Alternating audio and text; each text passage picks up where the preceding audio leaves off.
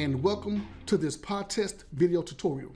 My name is 𝐜𝐻𝐸 II and I will be your instructor.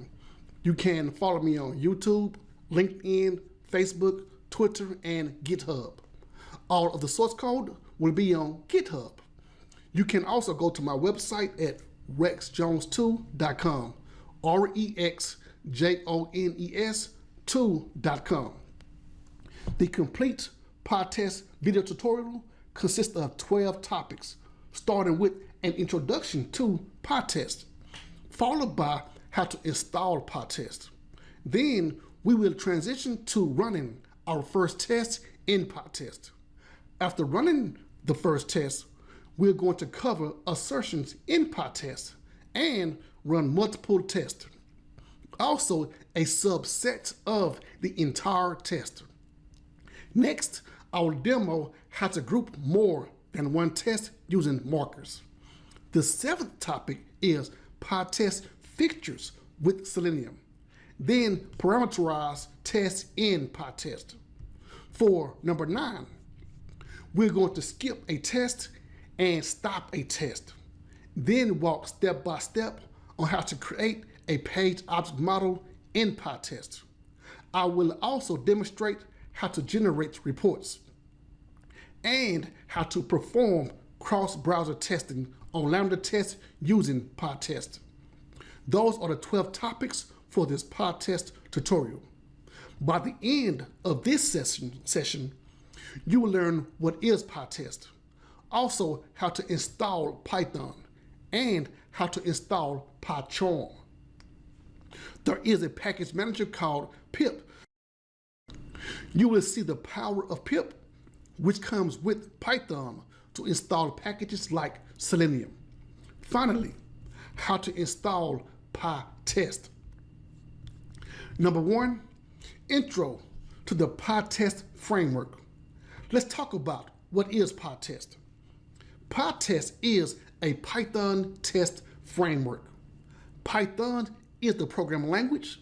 Pytest is a tool that helps us to write our test with an easy approach.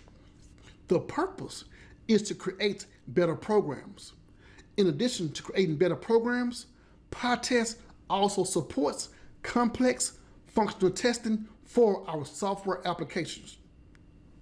Most test frameworks like Pytest contain the ability to create and execute test scripts, generate test reports, generate logs, read test data, and write test data.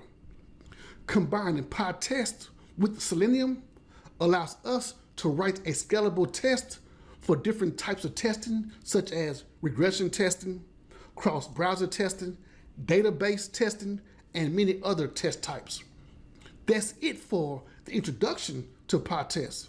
Next is how to install Pytest. There are a couple of items we need to install before installing Pytest. Those 2 items are Python for programming and PyCharm, which is the IDE. Then we install Pytest.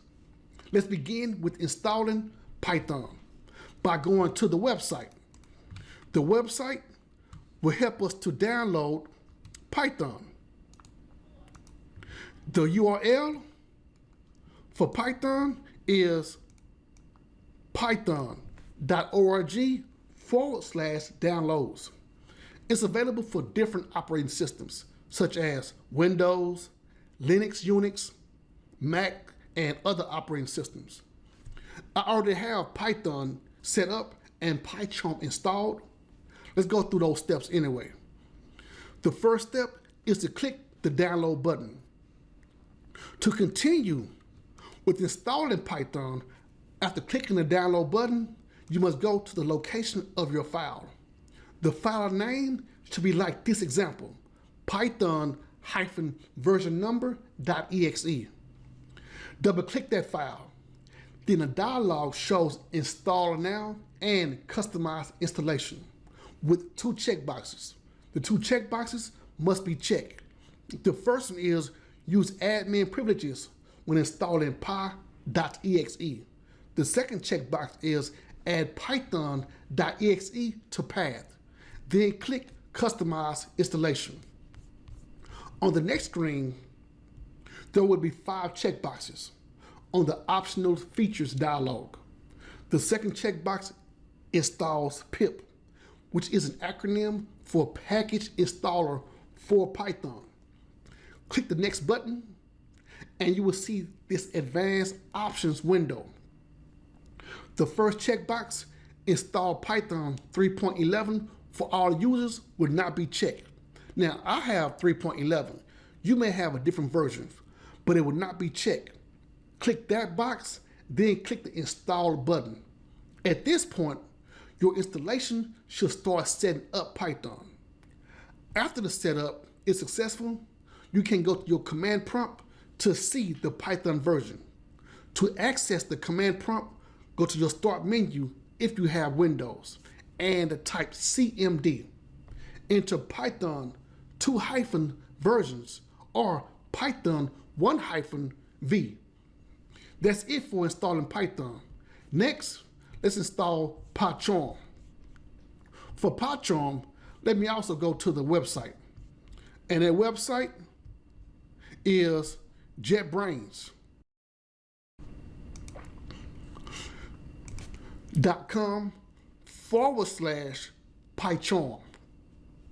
The page says PyCharm, the Python IDE for professional developers. IDE stands for Integrated Development Environment, and it is a special text editor with the purpose of helping us write our source code and run our source code. In addition to writing and running our code, PyCharm let us know if we made a mistake with our code. On this page, click the download button. After clicking the download button, we see 3 operating systems: Windows, Mac, and Linux. Now, there is a choice between 2 versions: professional version and community version. The professional version is a paid version that comes with a 30-day free trial. However, the community version is always free, and it has everything we need to write our tests. So I recommend clicking the download for community. Then you go to your downloads folder. On that folder, you will double click the pycharm.exe file. At this point, you must set up PyCharm. Click Next on the Setup dialog, and Next one more time for the destination folder. We can browse for different locations rather than choosing the default location.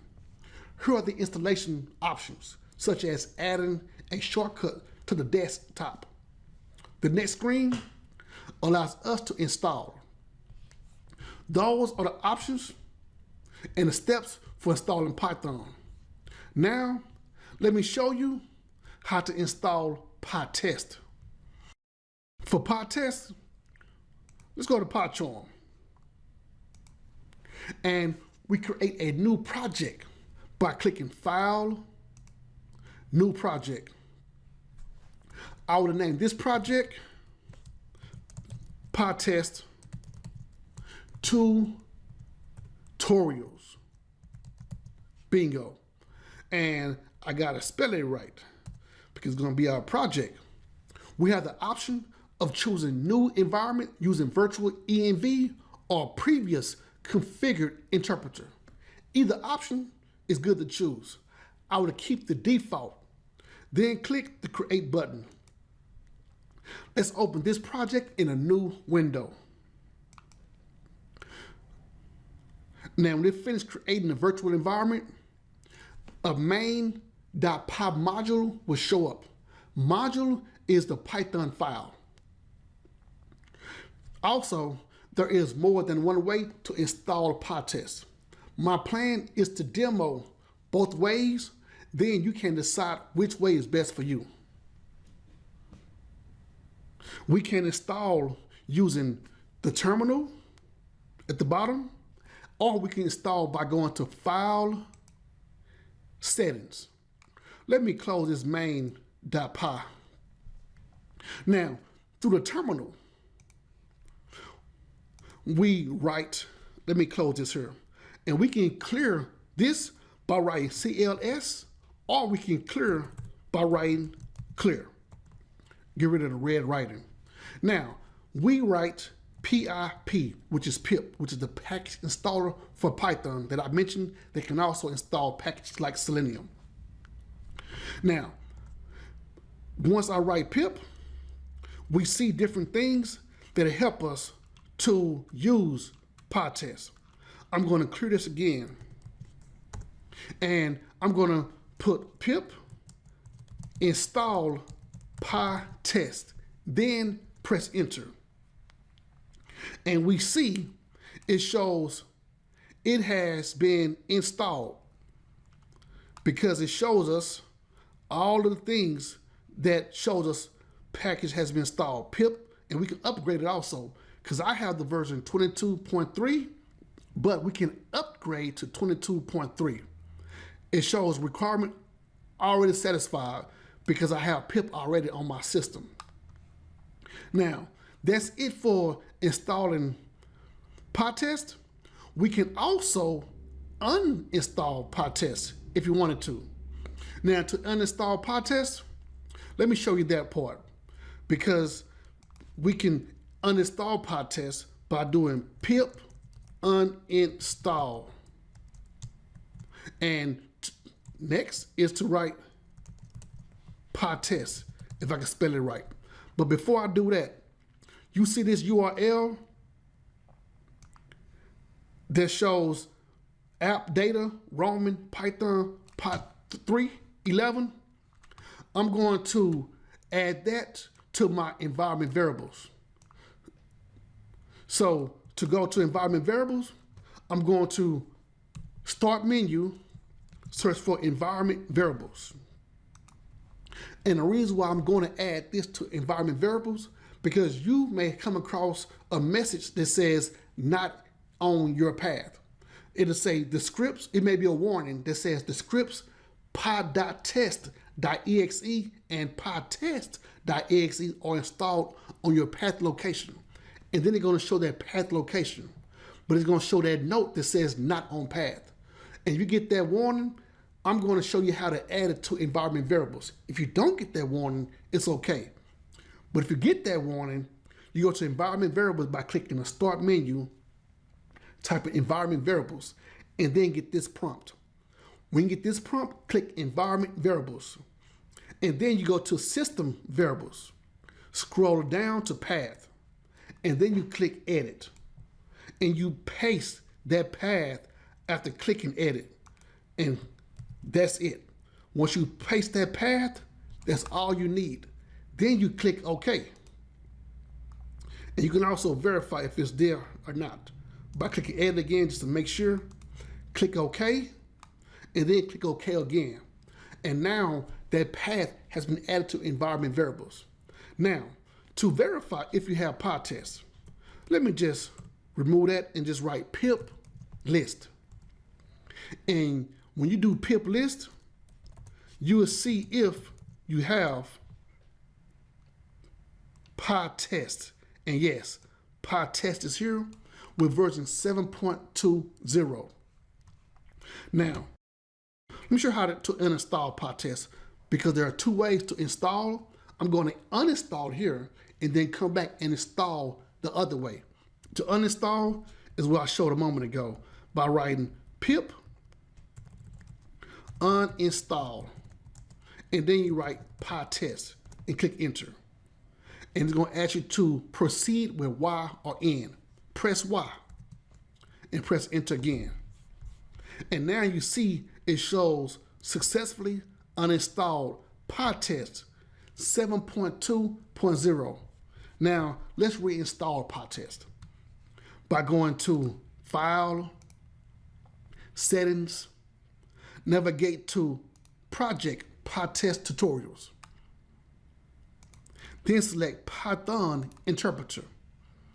If we hover the plus symbol, it shows install, and the minus symbol shows uninstall. Notice we do not see Pytest in the list of packages.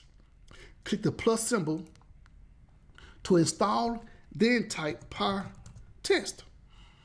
There are many Pytest options, but we select the first option that does not have a hyphen. Click the Install Package button at the bottom and wait for it to install. And a message should say Pytest installed successfully. So we're still waiting after clicking the button. And we see that it's installing.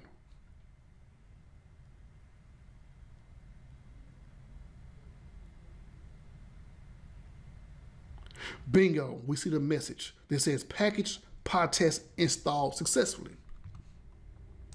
That's it for installing Pytest.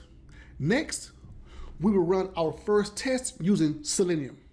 With the Pytest, there are several ways to run our test. We can run in a module, we can run in a directory, we can run from a package by keyword expressions and by marker expressions. So by the end of this session, you will learn some of those ways to run your test. Also, you will learn more than one way to install Selenium. We will close with you learning the naming conventions so Pytest discovers our test.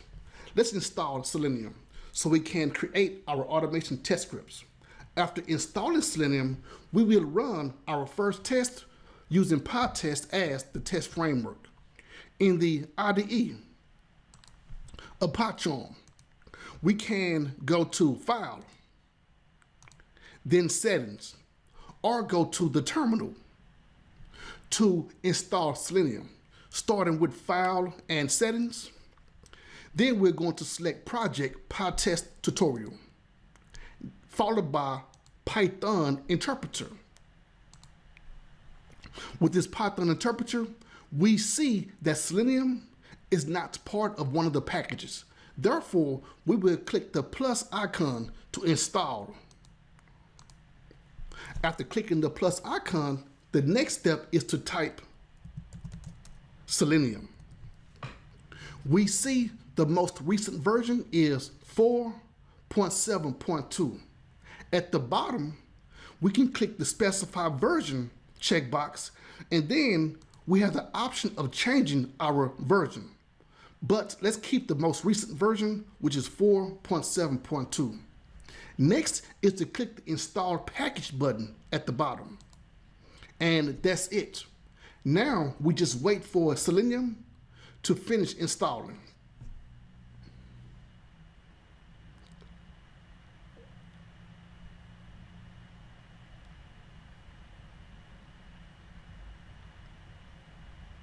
When Selenium finishes installing, we're going to go to the terminal and uninstall Selenium, then reinstall through the terminal. Bingo, Selenium has finished installing because it shows a message at the bottom that says package Selenium installed successfully. Now, let's go to the terminal. In the terminal, to uninstall, we type pip uninstall Selenium, then press enter.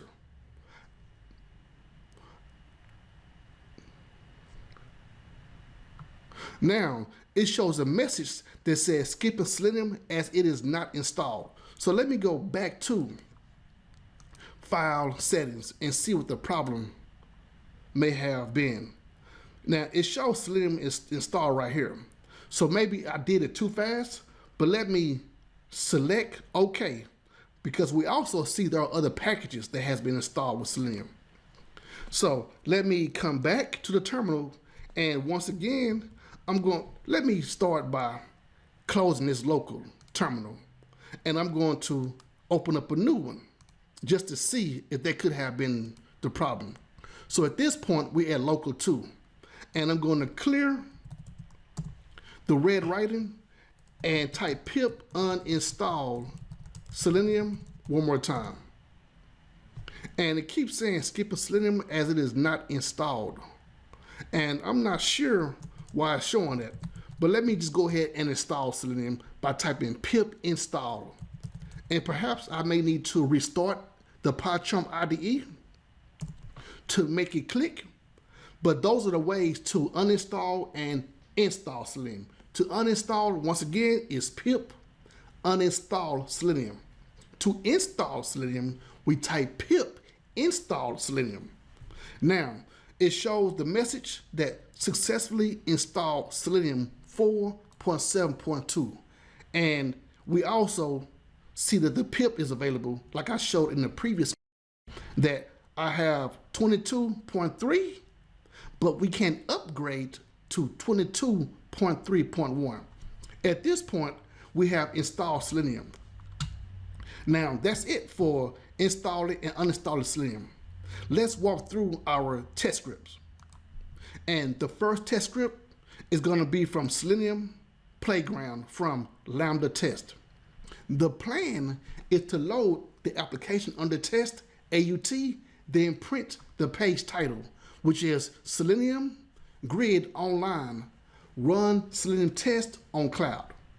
Let me copy this URL, and after copying the URL, we access the PyCharm IDE, beginning with creating a Python package.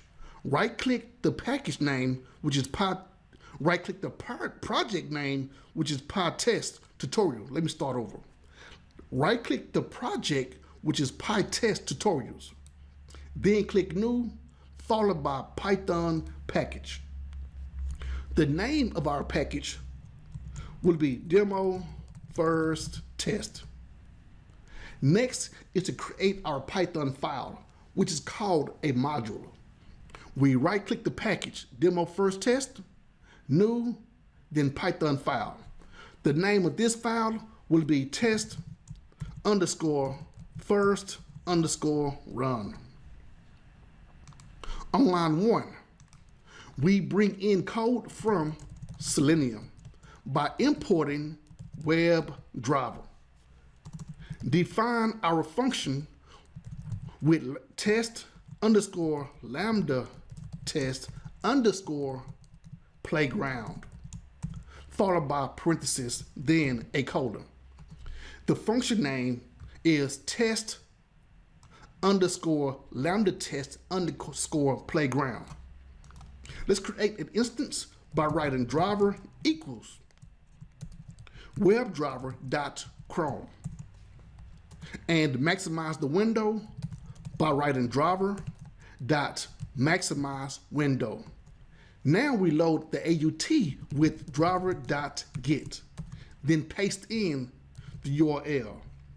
Now that we have pasted in the URL for loading the application, let's print the page title by writing print. Within the parentheses, we add some quotes followed by title, and I'm going to add a colon and a space.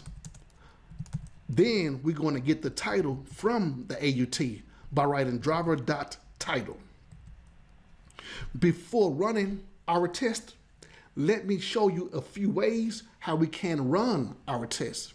The first way that I want to show you is, notice that line 3 has a green arrow. PyCharm allows us to click the green play arrow.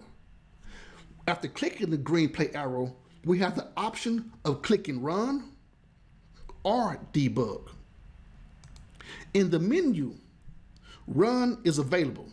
When you click run, we see 2 options to run, and we also see 2 options to debug.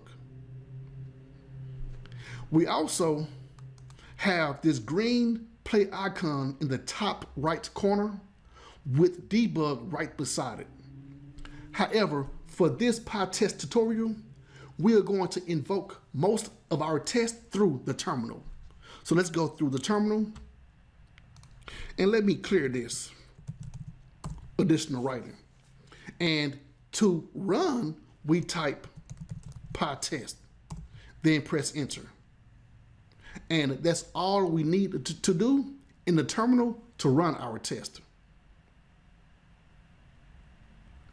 We see 100%.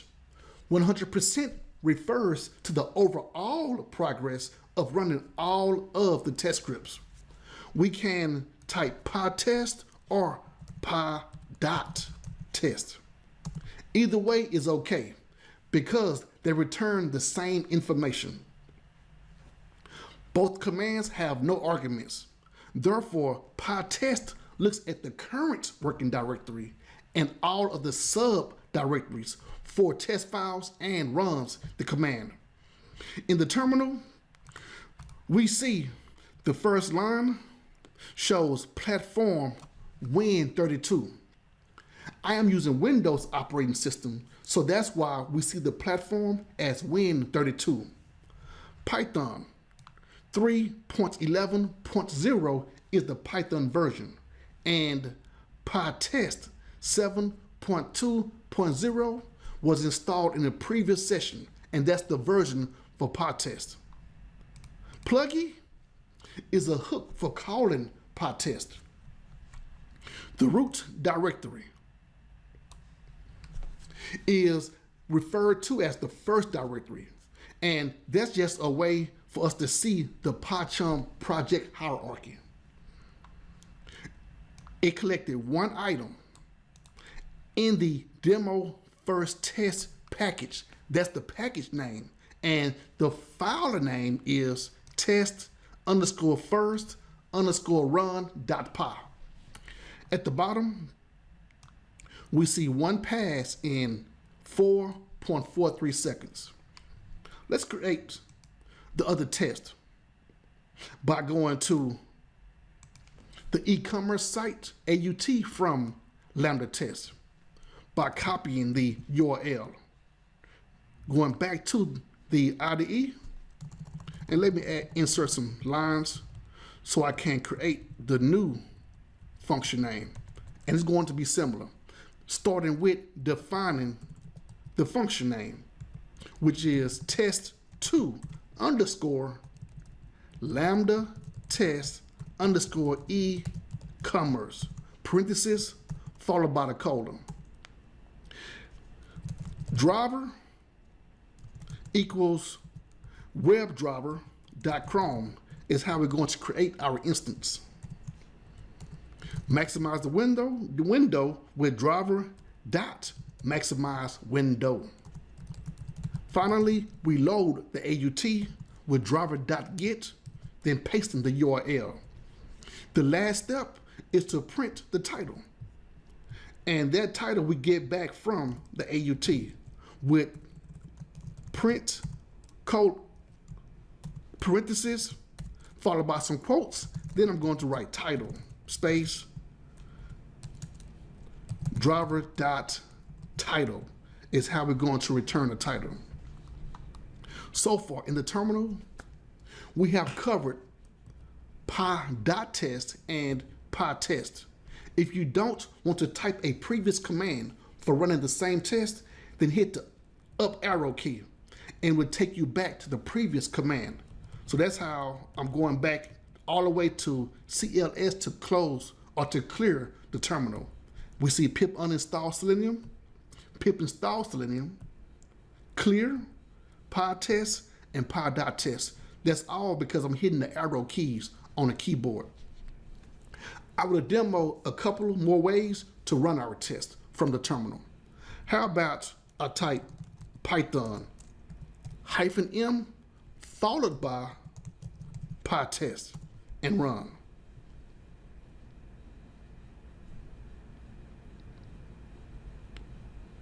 It collected two items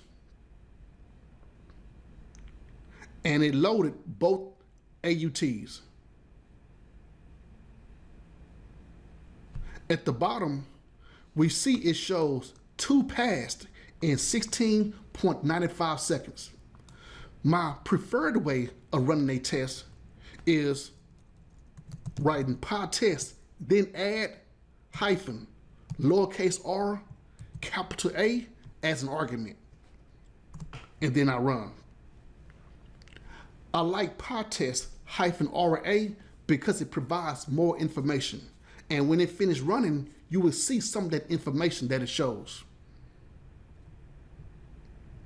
Yes, in the terminal, we see print statements. And we also see a short test summary info. The capture standout call sends any output during execution. The print statement shows both titles from lambda test underscore playground, Selenium grid online, run Selenium test on cloud is what we see here. For the second print statement in the capture standout, we see your store as the title. Let me scroll up. And we see platform, Python version, Pytest version, the number of collected items, and we see the package name followed by the file name. Below the file name, we see two green dots. The green dot represents a passed test script. If you prefer to see the word pass and not a green dot, then add 2 hyphens of verbose. Verbose increases the verbosity by providing more information. For example, let's go back and let's type Pytest, followed by hyphen, space, hyphen, lowercase r, capital A, then we type the 2 hyphens, verbose. Let me try that again because something did not go right. And that's because I did not type Pytest all the way like I supposed to. Let's run.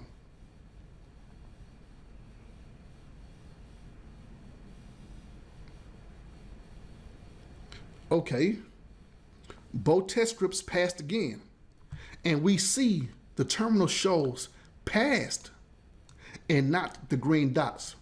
We also see the percent complete for each test script, 50% and 100%.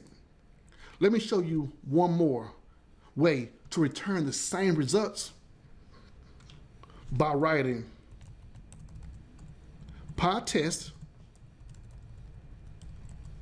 -v, then -RA. It's going to show the same information. The -v or 2 hyphens, verbose, can be before or after RA. It really does not matter. And the -v and 2 hyphens verbose is the same command. We see passed, to percent complete. We see the capture standout calls, which shows the titles for both AUTs. We see demo first test, which is the package name, the file name, and the function name. Test lambda test underscore playground and test2 underscore lambda test e-commerce. Now, the word test is important for the file name and the function name. Let's look at how Pytest discovers our files and functions. Right now, the file name is test underscore first underscore run. If I refactor the file by renaming the file to, how about first run, first underscore run. Then go back to the terminal and type the same command. We see that it shows no test ran in 0.01 seconds. That's because the file name must begin with test and an underscore. We cannot leave off the underscore. The other way Pytest recognizes our file is by ending the name with an underscore, then test. Refactor again and rename it to first run underscore test. Okay, now go back to the terminal, hit the up arrow key, and run the same command. And I saw in the command, in the terminal, it showed collected 2 items.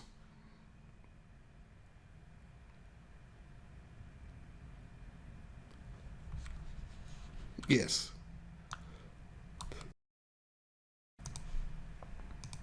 When it comes to the function name, it must start with the word test.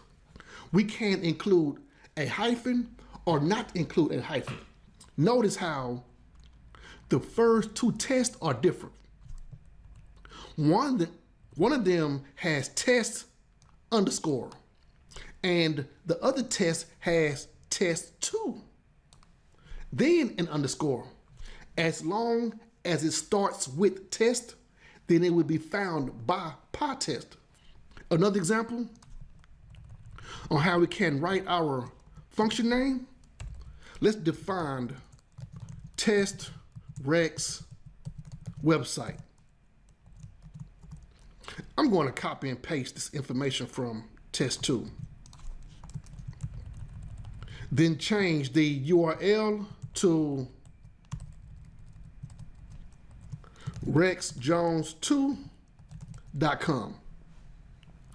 Let's also copy this code and paste it another way, just to demo how Pytest will discover our function names.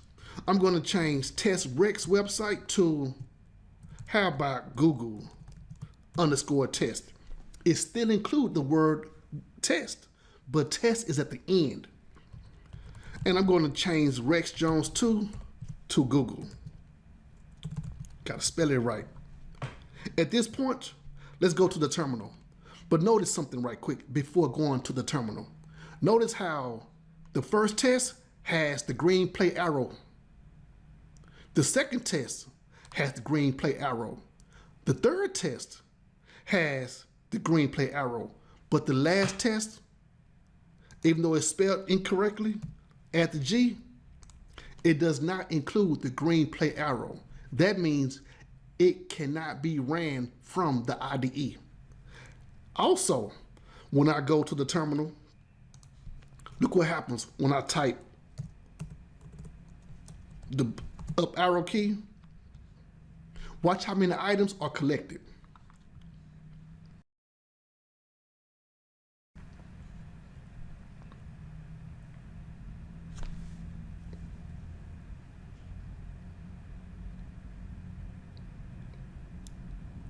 Bingo, we see 3 passed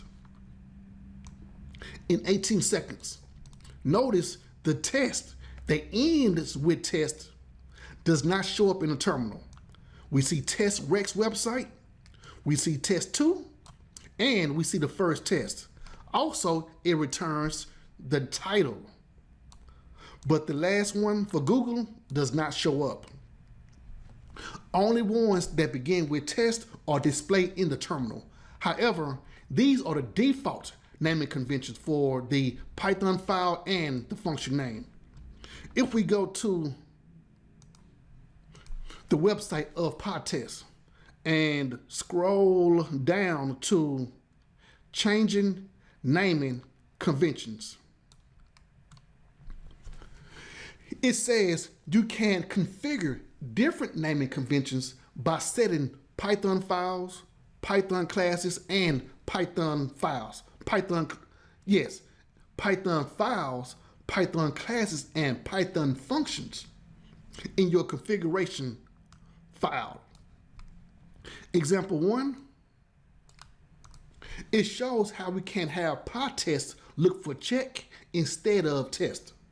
Below the green box, it shows this would make Pytest look for test in files that match check _*.py, check prefixes in classes and the functions. If we click Python file, it would take us to another page, and it shows one or more globe file patterns determine which Python files are considered as test modules. Also, Python function shows one or more name prefixes or globe patterns determine which test functions and methods are considered for test. That's it for running our first test in Pytest. Next, we will focus on assertions in Pytest. But before going to that, let me show you the naming conventions or talk about it, just kind of as a recap. The naming conventions we went through is for module files, functions, and we also talked about the Pytest framework for Selenium automation. Next, we're going to focus on assertions in Pytest. Assertion in Pytest allows us to use the standard Python assert. The purpose is to verify if our test passed or failed. If the assertion failed, then we will see the return value from the test function. What you will learn in this session is three things: syntax of the assert statement, assertion error exception, and the difference between hard assert and soft assert. In the IDE, let's start by creating a package by right-clicking the project, Pytest tutorials, new Python package. Name is demo Pytest. Now let's create a new file by right-clicking the package, demo Pytest, new Python file. Name is test underscore assertions underscore hard. Now that we have the package and the file, let's go ahead and walk through the test script on this Selenium playground page from Lambda Test. At the bottom, there are radio buttons for gender and age group. The script will click one of these radio buttons for gender and one of these radio buttons for age group. After clicking the radio buttons, then it will click the get values button. Last, the assert statement verifies if gender and age group have the correct values. Also, let's verify if the title, Selenium Grid Online, run Selenium Test on Cloud, is correct. Let's inspect the male radio button, and it does not have an ID attribute with the input tag. If we find it using the value attribute, then it will return 2 elements because there is another male radio button on this page. Here's one male radio button, and here's the other male radio button. Therefore, let's inspect the male radio button we need by first inspecting and finding gender, because the other one does not have gender. Inspect gender, and it has an H4 tag. Cool. So within this tag, the value is gender space colon space. I'm going to find it just by using gender. 2 forward slashes, H4 is the tag name. Within the tag name, we write the square brackets. Well, after the tag name, we write the square brackets. Now within the square brackets, that's when we add contains, parentheses, text within the parentheses. After text, more parentheses, followed by a comma, then single quotes, then the name we need, which is gender. Now we found the gender. 2 forward slashes, and we're going to add following, 2 colons, input, at value, which is the attribute name, equals male. Bingo. We found the element and it shows 1 of 1. Let me copy this value. Let me also show you what would have happened if we tried to find it with just input male. Because I said it would have showed 2, and now we see that it shows 1 of 2. That's why it's best to find gender first. Let's go to the IDE, and in the IDE, that's when we're going to create our test script. from Selenium, import WebDriver. Also from Selenium, let's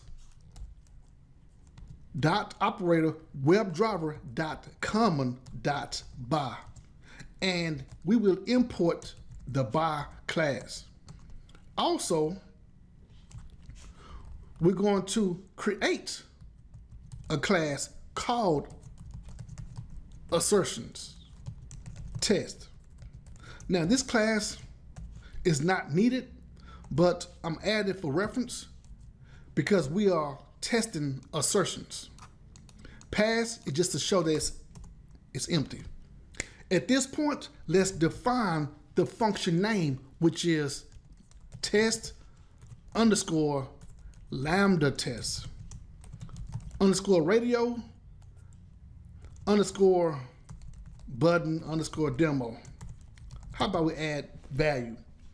Now, this is the function name and the function signature.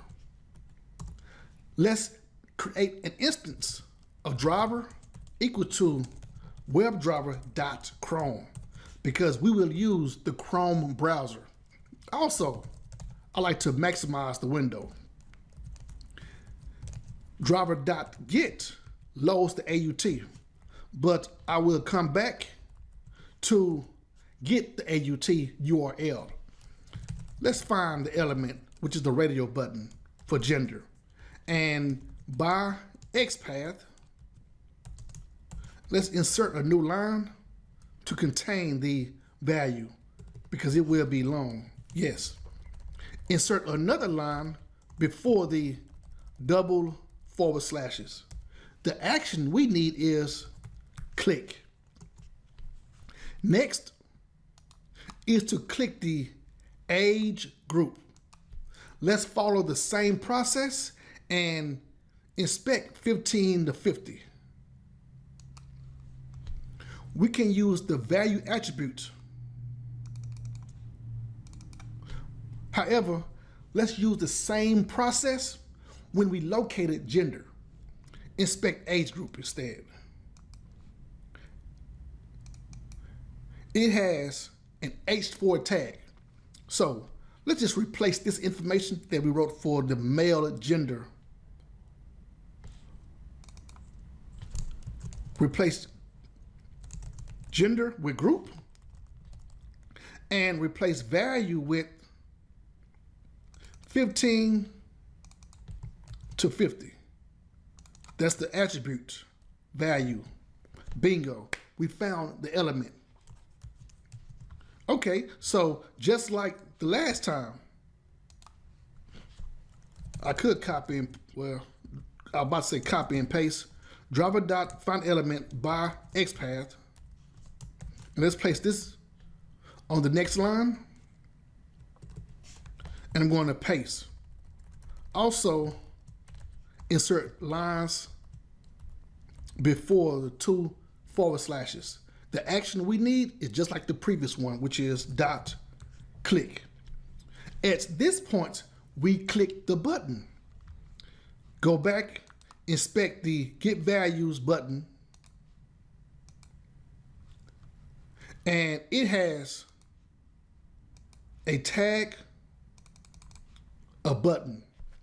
Let's write two forward slashes, button, text, and the text was get values. That's what we see on the UI. Get values, bingo. Let's also copy this path. We find it by writing driver.find element by XPath, and I'm going to paste in the value, and that's not too long, but let's still go ahead and place it on the next line. Dot click. Cool. Now we get the gender and we get the age group values.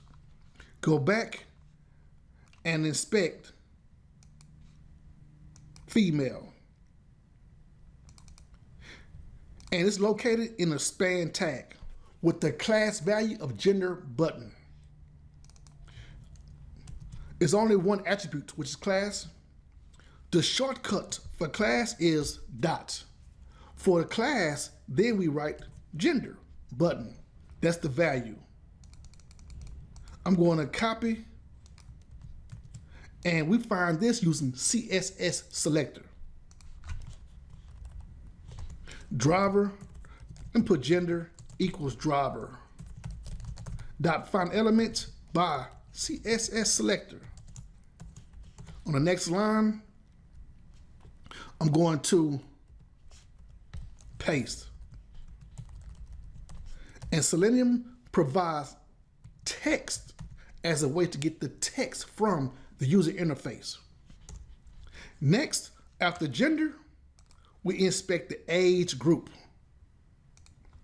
And it has a span tag also, with only one class attribute. Let me copy group radio button, replace gender button, and we found the element. Copy the value, go back to the AUT, the IDE, and write age underscore group driver dot find element by CSS selector. And I'm going to paste the value dot text. When it comes to the syntax of an assert statement, it consists of two required parts and one optional part. The two required parts include an assert keyword and the condition that will be tested. For our example, condition is gender is male. That's the radio button we're clicking at this point here. That's the male radio button. And the condition is verifying if gender equals male.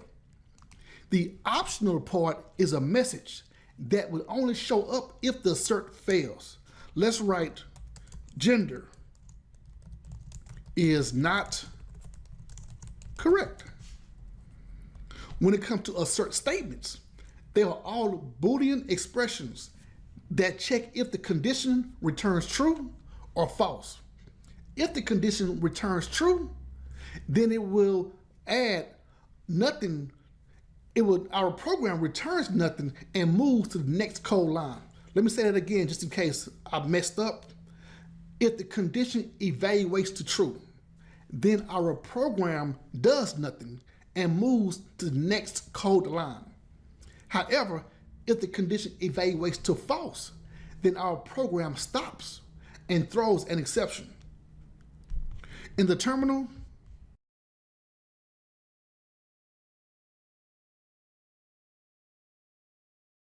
let's change the directory to demo Pytest because that is the package.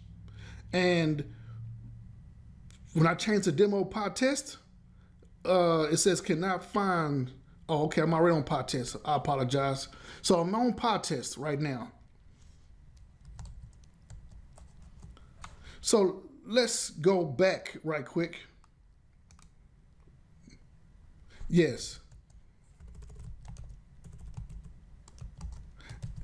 Yes, I want to make sure I did this correct. Now that we own the directory of demo Pytest, I'm going to run the test by writing Pytest. Got to spell it right, -V, and V is for verbose. RA, let's run.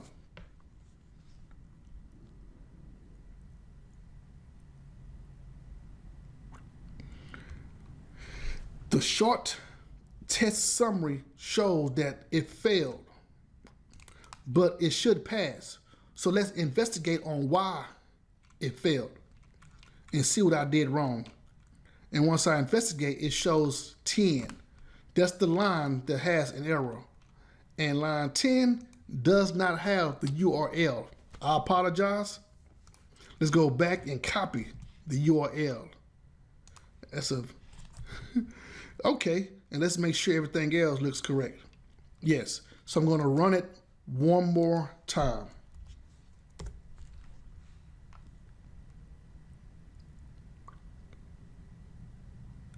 That's right. The short test summary info section shows pass. Okay, so this time let's make the test fail by writing gender is male. This time in the terminal, it should return failed. Yes, we see failed. An assertion error exception shows up when the condition evaluates to be false. When it evaluates to be false, that's when the assertion raises an error. We see an assertion error exception because it is a built-in exception that inherits from the exception class. We see the complete exception assertion that shows assertion error, gender is not correct. Assertion male is male. They have the same value, which is male, because each value has a different object. That's why they fail. Now, when it comes to a different object, the value is the same, but the object is different. Because the word is a reserved word that tests if two variables refer to the same object. Is refers to the same object. So let's print the object values for gender and for male, which we are trying to compare it to. So before the assert statement, we write print. Gender is, how about gender object, colon, and I'm going to just tab over and then write ID, then pass in gender. Copy, paste, and I'm going to change gender to male object. Then pass in male. This is to show you what we will get back in the terminal. If I hover ID, we see it returns the identity of an object. This is guaranteed to be unique. So when I run, watch what the terminal shows us.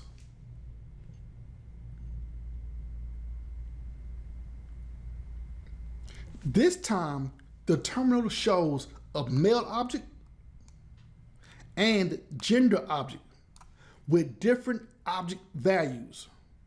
One of them ends with 4624 and the other one ends with 4592. They both are unique and they are different. That means they are pointing to a different object. They are not the same since they are pointing to a different object. That's why the test failed, although they have the same value of male. Gender is not correct. Let's go ahead and add the other two assert statements for checking the title and also checking the age group. For title, let's assert that driver.title contains Selenium grid online.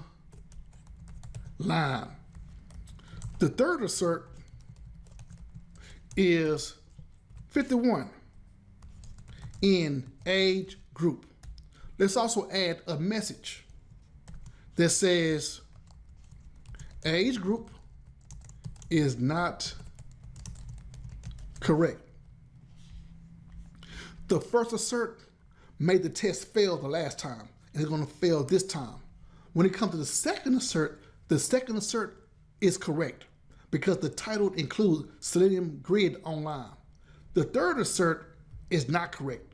It should return false, and it failed because 51 is not in the age group of 15 to 50.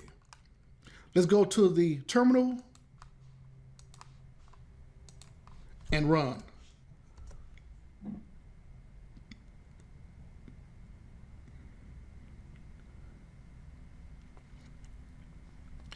Yes, the test failed as expected. However, notice we do not see the second failed assertion for age group. 51 is not in the age group of 15 to 50, but the execution stopped after the first assertion. We see assertion error, gender is not correct, assert male is male, but do not see the one for age group. That is the difference between hard assert and soft assert.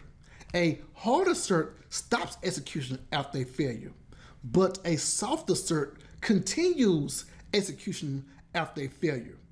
It is best to use a hard assertion if there is only one result to verify in the same test function. If there is more than one test to verify, if there's more than one result to verify in the same test function, then it is best to use a soft assertion. The key is how many assert statements are located in your test. One assert or more than one assert. Now, let's go to this website so we can see how to implement soft assert. The website is pypy.org/project/soft test. We see this package supports the soft assert style of testing, where multiple assertions can fail within the same method, and we consider it test function. Now, the key is when it shows multiple assertions can fail. That's why we use soft assertion. If I scroll down the page, it shows how we can implement soft tests. Scroll back up right quick, and we see how it extends the unit test.test case class. Unit test is a different type of test framework from Pytest. However, both frameworks are for Python. If I go to Pytest website, we see the header says how to use unit test base tests with Pytest. Pytest supports running Python unit test base tests out of the box. So Pytest supports unit tests. And since Pytest supports unit tests, let's install soft test. Go to the terminal, and we're going to paste pip install soft test. And I already have soft test, but I want to just show you the command, because we see it says requirement already satisfied.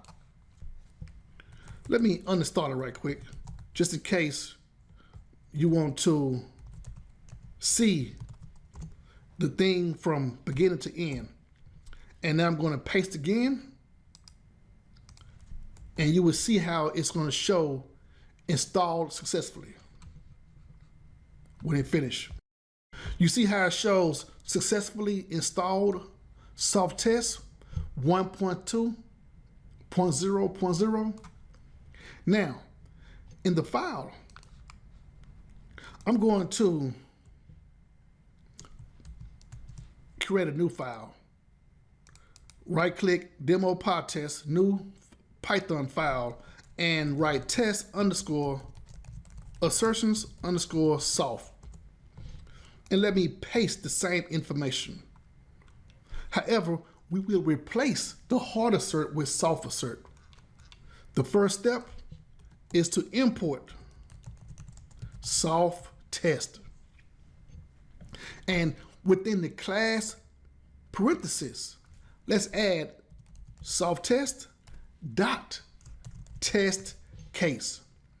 Now, when it comes to each function, it must include the self parameter. And for this soft part, let's indent the function.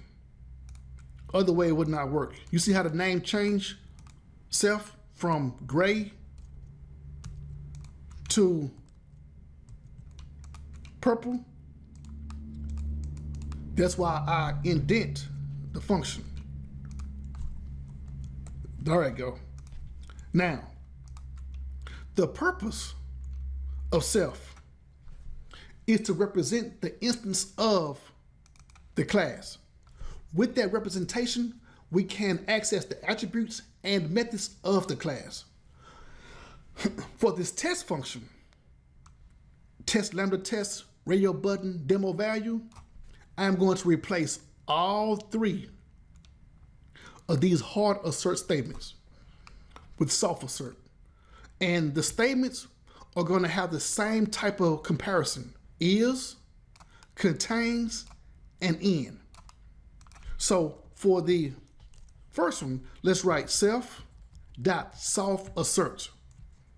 Within the parentheses, let's write self dot assert is. And within that part, I'm going to write, let's add this to the next line, because I want to make room. I really do want to make room so we can have everything on this one page. Okay, so now what we're going to compare is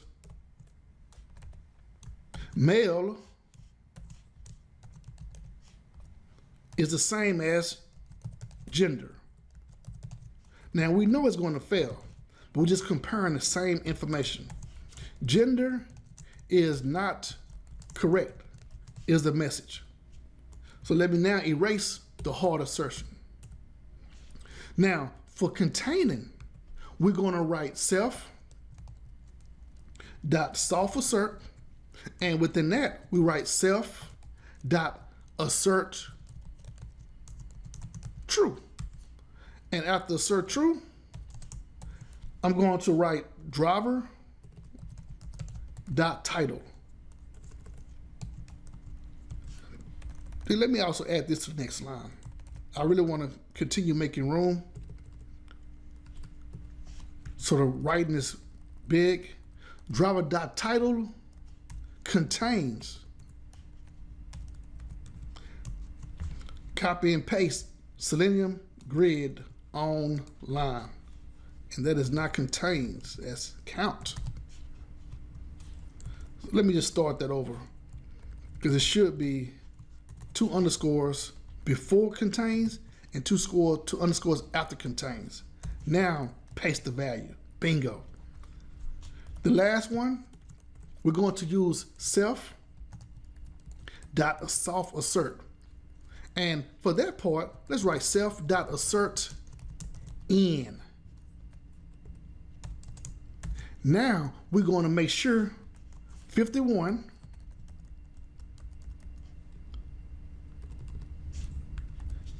is in, comma, age group. That's all we need. Let's also add the message of age group is not correct. Now we have those 3 assert statements replaced with soft assert. There's one more concept when it comes to soft assert. And when dealing with soft assert, we must always include self dot assert underscore all. Always include it at the end of each test function. If not, then the test will pass every time, although we know the test should fail. For example, I'm going to show you by commenting out the assert all statement, going to the terminal, and we're going to run the test again.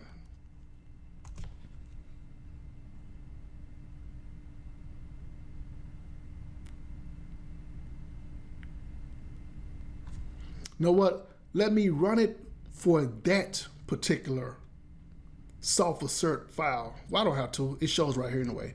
I'm going to run it for that particular file, but it shows that it passed. And we know that it should not pass. So let me go back And now remove the comment, and you'll see how it's supposed to run when we include assert all.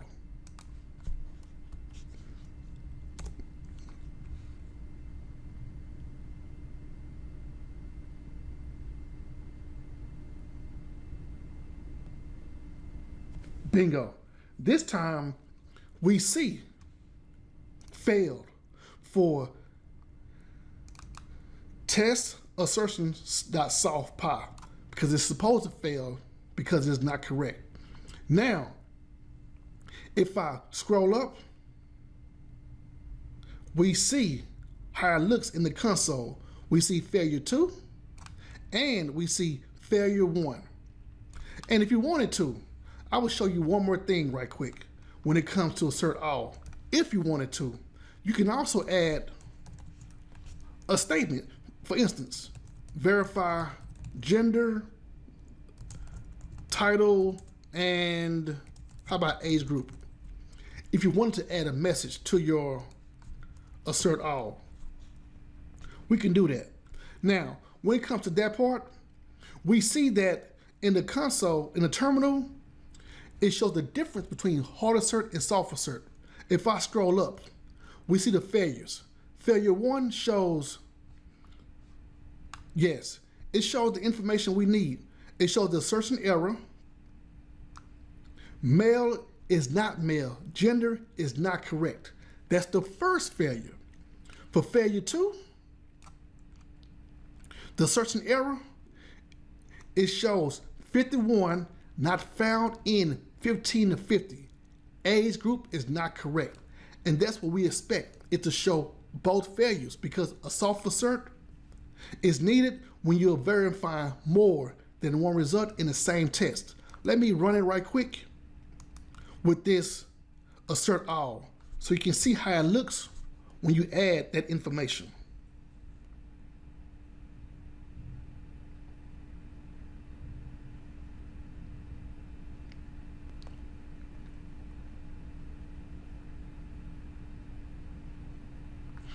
Okay, so we see the same information, assertion error for the second failure, assertion error for the first failure.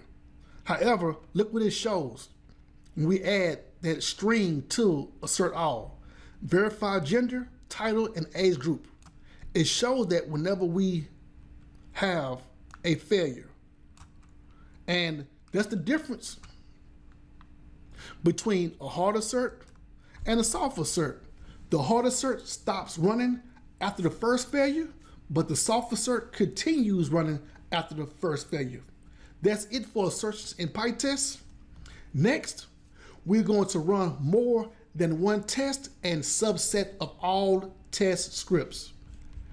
In our project, the number of test scripts will continue to grow. However, we may need to run only a few of those test scripts as they increase. Therefore, in this session, you will learn how to run all of your test scripts from the project and all of your test scripts from a package. You will also learn how to run a subset of your test scripts. For example, let's look at this diagram. It shows a project with 2 packages. Both packages have 2 Python files. Package 1 has a file called test_file1 and test_file2. Package 2 has a file called test_file_abc and test_file_xyz. There is a total of 9 test scripts. I will demo how to run every test in the entire project, then demo how to run all test scripts in one of the packages, like test 7, 8, and 9 in package 2. After demonstrating how to run all test scripts, we will transition to running only a subset. For instance, I may show you how to run test 1 and test 9. Although they are in different packages, Pytest provides a way for us to execute a subset from different packages. Pytest also allows us to run a subset from the same package. For example, only execute test 2, test 5, and test 6 from package 1. Let's dive into running each project, each test from the project. We're going to start by going to our automation test script. We will load the AUT, search for an iPhone. Click the search button, then verify a value like iPhone. So just walking through this whole thing, search for iPhone. And once I click the search button, this is the text we're going to verify that it contains iPhone. Let's inspect this field, search for products. And when we inspect, we see it has an input tag, but there is no ID attribute. So let's use the placeholder attribute. Search for products. We find it by writing 2/, input, square brackets. Within the square brackets, at placeholder equals the single quotes. Within the single quotes, we're looking for search for products. Bingo. Now I will copy this value, then go to Pycharm. In Pycharm, the project is called Pytest tutorials. It has 2 existing packages called Demo First Test and Demo Pytest.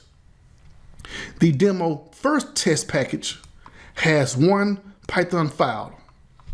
Within that Python file, there are 4 test functions. However, 3 of them are valid test functions. We see test lambda test playground, that's 1 valid function. Test 2, lambda test e-commerce is the 2nd valid test function. And test Rex website is the 3rd valid test function. Google test is not a valid function because it does not begin with the word test. Now, I would create a new file inside this demo Pytest package. Right click, select new Python file. The name is, let me do that again. New Python file. The name is, let's make it test underscore multiple subset underscore iPhone. Now, within this Python file, we're going to create our test script from Selenium by importing WebDriver. Also from selenium.webdriver.common.by, we're going to import the by class. Now, the next step is to define our test underscore search underscore lambda test underscore, let's make it e-commerce. This is our test function name. And now that we have the test function name, I'm going to create an instance, driver WebDriver.Chrome, because Chrome is our browser. Next is to maximize the window. After maximize the window, we load the AUT with driver.get. Now, I will come back and paste the URL. The next step is driver.findElement. And we will use the XPath. So by.XPath. And I'm going to place this information on the next line so we can make sure that we see all of the information we need. And within this here, I'm going to perform the action on the next line as well. Send keys is how we send the information. And I'm going to send iPhone. Now, let's go back to the AUT to copy the URL. Then paste the URL inside driver.get. Now, the next step is to click the search button. So let's inspect. We see the button tag. Find this element by writing 2/. Let's go back and inspect again. I want to make sure it does not have an ID value, but we can use the text of search. Yes, so button, square brackets. Within the square brackets, I write text, parentheses, equals single quotes, and within the single quotes, we put the value of search. Going to copy the value, then go back to the AUT. And in the the IDE, PyCharm, we find the element by writing driver.findElement by XPath. And like the other code lines, I'm going to paste the value. And for the button, we click. At this point, we're going to inspect the value that we need, and that is iPhone. So when I inspect, we see it has an H1 tag. Okay, and I'm going to search for, we're going to find the word search, because search will be a constant value no matter what value we enter for the product. So to find that information, I'm going to write 2/, the tag name of H1. And let's make sure that it contains search. And this is how we're going to write search. Okay, now let me start over and do it again. H1 contains, on the inside, I'm going to put text. I know what I did wrong. I put an equal sign the last time, I believe, but it should be a comma. And now search, bingo, found the element. Go back to the IDE, and we find it by writing driver.findElement. We find the element by XPath. And like the other values, I'm going to paste this value of XPath on the next line. Bingo. Now that we found the element, to get the value, we write text. Since text is the Selenium method for returning information. And now that we have that information, we can assert iPhone in that value. And that value will be search_value. And let's make sure that we put iPhone in search value.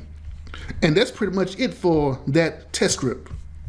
Let's run all of the test scripts from the project by writing Pytest -RA-V.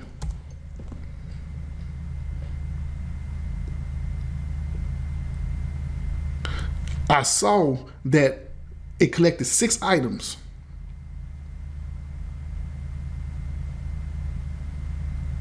That's the total of items in the complete project from both packages. Now let's see how many pass and how many are going to fail.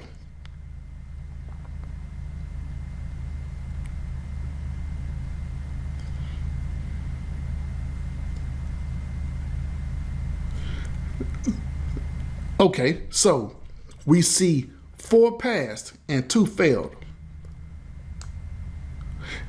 Yes, notice in the short test summary info section, the package name is displayed with every test.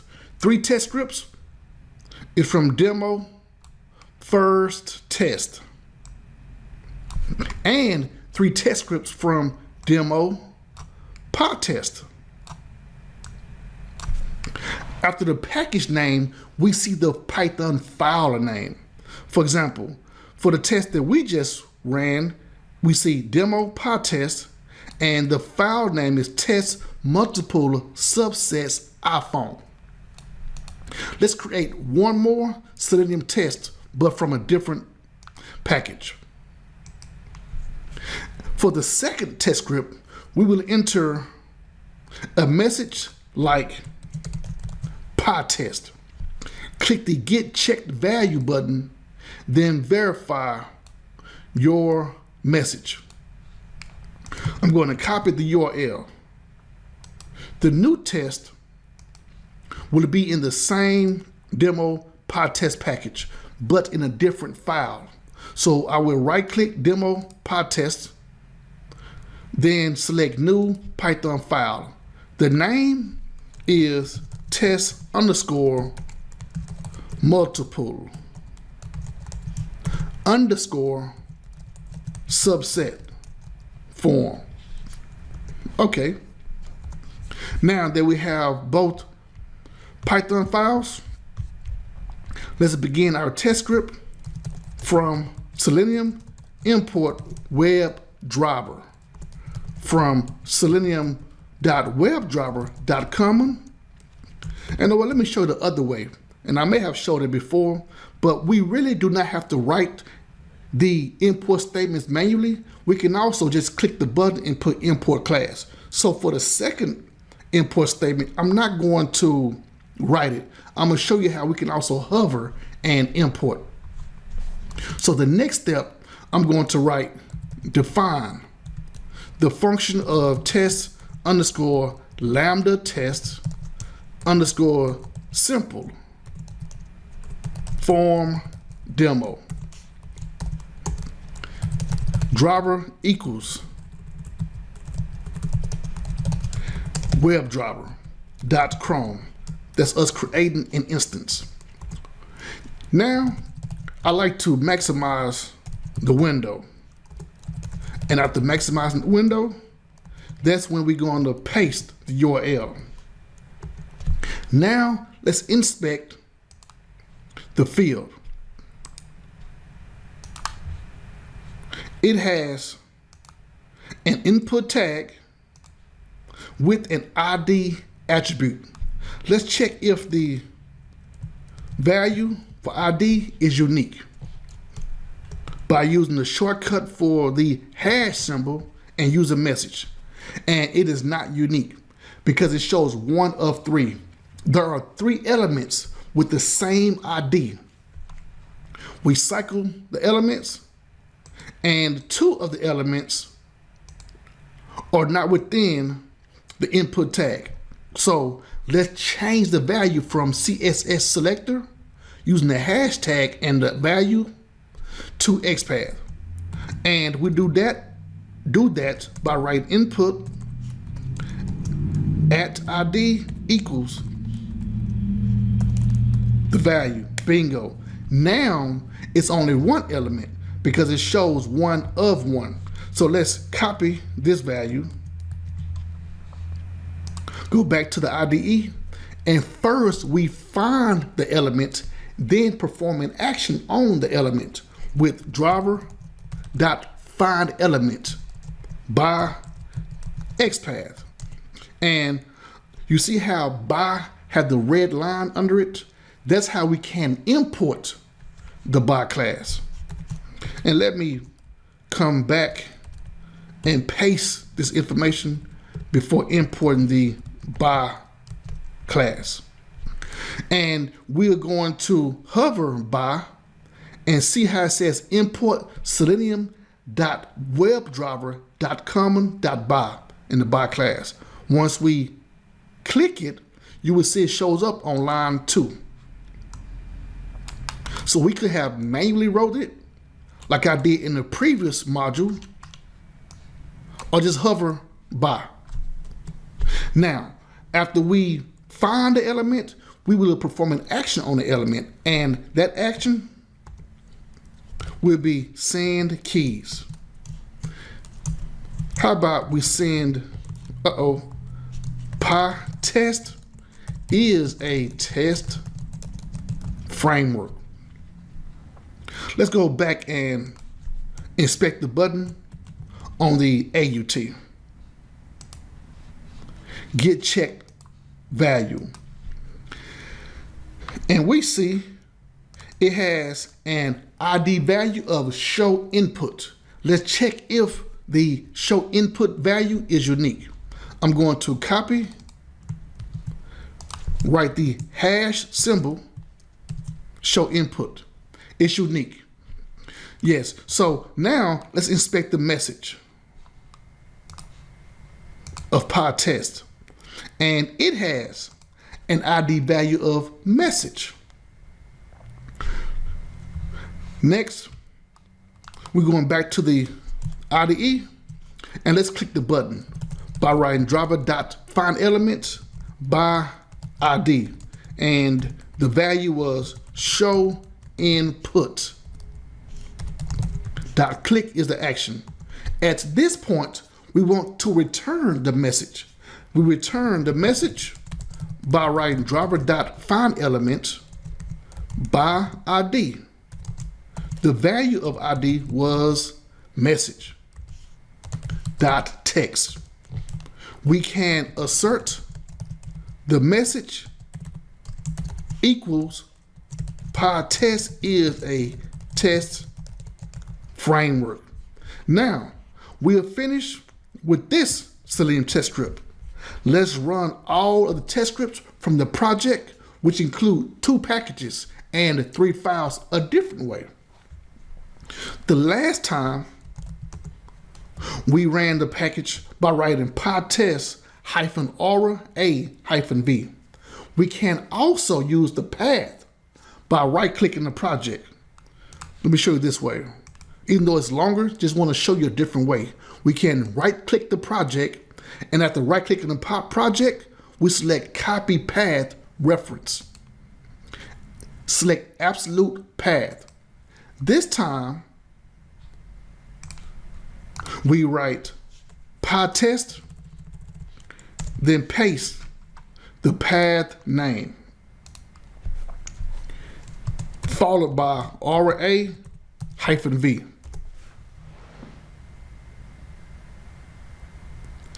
Collected 7 items.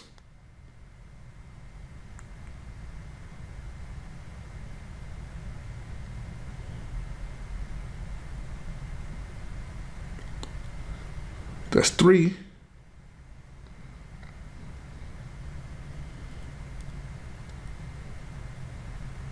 And let's see how many test scripts pass and how many fail. So while this is running, I want to say using the project path reference is a good way if we change the directory. We see 2 failed and 5 passed. So when I mentioned that it's a good way if we change the directory to, how about we put CD for change directory, demo first test.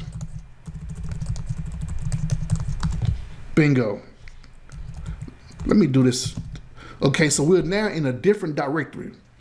Now that we're in a different directory, we can see it shows \demo first test. Pytest would not run for the entire project because the directory is set to 1 package, which is demo first test. So if we add the project reference like we did here and run again, we will still see the same test scripts, which is 7. That's a good way how we can use the path reference and run for all projects because we're now in a project that's set to a certain package. Let's run again and I will show you. We saw how it collected 7 items. So that's just another way of how we can use the reference. And while this is running,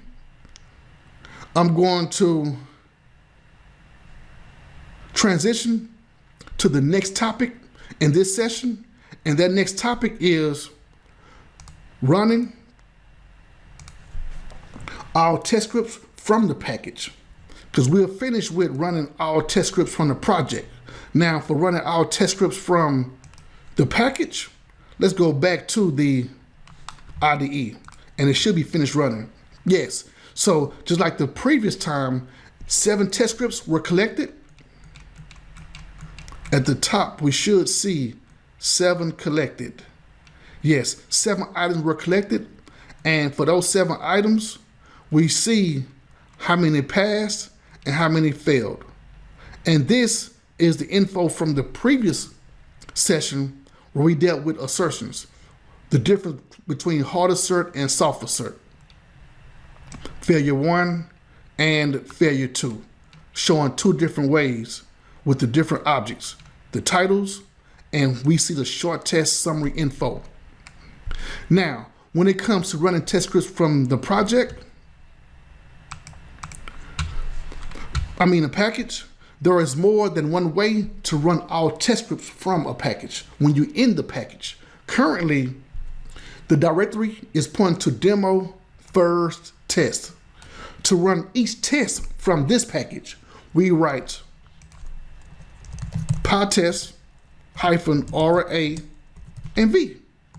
This command will execute test scripts in the root directory. We see it returns 3 items. 3 items were collected. And I believe all 3 items should show pass, but we'll make sure when it's finished executing. 1, 2, 3. Each test passed from this package.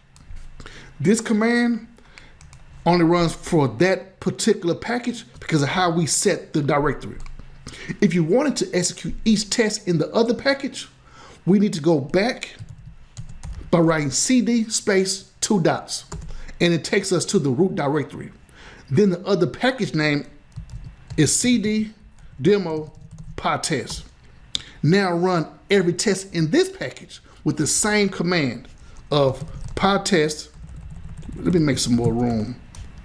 Pytest -RA-V.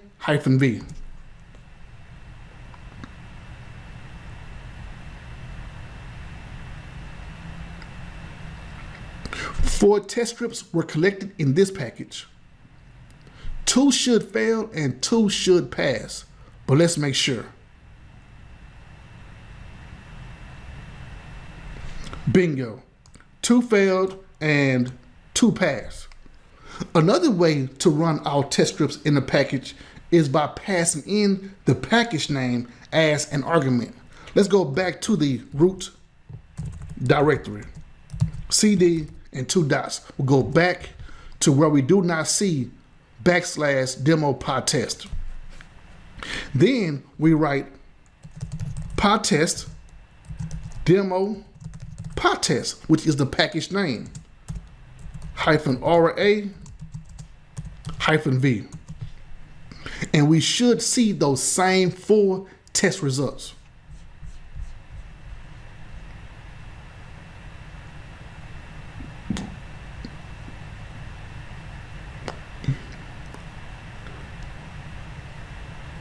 Bingo. Yes, we see the same 4 test results. 2 failed and 2 passed. We can also run a test from more than one package. For this example, we pass in both package names. Pytest, gotta spell it right. Pytest, the first package is demo pytest. The second package is demo first test. Let's run. And we see 7 items were collected. Therefore, we should see 7 test results.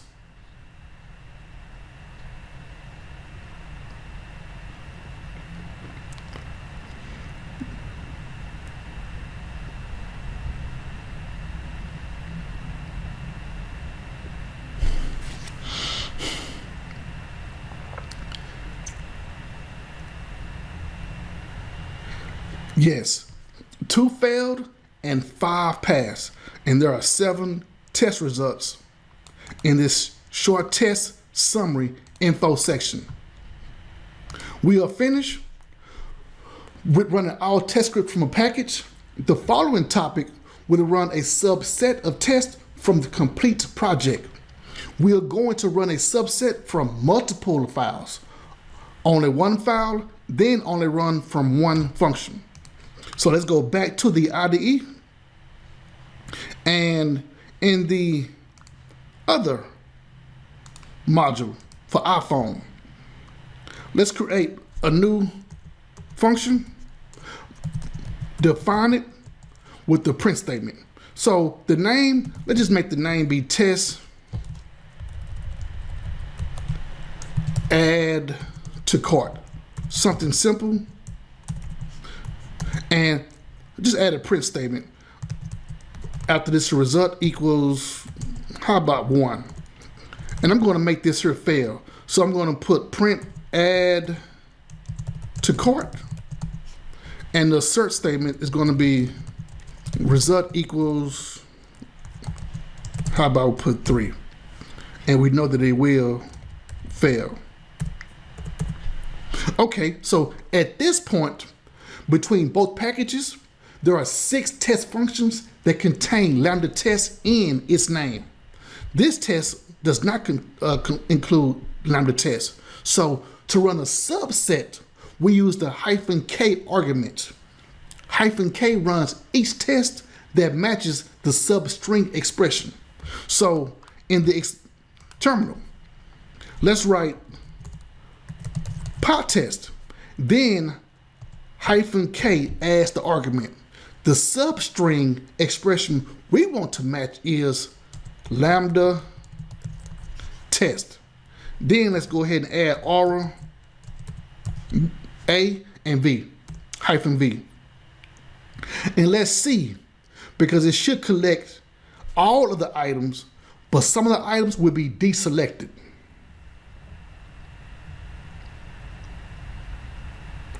Two items, I believe, should be deselected, but the terminal will let us know for sure.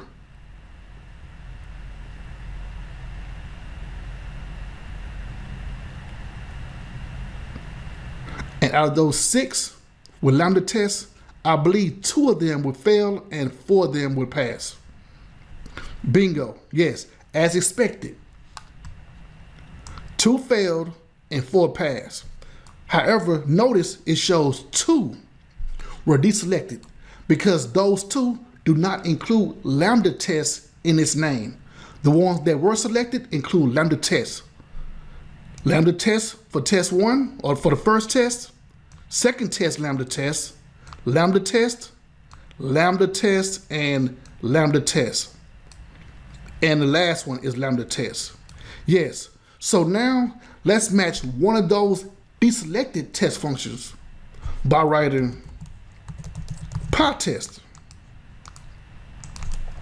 And I keep spelling it wrong, Pytest. Then it does not matter if we add the arguments the different way. Like I can add -v, -ra, then the k argument. Also, we are allowed to place the substring in quotes. The last time we placed the substring without quotes. This time I'm going to add quotes and put in the word add. That's the last test function that I added for the cart. The terminal shows 1 failed, and that is the test add to cart function. We also see the print statement add to cart. Yes, so that was just a way of showing you how we can write the expression in quotes and also change the substrings or the arguments around. In addition to matching a particular string, we can also match a substring, not match. For example, we write Pytest -ra -v, then the -k argument.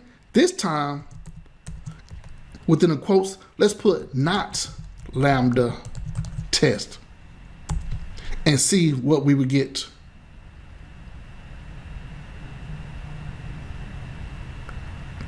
This time 6 is deselected because those 6 include lambda tests. But since we use the substring of not lambda tests, that's why we see 2 were collected for 1 pass and 1 failed. Test Rex website and test add to cart are the 2 functions. Let's run every test from a file. We perform this operation by passing in the file name as an argument. The key is to change the directory to that package or include that package name before the file name. Look what happens if we do not include the package name. For example, I'm going to write Pytest test underscore multiple underscore subset form. I think that's what form.py. Test multiple subset form this. And we see an error. The error says file or directory not found. That's what happens if we do not include the package name this way. Now, let's start over and write Pytest. Then the package name, demo Pytest, / file name, which is test underscore multiple underscore subset iPhone. Now, I'm going to also include the other arguments of -v. I put equal v, but let me change this to -v. 2 items were collected. Those 2 test scripts are from the same file. Yes. Both of those are from the same file and same package. There is one more thing I want to mention about the -k argument. The substring is not case sensitive. You know how when I was typing in the name for the package and I believe the Y was capital and I went back and replaced it with the lowercase y? That's sensitive because the package name must be the same. But when it comes to the argument or the substring, it does not have to be case sensitive. For example, we see the function names are all lowercase. Test search lambda test e-commerce and test add to cart. It includes lambda test in all lowercase letters. In the command, I'm going to make it all capital by writing, you know what, I'm just going to use one of the previous commands. And I'm going to add -k, and let's put it in all caps. Then run. And you will see how this time only one is selected. And that is the one for test search lambda test e-commerce. So although I made it all capital, it still selected the function that has all lowercase. So 1 passed and 1 was deselected.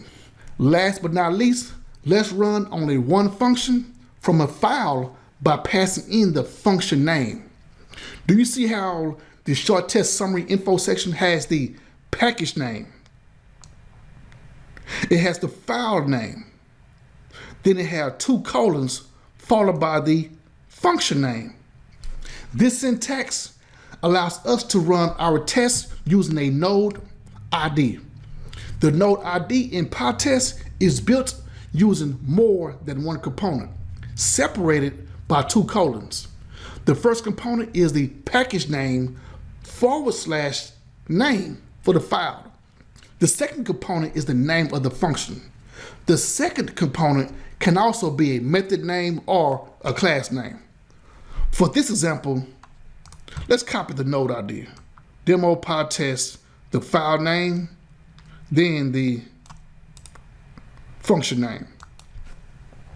And now that I copied the ID value, it will return only for that function, Pytest. Let me clear this again. And I'm going to write Pytest, then paste the node ID. Bingo. Then run. And we're going to see the same test will pass.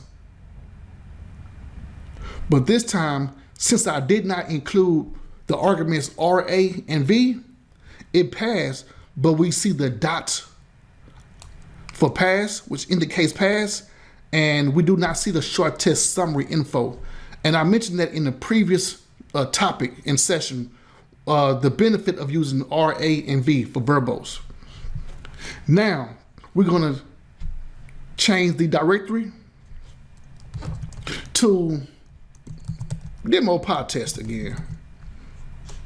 And I'm gonna write Pytest, and then the file name of, what was that, test underscore, and let me clear this one. I like to clear it and bring it to the top. I believe it was test underscore multiple underscore subset iPhone.py. This us manually writing the node ID. And then the two colons followed by the function name of test add to cart.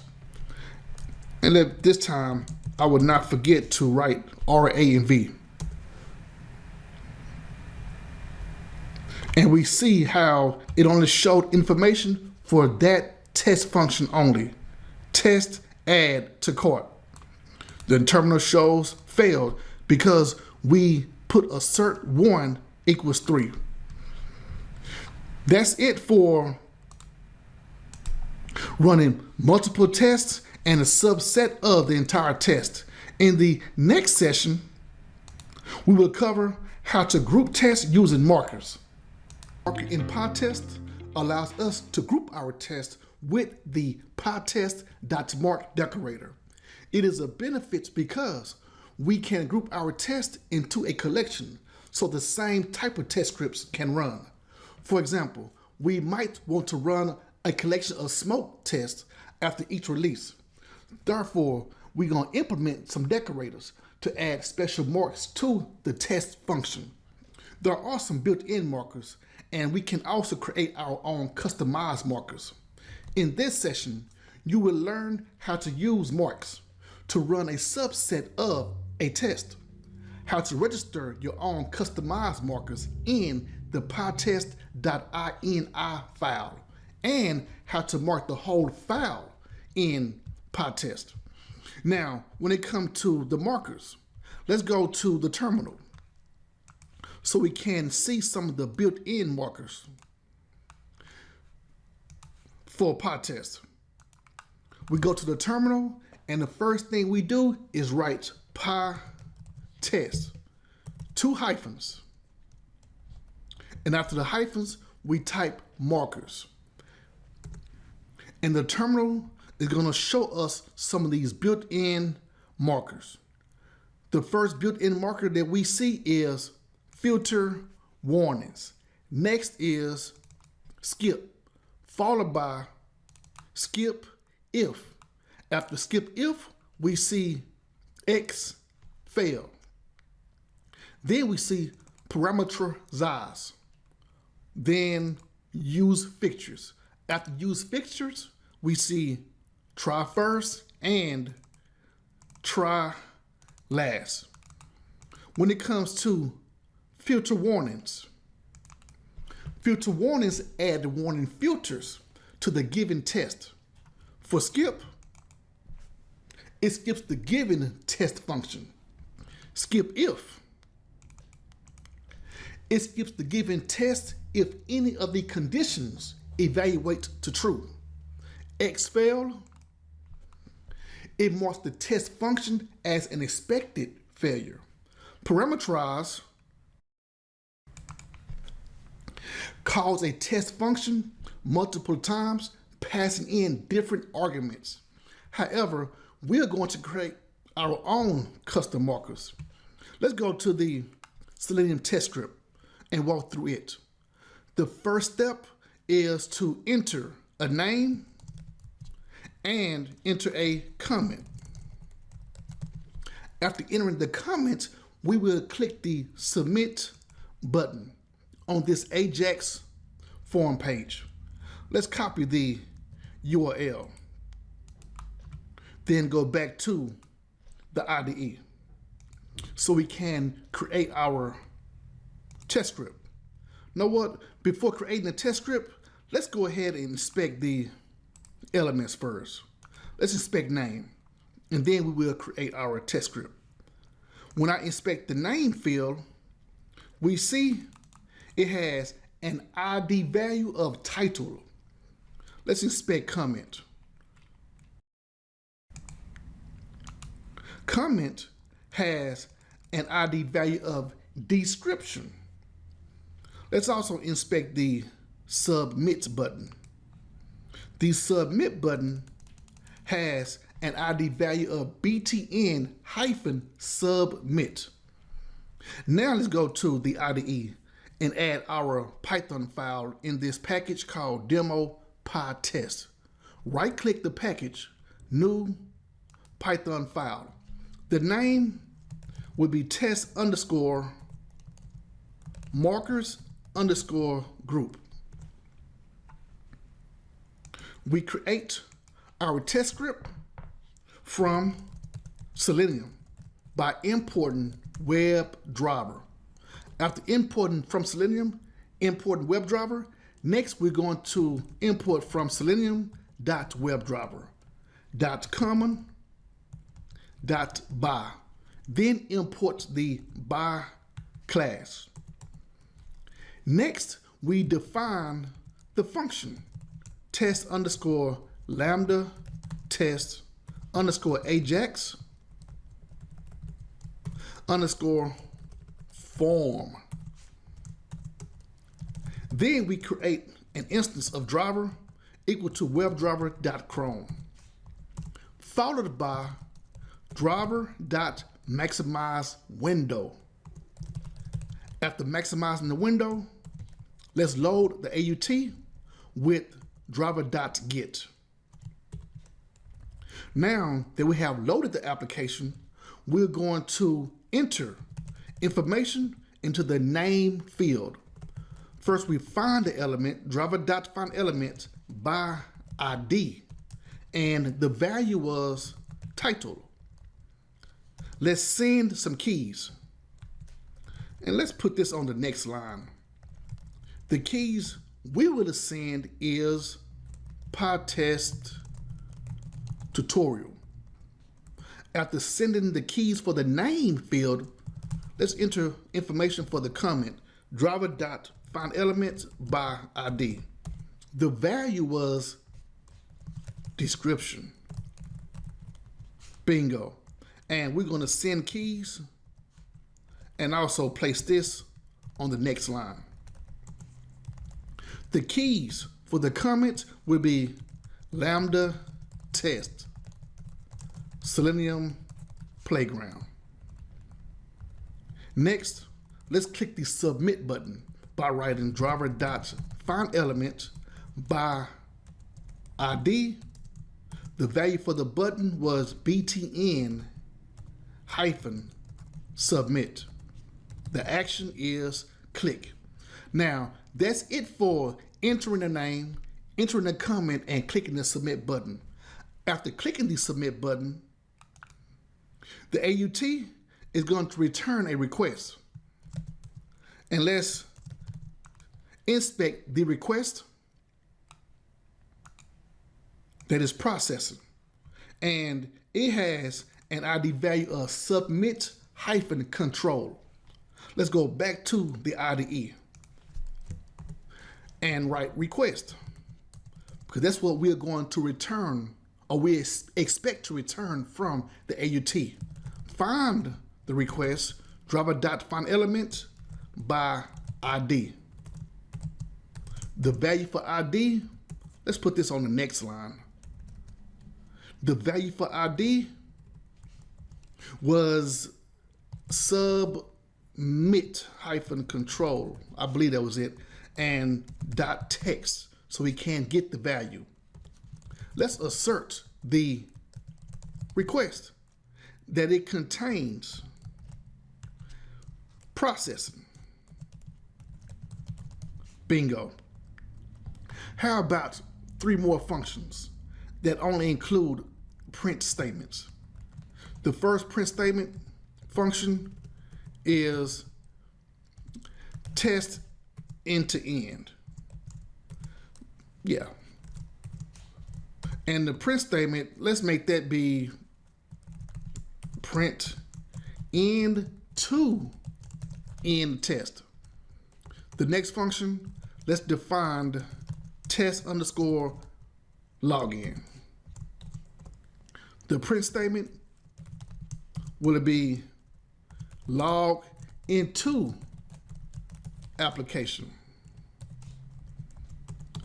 The final function would be to define test logout. Gotta spell it right. Print, and let's put log out application. We are going to group 3 of these 4 test functions. Before we group them, we must first import Pytest. There it is. First is the Selenium function. We start by grouping the test with the decorator of @pytest.mark. Recall, the decorator allows us to add a special mark. At this point, we see the built-in markers: parameterize, exfil, skip if, skip, use, fixtures, and filter warnings. For a custom marker, just write the name of your marker, such as smoke. Now, the Selenium test is marked as a smoke test. Let's bypass end to end. Let's skip that one. And we're going to add another marker to the login and logout functions. So let's add the same one. @pytest.mark.smoke. And I'm going to copy and paste this so I don't have to worry about typing again for logout. Now in the terminal, we send a command for the marker by writing Pytest -m. After the M, that's when we add in the expression of smoke. -m only runs a test that matches the expression that we provide. Now, let's also include the -RA and -V, so we can see more information when our tests run in the terminal. The short test summary info shows each test pass, all 3 of them. Now, it shows the test, lambda test Ajax form, test login, and test logout. Some of the test functions were deselected, and there are 3 warnings. Now, with the 3 warnings, there is a way to disable those warnings. But look what else the terminal shows us. The terminal also shows us the print statements of log into application and log out applications. When it comes to the warnings, there is a section called Warnings Summary. The warning summaries show the warnings that we have, and each warning is for the smoke marker. It says, unknown Pytest.mark. Is this a typo? You can register custom marks to avoid this warning. And we see it 3 times. This is 1 time, the 2nd time, and the 3rd time for each one of the markers. Plus it shows the line number of 26, 22, and 5. Now, before we register the custom markers, let me show you how to disable the warning so it does not show up. Let's start by creating a new terminal. And I'm going to hit the up arrow key so we can see the same command that we just wrote. And within that command, we'll write 2 hyphens, disable hyphen warnings with an S.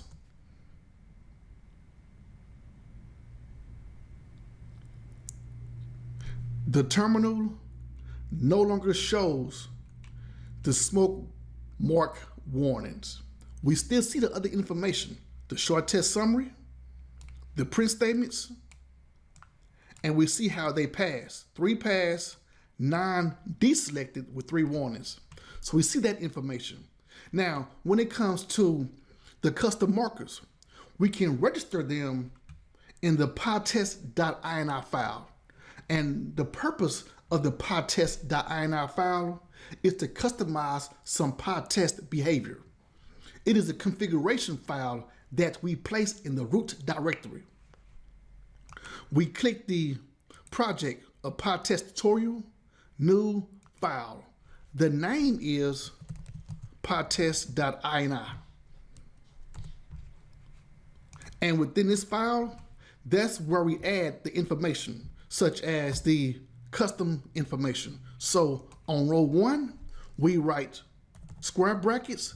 Within the square brackets, we add Pytest. On row 2, let's write markers equals. Now on row 3, we're going to write the marker name, which is smoke. It is not required to add a colon. However, if you want to include a description like smoke test, then we must include the colon. I prefer a colon anyway. How about some more test types like regression? And I'm going to add a description of regression test. We can add sanity and integration. And notice sanity does not have the colon because it's not required. Let's run the same command. And this time I'm going to run the same command, but I'm not going to include RA or the V for verbose or disable warnings, because I want to show you something. So the same information is collected, but notice we see the 3 dots because I did not include RA or the V for verbose. It showed the 3 dots, which indicates it is passed, and it does not show the details. It shows the 3 dots. Now, that's because I did not include the verbose. And I mentioned in the previous session that we can type -V or -2 hyphens in verbose. It's the same command. Also, we do not see the short test summary info. We can add those 2 commands to the Pytest file. That's why I did not want to add them in that command. To add them to the pytest.ini file, we write add opts equals. Add ops allows us to set arguments in the configuration file, and we determine which arguments we want to set. It will be just like we wrote the same commands in our Pytest command, and all the configuration values will apply to all test runs. The arguments we will add is -RA and -V. Let's go back to the terminal and run that same command without those arguments.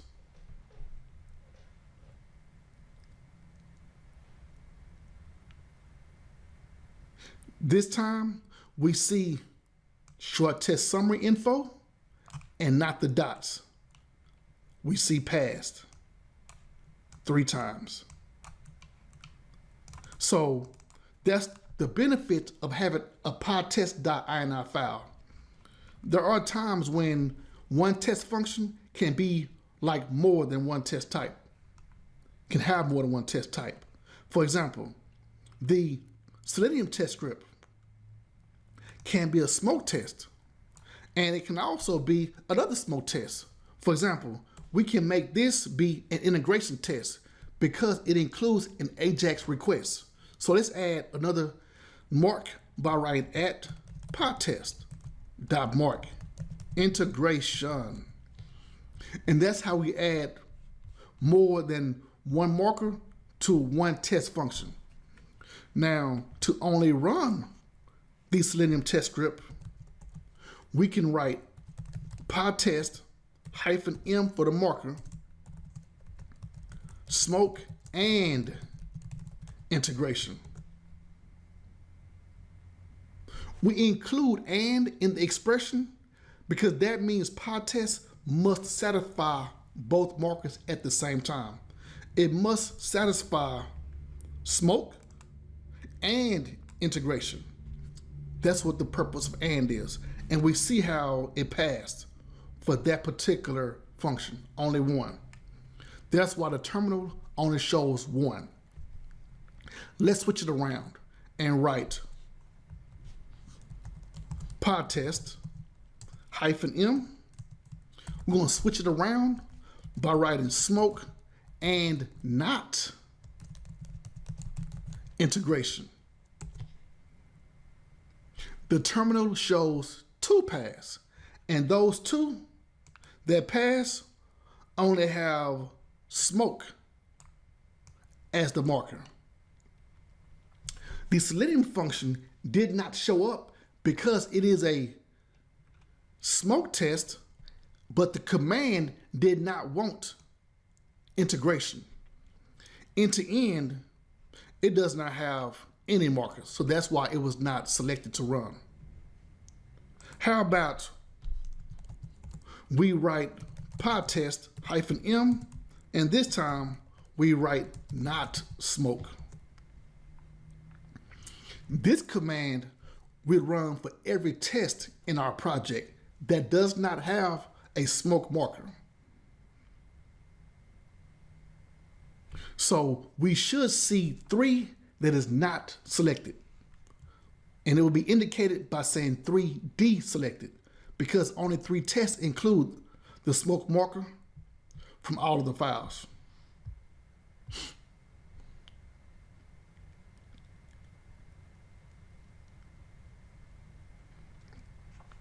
Bingo.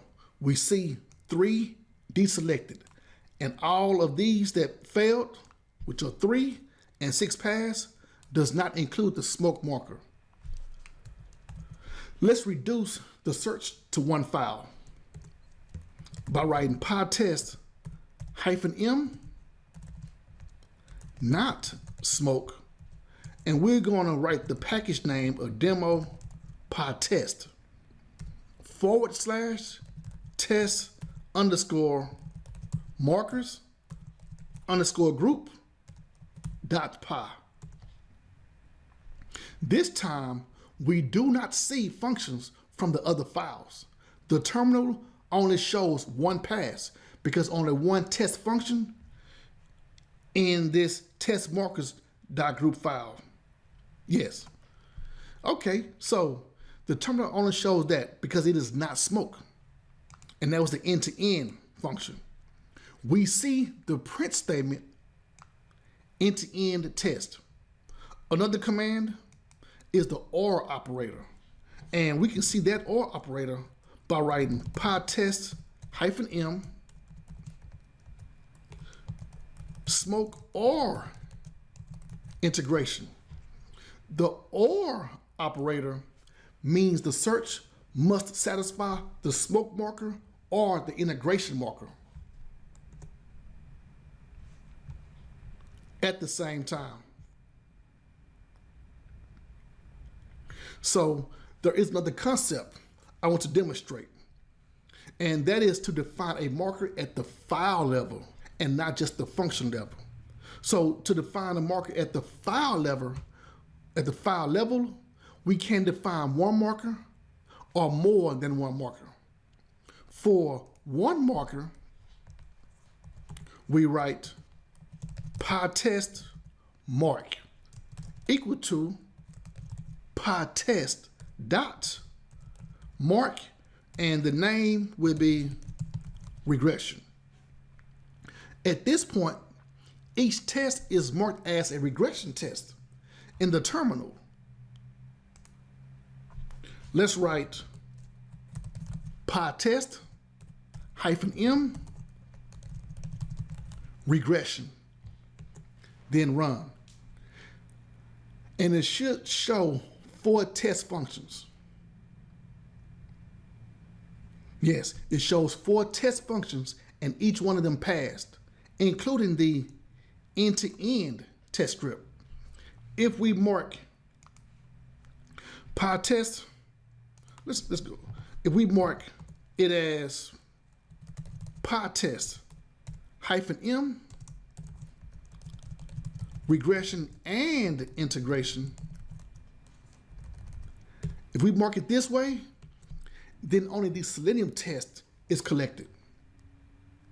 I see one selected, and yes, only the Selenium test was collected. Test lambda test Ajax form.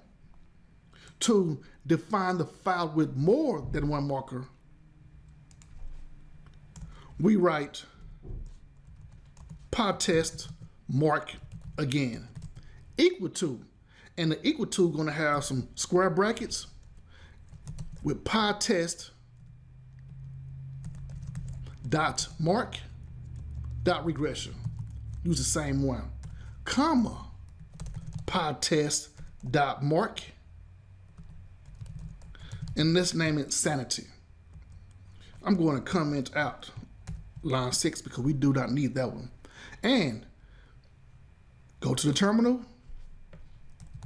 Let's clear it and write Pytest -m regression or sanity. And it showed 4 files were selected. Bingo. 4 files were selected and all of them passed. How about one more run? And that can be Pytest -m sanity or integration, because I believe the last one was regression. So let's make this here sanity or integration.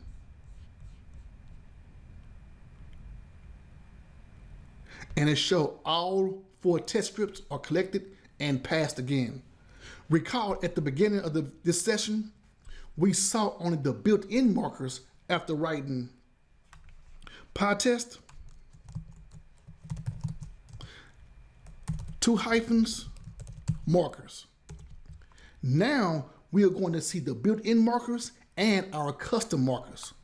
When I scroll up, we see smoke test,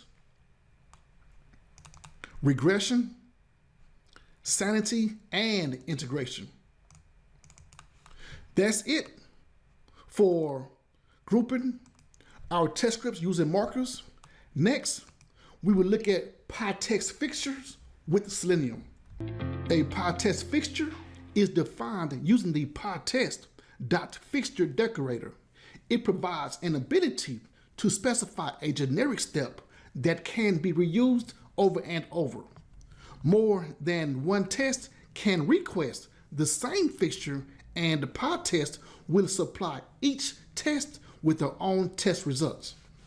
In this session, you will learn how to set up and tear down your test using the Pytest.fixture decorator, understand the power of yield, and how to use the Pytest.mark.useFixtures built-in marker in the IDE. Let's create a new Python file.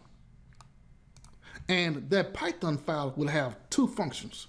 We right-click the package, demo Pytest, new Python file. The name of the file will be test_fixtures. Let's define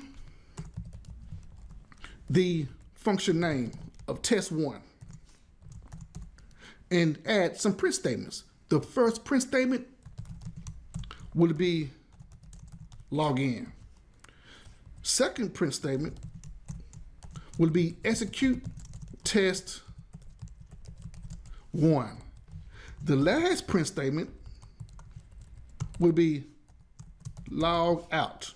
Now I'm going to copy and paste test 1 so we can have 2 tests, but change test 1 to test 2. Execute test 1 to execute test 2. Do you see how I repeat log in and log out in both test functions? That defeats the purpose of dry. Dry means don't repeat yourself. I am going to show you how one fixture can log into an application and log out of the application, then be implemented by more than one test script. There will be 2 test scripts from Lambda Test e-commerce site. I'm going to copy and paste the URL. Both test scripts will log into the application with email Pytest Selenium at @gmail.com. The password is @1234 Pytest Selenium. Then click the login button. The first test script clicks order history and assert the page title is order history. The second test will click password. Then assert the page title is change password. The last step for both test scripts is to click the logout link. That's it for both test scripts. Now, let's create our test. I'm going to remove these 2 test functions, and our test will be created from Selenium and import WebDriver. Also from Selenium WebDriver.common.by, we will import the by class. Now, we're going to start by creating an instance of driver equals new driver equals WebDriver.chrome. Next is the precondition. So we define setup. The purpose of precondition is to set up all the steps that we need before something else can happen. For example, we must log into an application before we access the order history page. So this setup function will log into an application. In addition to logging into the application, this same precondition will also perform a post condition. Another name for post condition is teardown. And the post condition steps clean up after the test finishes execution. The teardown post condition step in this function will log out of the application. The first step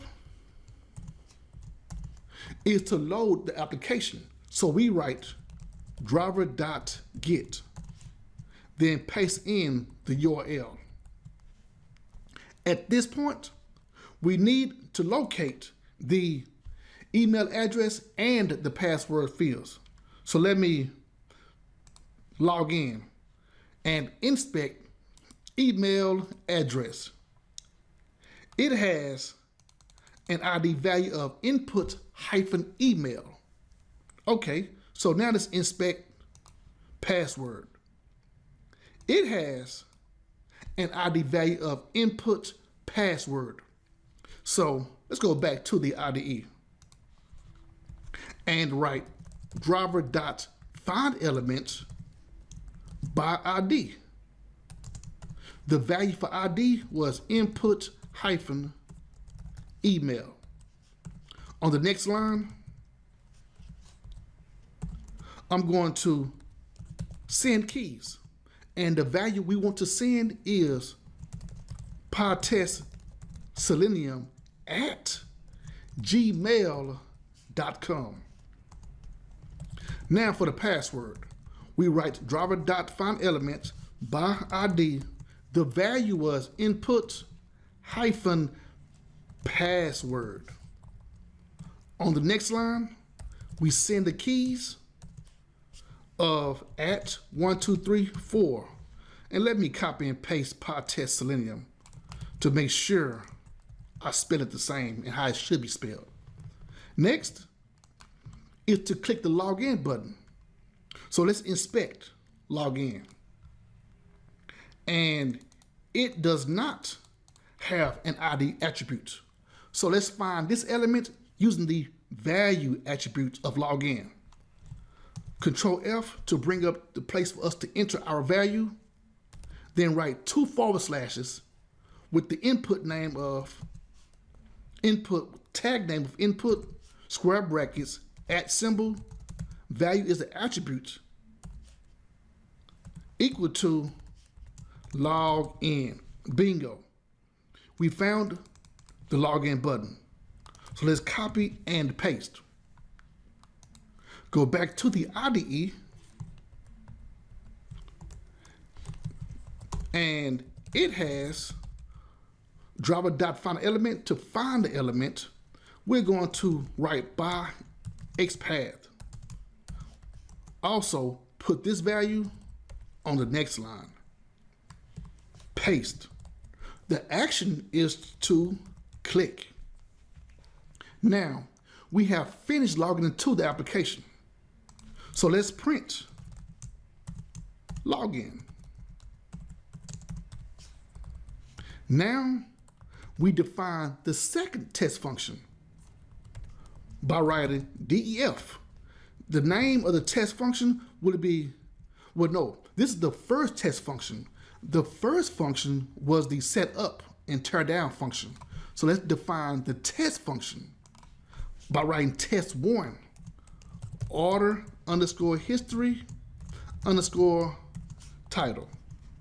Yes, so the name of the first test function is test1 order history, and it will have 3 steps. So let's go back to the application and look at those steps. Let me log back into the application with Pytest Selenium @gmail.com and the password @1234 Pytest Selenium. Click the login button. And the steps, the final steps is to click order history, then verify the page title. And after clicking order history and verifying the page title, the last step is to click log out. We will find order history and log out using Selenium's partial linked text method. If I inspect order history, we need to only find part of the text order history. So we can find it using order or history. And the reason why I prefer to use partial linked text method, because it begins with a space. So rather than putting equal to using the linked text method, I'm going to use partial linked text. Let's also inspect logout. The value for logout is space logout, and each one of those values begins with a space. So let's go back to the IDE, and I'm going to find the element by writing driver.findElement by partial linked text, and on the next line I'm going to write order. And let me bring it over some more. Now, when it comes to the action, we click links. Then assert driver.title equals order history. Bingo. So now that we have finished with asserting the title, finally is to log out. When we execute each step, we need to make sure our test cleans up so it does not interfere with any other test script. A Pytest fixture provides a way to turn down by defining the required steps. However, we place the turn down steps after yield with driver.findElement by partial link text. And the value will also insert on the next line. The value is logout, and we click the link. Let's also print log out. The first test is complete. So let's write print test1 is complete. Next is to add the Pytest.fixture decorator. In the past, we wrote the Pytest fixture decorator with @Pytest dot, and after the dot, we will add it by placing yield fixture. But now we do not use Pytest.yield_fixture. Now we use Pytest.fixture. That's all we need to add. Now, when it comes to the fixture, it is called when the test function is invoked for execution by passing in setup tear down to the test function. Our test function is requesting setup_tear down. Now, when I run, setup tear down is going to execute first. Okay, so here's the process for using a fixture. The process begins with the setup tear down fixture. Test 1 has code that needs to be executed. We can have as many test functions as we want. The setup code always executes before the test code. When the setup code is finished, then yield transfer execution to the test code. After the test code, then tear down is run as a finalizer to complete our test. It's set up, yield to the test code, then tear down. Watch what happens when I run. I'm going to the directory, and the directory is already set for demo Pytest to change the directory. If you don't know how to change directory, let me write CD and go back. Now, to change directory is CD, then put in the package name of CD demo Pytest. And now we're at the demo Pytest package. Now, the terminal should pass after I execute, should show pass when I put in Pytest test_fixtures.py, which is the name of the Python file. And we should see pass. I expect to see pass for the test script. And also the print statements. Yes, the test shows pass.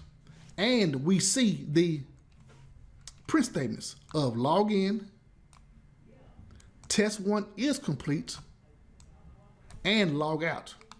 We see the print statements and a short test summary info section because in the pytest.ini file, we added the arguments of -RA and -V.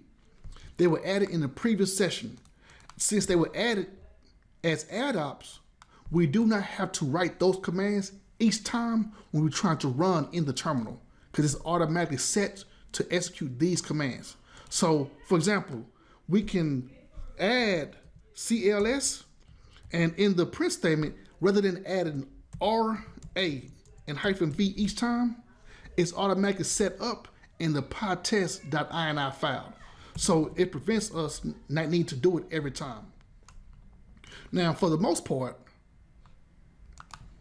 test 2 has the same steps as test 1, except we click password and not order history. And after clicking password, we verify change password is the title. So in the IDE, let me just copy and paste test1, and we're going to change test1 to test2. Rename order history to change underscore password. Also, we cannot forget to change the partial link text, the link to password. The title is change password. Also, test1 is complete too. Test2 is complete. Now, let's run in a terminal again with the same command. And this time, I expect to see both test scripts pass. Bingo. We see pass 2 times in the short test summary info section. Look at the print statements. It shows log in, test 1 is complete, log out, log in for test 2. Test 2 is complete, and log out. We have to make sure to pass in the fixture for the test function. If we don't, watch what happens if we remove the request for the fixture. I'm going to run the same command, and this time we will see different results. It failed. Test 2 failed, and we do not see the print statements for test 2. We see it for test 1 because it passed, but test 2 failed. Bingo. And look what it shows. It shows an assertion error. We expect change password, but it shows forgot your password, and we see the assertion error. Let me go back and make sure to add setup tear down to the test 2 function. Let me just copy and paste. I like copy and pasting sometimes because it helps me to not spell things wrong. There is also a way to automatically set up a fixture. Let's go back up here to the top, and I'm going to write the decorator at pytest.fixture, then pass in auto use equal to true. Define the function name of start automatic fixture, and I'm going to add a print statement, and the print statement will be start test with automatic fixture. My spelling, bingo. Now, the purpose of auto use equal true is for our test to depend on a fixture without requesting that fixture. So requesting that fixture, that's what we did for test 1 and test 2 by passing in setup tear down. But auto use help us to not depend on requesting that fixture. Let's look at the fixtures in this class, in this file. And we look at the fixtures in our file by writing Pytest, 2 hyphens, fixtures, then the file name of test underscore fixtures dot py.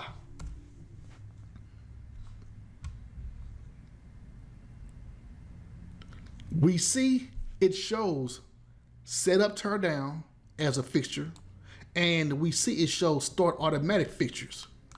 And the section is called fixtures defined from demo Pytest, the package name, dot test fixtures, the file name.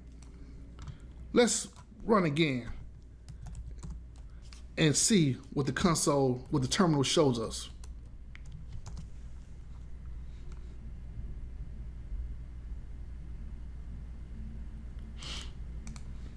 This time, the print statements for test 1 starts with the print statement of start test with automatic fixture, followed by log in, test 1 is complete, log out.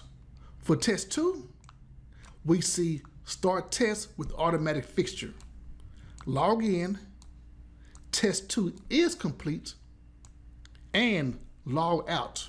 So we see how it's automatically called as a fixture. Recall from the previous session, we looked at some built-in Pytest markers by writing Pytest 2 hyphens markers. And at the top, we see our custom markers of smoke, regression, sanity, and integration. If I keep on scrolling down, we're going to see Pytest.mark.use fixtures. Now, that's one of the built-in markers. Let's use this marker to implement our fixture. I'm going to copy and paste this first file. Let me refactor first. I'm going to rename it to test fixtures 1. Copy and paste. Rename 1 to 2. Bingo. Now, in this file, I'm going to keep the Pytest fixture decorator.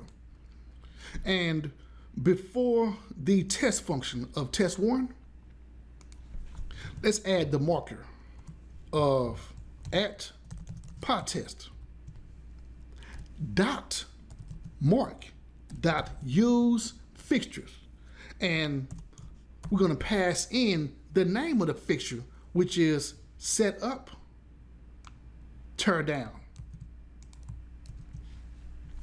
I'm going to remove the fixture from the function name signature for both. And I'm going to also perform the same action for test 2. So let me just copy and paste. And we see how both test functions have the Pytest.mark.use fixtures. Let me make sure to remove set up, tear down from test 2 and test 1. Now that I remove the test function, when it comes to fixtures and the test functions, we are not limited to just one fixture for each test. Pytest allows us to add more than one fixture by separating each fixture with a comma. We can share a fixture across all test scripts by adding the function to a conf.py file, conftest.py file. In addition to sharing the Pytest fixture across all test scripts, we can define the scope for a fixture. By default, the scope is function, but the scope can be set to class, module, package, or session. For example, the Pytest fixture can be set to scope of, we add module. Module means we want the fixture to run once per module or once per file, because a Python file is called a module. So we want to run once per file.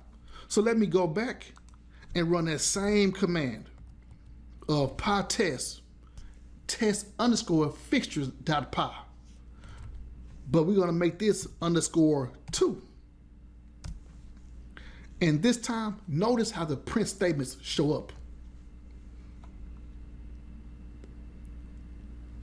Bingo. We see log in, then start test with automatic fixtures. Let me bring this up some. We see log in, start test with automatic fixture. Then we see test 1 is complete. After test 1 is complete, it start back over with start test with automatic fixture, test 2 is complete, and log out. The scope determines our execution flow. That's why we see log in one time and log out one time. We do not see log out after test 1 is complete, and do not see log in before test 2 is complete, because the scope is set to module. Let me update the scope to function. This time, when I run again, watch what the console shows us. Both tests will pass, but watch the print statements. And with scope set to function, that means the fixture ran once per test function. The print statements show start test with automatic fixture, log in, test 1 is complete, log out. Start test with automatic fixture begins test 2. After automatic fixture is done, it logs in, test 2 is complete, and it logs out. So the scope determines how we run our execution flow, and we see that when we set it to function, that's the default. That's why we see the same print statements in the same order as we did before we set it to module. That's it for Pytest fixtures in Selenium. Next, we will look at how to parameterize our tests in Pytest. Test parameterization allows us to run the same test more than one time with different data sets. It is a data-driven test type. Running a test using one input value is good, but there are times when it is better to have more than one input value. In this session, you will learn how to parameterize a test function with one decorator, parameterize a test function with 2 decorators, parameterize a Pytest fixture, and run the test with more than one browser. Our AUT, application under test, will be from Lambda Test, and it is a Selenium playground. The page is simple form demo. We will enter 2 values in the enter A field and enter B field. For A, we write the number 10. And for B, we also write the number 10. Then click the Get Values button. Finally, we will assert the total value of 20 after adding A plus B.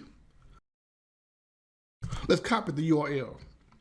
Now for the test script, we will parameterize our data sets by passing in different values to a test function with one decorator.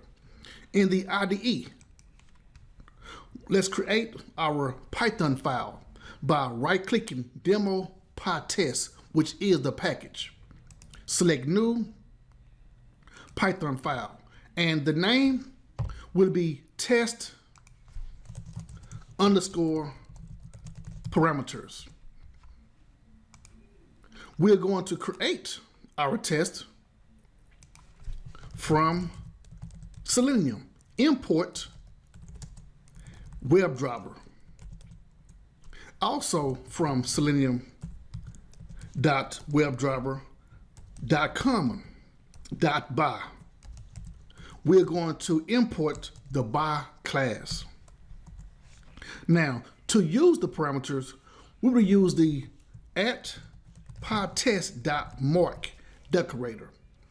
Now, it is followed by parameterize, but we also need to import Pytest. And after importing Pytest, let's go ahead and add the first argument. And the first argument is the parameter name. So we add quotes and a comma. The parameter name can be one parameter or more than one parameter name. In our case, let's add num1 comma, num2, and expected underscore total. Notice all of the parameter names are within the double quotes. That's why it is still the first argument. The second argument is values we pass into the first argument. They are located within the square brackets. And let me modify how we're going to set up our values that we pass into the parameter name. The first data set is a list of tuples. So I'm going to add parentheses, and within the parentheses, I'm going to add some quotes.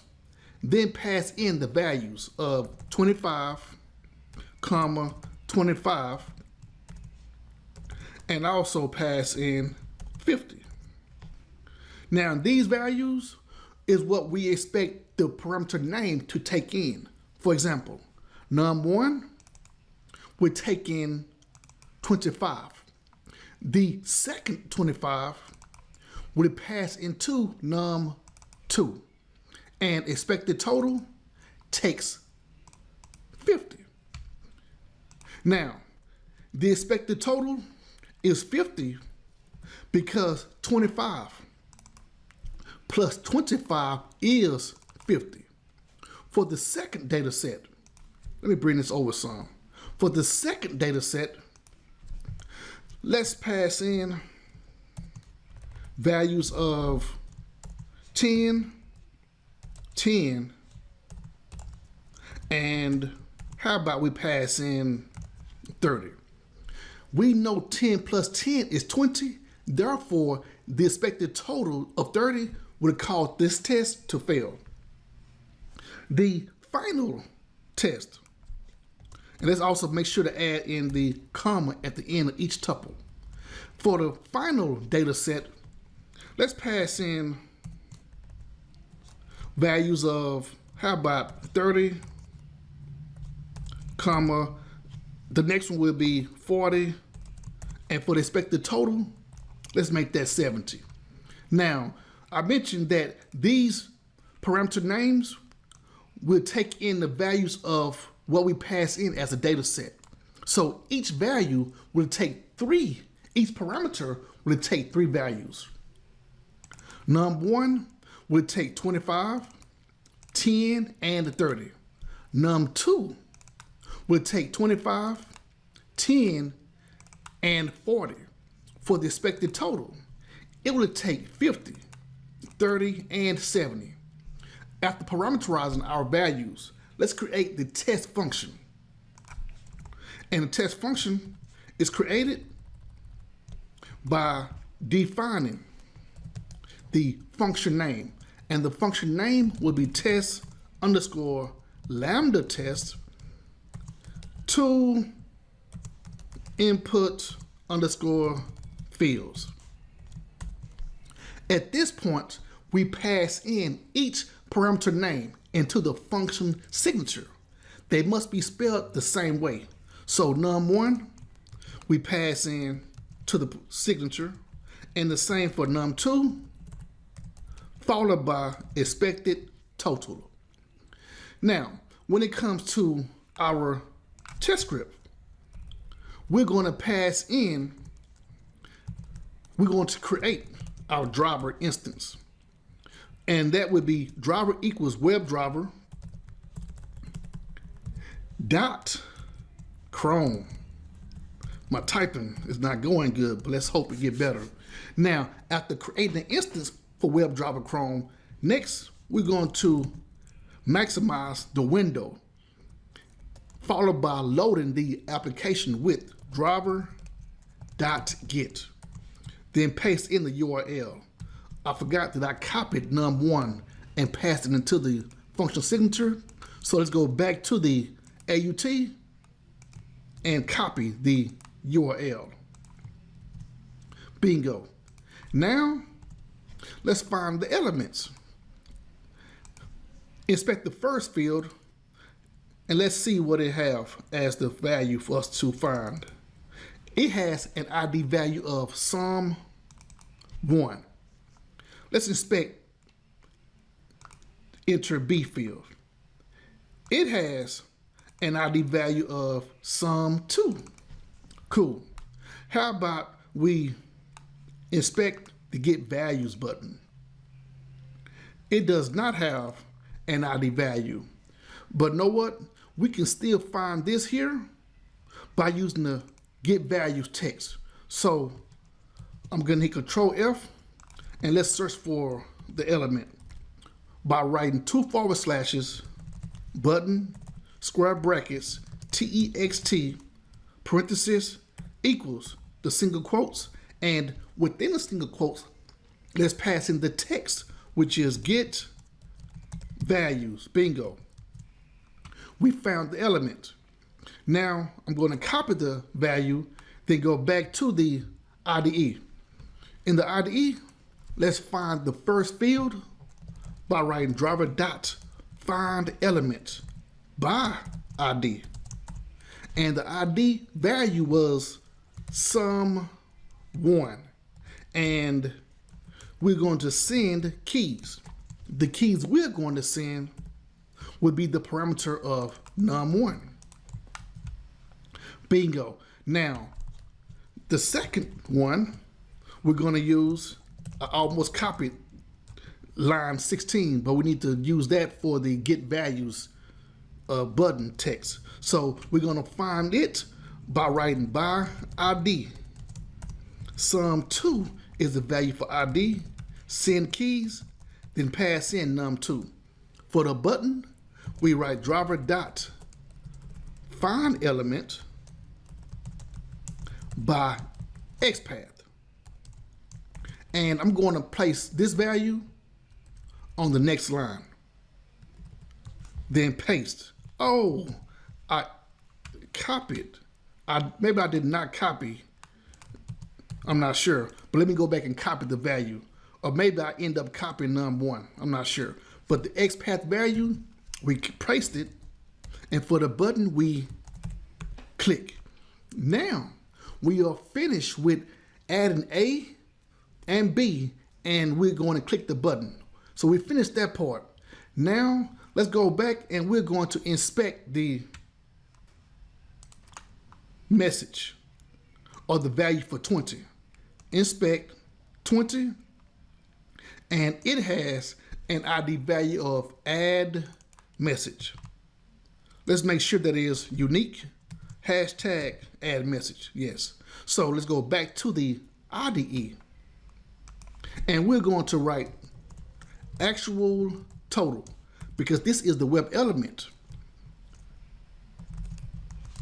We find it with driver dot find element by ID, then paste in the value. And now that we paste in the value, we want to get the text. So we write dot text. Now we verify by asserting if the actual total equals expected total. If they do not equal each other, then we want to return a message that says actual and expected totals do not match. Bingo. So now we are finished with this test function. Next, let's run from the IDE and the terminal. Let's start with the IDE. So I'm going to click this play arrow button to run because I want to show you how it looks in the run window.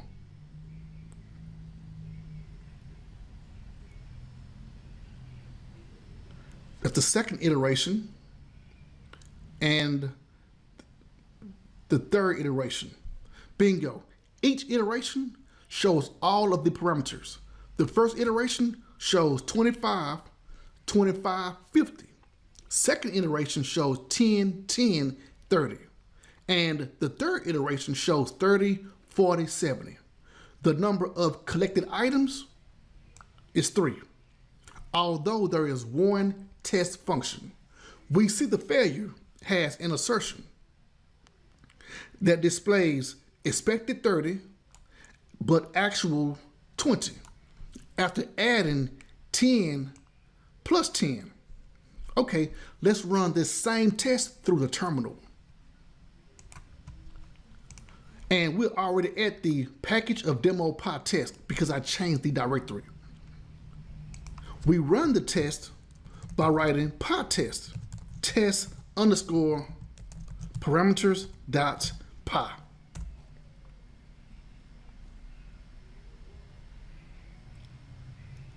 And let's see what the terminal returned to us. Bingo. The short test summary info section shows 1 failed, 2 passed in 11.21 seconds. We see which one passed. We see 25 plus 25 equals 50 pass, 30 plus 40 equals 70 pass, but 10 plus 10 equals 30 failed. And it shows that it failed for the same test function that passed for the other two. Also, we see assertion error. Actual and expected total do not match. Now, let me go back to the IDE and put expected totals do not match. And that's pretty much it for the short test summary.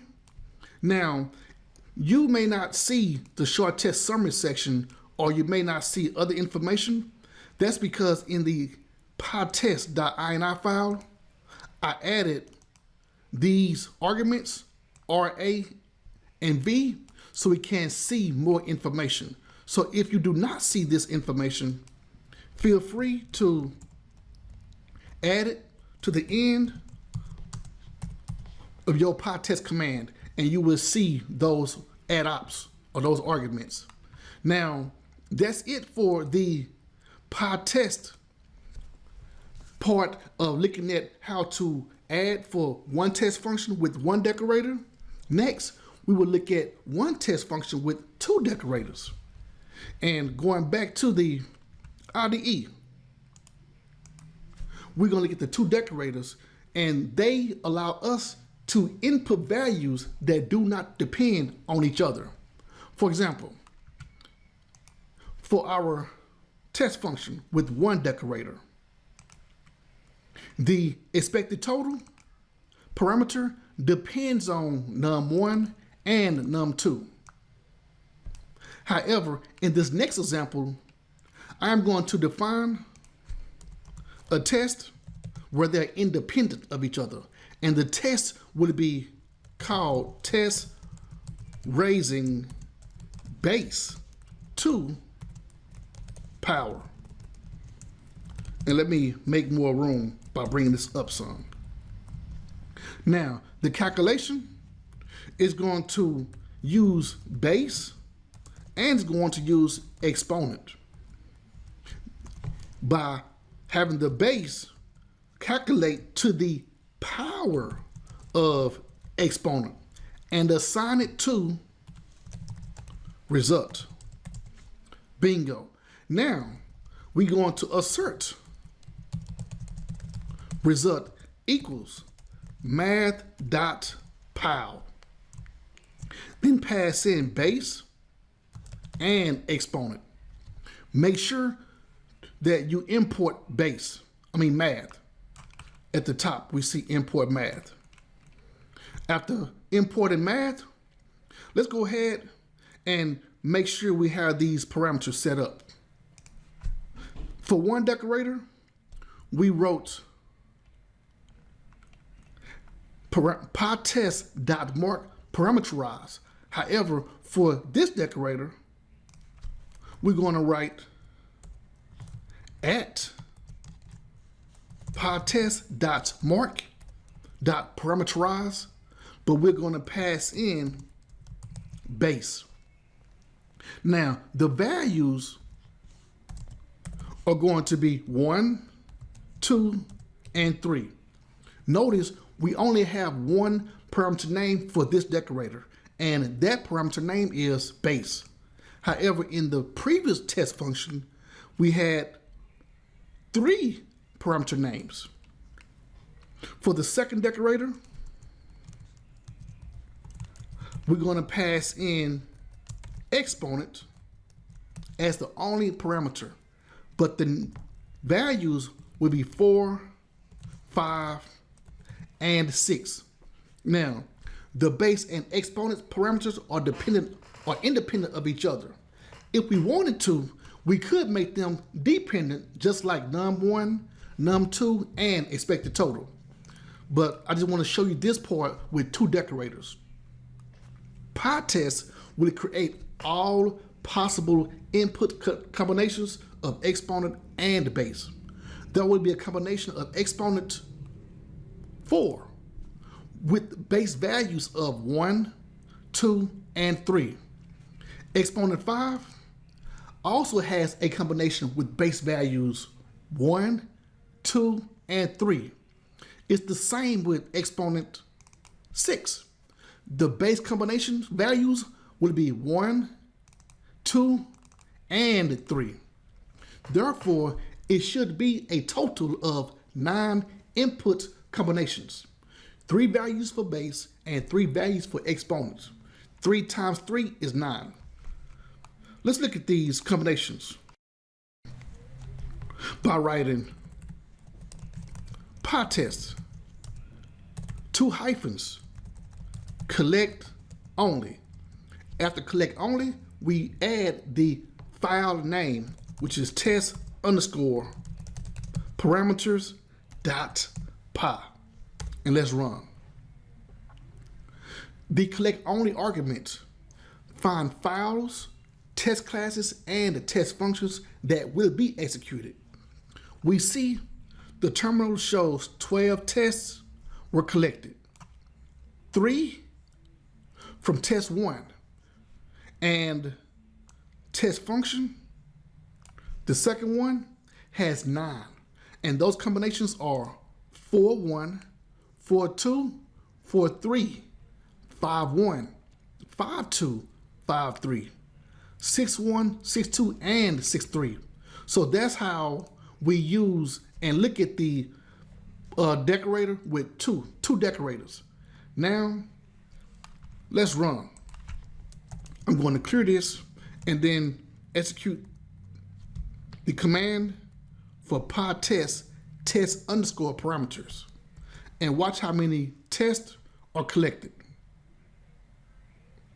12 were collected, as we expect. And only 1 is expected to fail. Yes. 1 failed, 11 passed in 11 seconds. Okay, so I demonstrated this concept in a group testing with Marcus session. And that was the add ops part on why we see the short test summary. That's it for parameterizing our test with 2 decorators. Let's parameterize our Pytest fixture. Go back to the IDE right quick. And if you want more info about the Pytest fixture, you can check out the previous session where I kind of explain the Pytest fixture, because that's what we're going to do next. By creating a new file, I'm going to right click demo Pytest, new Python file. The name of this file will be test underscore parameters underscore 2. Let me also change the other file to have 1. Bingo. Now, with this here, let's start by importing Pytest. And from Selenium, we import WebDriver. Also from Selenium dot WebDriver, let's import _common.by for the by class. The plan is to execute our test on more than one browser with the same Pytest fixture. The params equal Chrome. Firefox, and Edge. So the input values are Chrome, Firefox, and Edge. We define the function name as initialize underscore driver. Pass in request to the function signature. The function is called initialize underscore driver because initialize means to set the starting values at the beginning of the program. Also, initialize means to clear the previous data. Therefore, the fixture, this fixture will access Chrome, Firefox, or Edge if request.param equals any one of the input values. Let's start with Chrome. We create an instance for the required browser. Driver equals WebDriver.Chrome. Do the same for Firefox and Edge. So for that, let's write elif. Elif means else if. If request.param equals to Firefox, then we create an instance for Firefox by writing driver equals WebDriver.Firefox. Now, when it comes to Edge, I'm going to copy the one for Firefox because this session, my typing is not going good. Replace Firefox with Edge in both places. Bingo. So if the param value is Chrome, then WebDriver for the Chrome browser is initialized. It's the same for Firefox and Edge. They'll also be initialized if request.param reads Firefox or Edge. Next, after we create the instance for Edge, we're going to write request .cls .driver equals driver. Request .cls is a test class that uses the function containing our test. Let's also print the browser by writing request.param. So we see the input browser name. Our code is going to, let me add this comma right quick. I see the red lines. So the code would yield, and that's the finalizer. So let's print close driver. And we close driver using Selenium's close command. Now, at this point, we have finished parameterizing our test with more than one browser. Let's go ahead and run our test with more than one browser. Go back to the IDE. And in the IDE, we're going to begin with using the fixture we just parameterized by writing at pytest.mark.use fixtures. We pass in the name of the Pytest fixture we want to use, and that name is initialize driver. So now we pass in that name within the quotes. We're going to create another class, and that class is called base class. Then we're going to pass in the keyword of pass. Also, we're going to create another class. And that class will be called test, because it's going to test the drivers. Let's pass in the base class. Base class is the parent class, which is also known as superclass. Let's tab, make sure to add some space, because now we're going to define the function name. The name will be test multiple browsers. Self is the parameter name.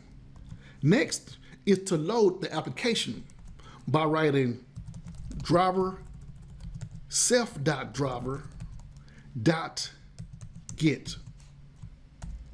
And let's go back to the AUT that we're going to use for our test script. Because our test script will load the page, find the header Selenium Playground, then verify the header. Let's copy the URL so I can paste it in this git command. And start by inspecting the header. We see that it does not have an ID attribute. We see it has an H1 tag name. If I scroll up the page, the div ancestor has an ID value of 2 underscores next. So let's use that to find our element. And we find it, let's use CSS selector and not XPath. Div is the tag name. The hashtag represents the ID attribute. Let's paste next. And we found the ancestor. Now we find the H1 tag with the space, H1, bingo. Let's copy this value. Go back to the IDE, then write header equals self.driver.find element by CSS selector. And let me insert a new line so we can place this new value for CSS selector on the next line. And we are going to get information from the application under test. So we write text. Let's also print header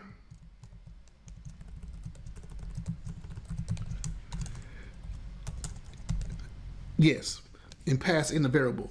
Last step is to assert header equals Selenium Playground. And now that we have the Selenium Playground, the next step, we're going to run the test. So let's go back to the terminal, clear this information, and write Pytest test underscore parameters, this time underscore 2.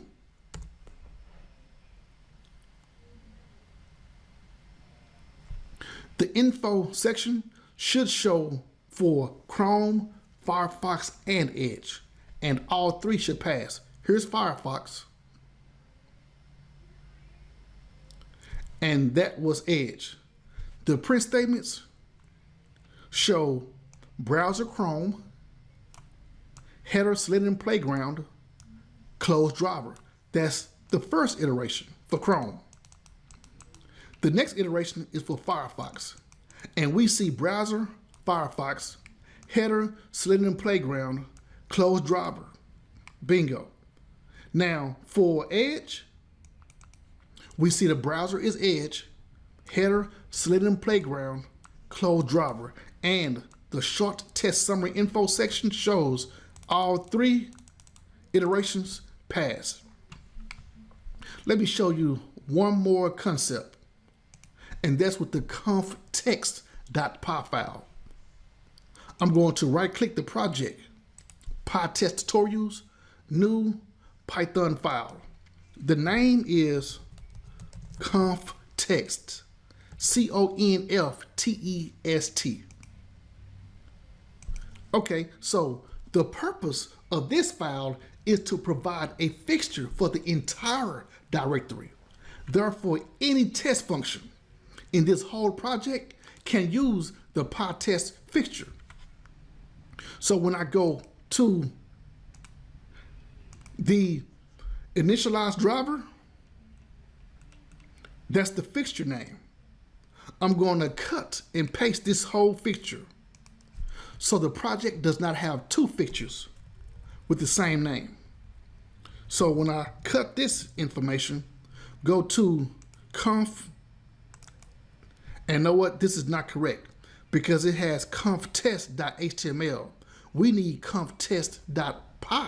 So I'm going to delete this. Well, let me show you the difference before I delete it.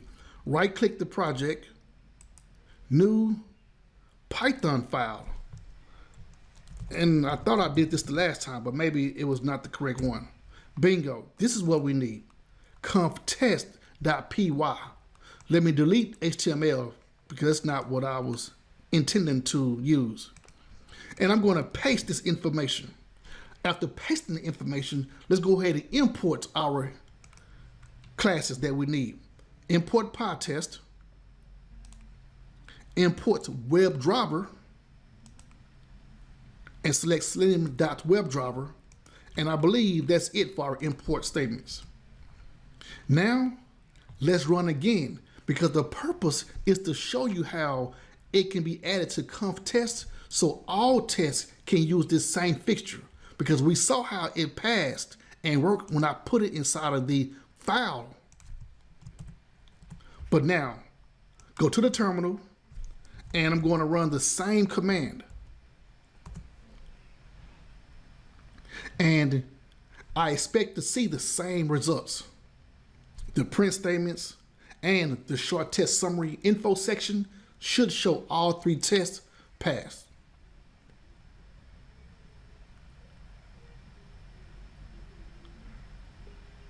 Bingo. We see iterations for Chrome, and it passed, Firefox passed, and Edge passed. That's it for this session on how to parameterize a test in Pytest. Next is skipping and stopping a test. Pytest allows us to skip a test, stop a test, or fail a test from the code level, so we do not have to add an extra argument at the command level. There are a number of ways to perform that operation. So in this session, you will learn how to skip and fail a test using a decorator. Skip and fail a test without using a decorator. Skip with and without a condition. Last but not least is fail with and without a condition. First is skipping a test. So let's go to the IDE to create our file. The IDE is PyCharm, and we right click the package, which is demo Pytest, new Python file. The name will be test_skip. For our test script walkthrough, let's go to this Lambda test sample application. Our test function will load the application. Skip the test, then try to assert the page title is sample page -lambdatest.com. Let me copy this URL. There are times when we may have a test suite and we know a particular test may fail. So with that type of situation, it's best to skip that test rather than knowing the test is going to fail. So for this example, rather than executing the Selenium test script and expecting it to fail, we're going to skip the test. And we start by importing Pytest. Next is the class name, which is test lambda test. Add the colon. The function defines test_sample_app_title. Then pass in self. And it's automatically done by Pytest in Python. Driver equals WebDriver dot Chrome.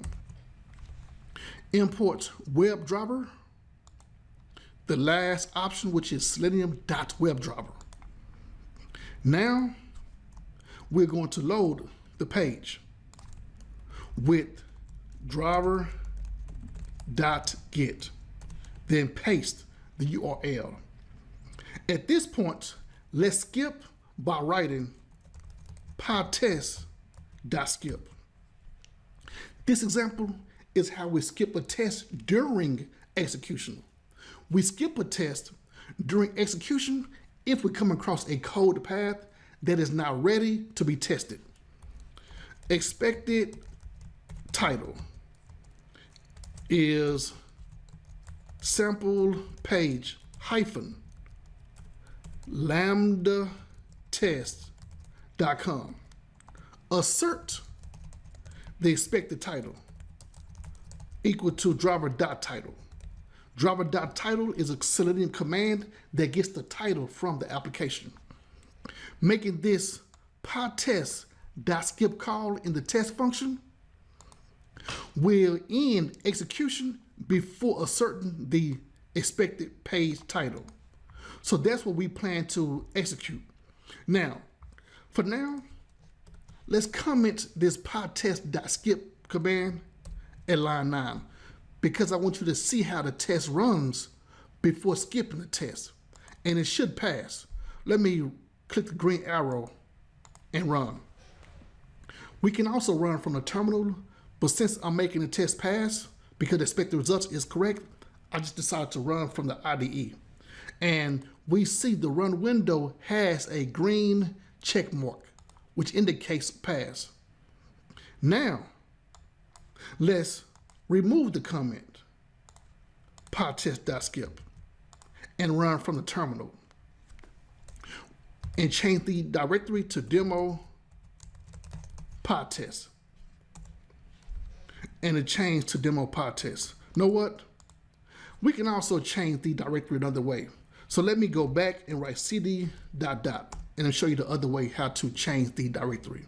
We can change the directory first by writing Pytest for execution, then write demo Pytest, which is the name of the package, / followed by the name of the file, test_skip.py will also run.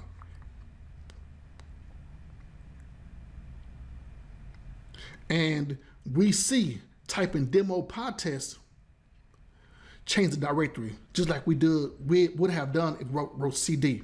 Now, by running, we see the short test summary info shows that it was skipped at line 9. In the editor, we see that it was line 9. But going back to the terminal, look what the terminal shows us. It shows that it was skipped. Now, yep, skip, demo Pytest, and the file name. And that's what we expect to see skip. Now, the next test is located on this e-commerce site. We see the title is software. So let me copy this URL and go back to the IDE. This time, let's use the skip decorator by writing @Pytest. Let me make sure the tab is correct. @Pytest.mark.skip. The purpose of a skip decorator is to collect the item, but not run the test while executing at the stage. So we're gonna collect the item, but we're gonna skip it at the execution stage. So it's not going to execute. Now, when skipping a test, it is important to document why we are skipping the test. Therefore, we will add reason for skipping the test. How about the reason is code has not been deployed to test environment. I'll just put has not been deployed. Now, I'm going to define the test for e-commerce title, self. Driver equals WebDriver.Chrome. Bingo. Driver.Get, then paste in the URL, and it's pretty long. The expected title, my typing is not going good. Expected title is software. And we're going to assert the expected title is driver.title. Let's run the same command from the terminal, but I'm going to bring it up and now write Pytest demo Pytest /test_skip.py. And let's see what the terminal shows us. As expected, 2 items were collected. The short test summary info shows the reason code has not been deployed. However, by default, the reason will not show up when running the test. But in the Pytest.ini file, let me go to that one. And in this file, we see I included those 2 add-ops, -RA and -V.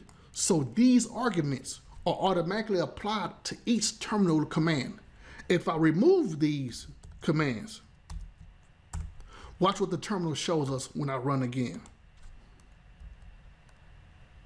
And I'm going to bring this up and run again. Now we only see SS, which indicates both were collected test items and they were skipped. So let me go back and add those 2 commands again in the Pytest.ini file. Now, it is best to always add a reason so we do not skip a test and sometime later we forget why the test was skipped. However, it is not required to add a reason. So I'm going to do this again, and I'm going to write at Pytest.mark.skip. And notice I did not include the reason parameter inside the parentheses. For now, let's define the test function to be test, as the name self is passed in the parameter. Okay. Create an instance of driver equals WebDriver.Chrome. Let's use a different page. Let's go back to the browser and I'm going to click Special Hot. And the page title is called Special Offers. Okay, let me copy this URL, go back to the IDE and write driver.get. Then paste in the URL. Okay, and for the expected title, it's going to be special offers, bingo. And we're going to assert the expected title, driver.title. Let me update this test function to be test_special offers. Let's run the same command.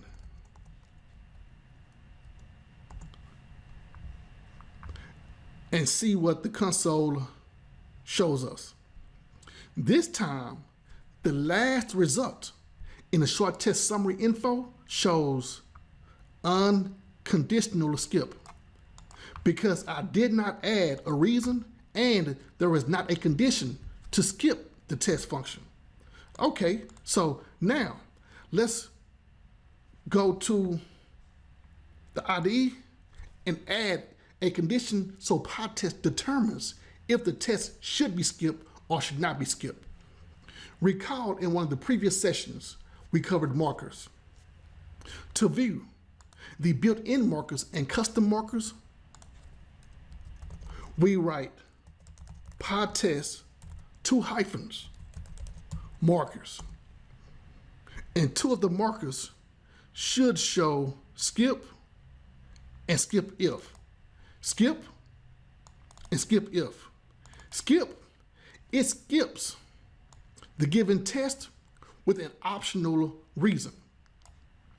Skip if, it skips the given test if any of the conditions evaluates to true.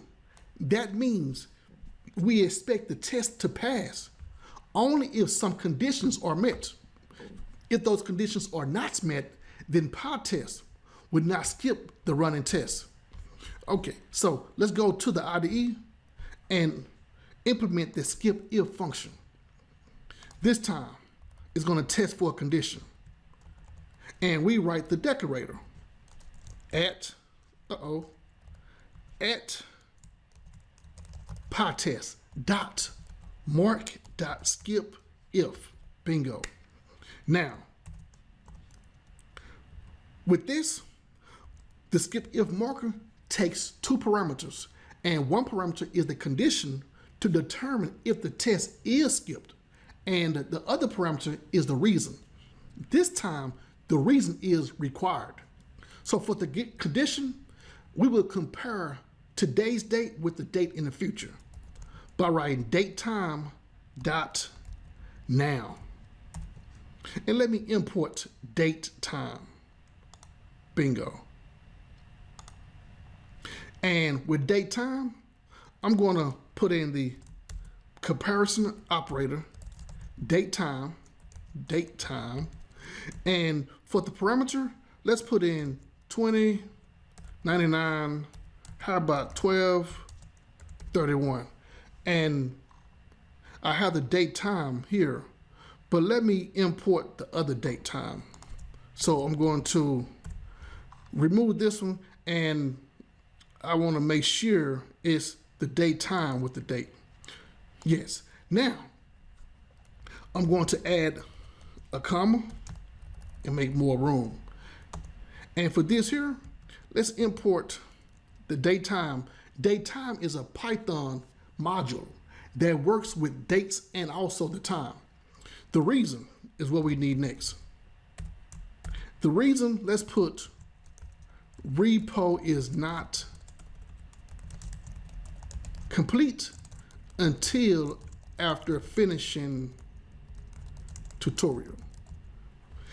Yeah, so we're going to go to my GitHub repo to copy the URL by going to github.com/rexjones2/Pytest tutorials. So if you need the code, you can come here to get the code. So let me copy this URL, because this is where all the source code is located. Now, I'm going to define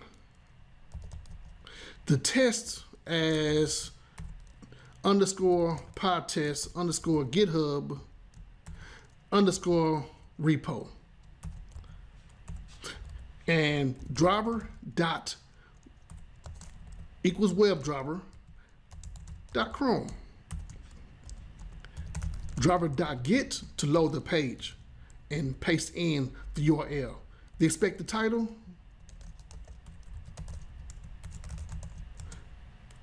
is Rex Jones 2. Now I think it's no spaces in between these, so let me do it that way. And I'm going to print the title to make sure we got it right. So title, and I'm going to write expected title. Bingo. Now let's assert the title. Expected title, let me see, it contains, let's do contains, and 2 underscores contains expected title. Cool. Okay, so now we're going to test the condition, a skip if. Let's run and see what the console shows us. Bingo. It should be a total of 4 tests. 1 test should pass, 3 tests should be skipped, but let's just verify to make sure. Bingo. Yes, the one for the GitHub repo, it passed. And all the other tests were skipped as expected. Let's skip the repo this time. And I'm going to change it to, yeah, that's right. I'm going to change the comparison. And this time, run again. And we should see skip.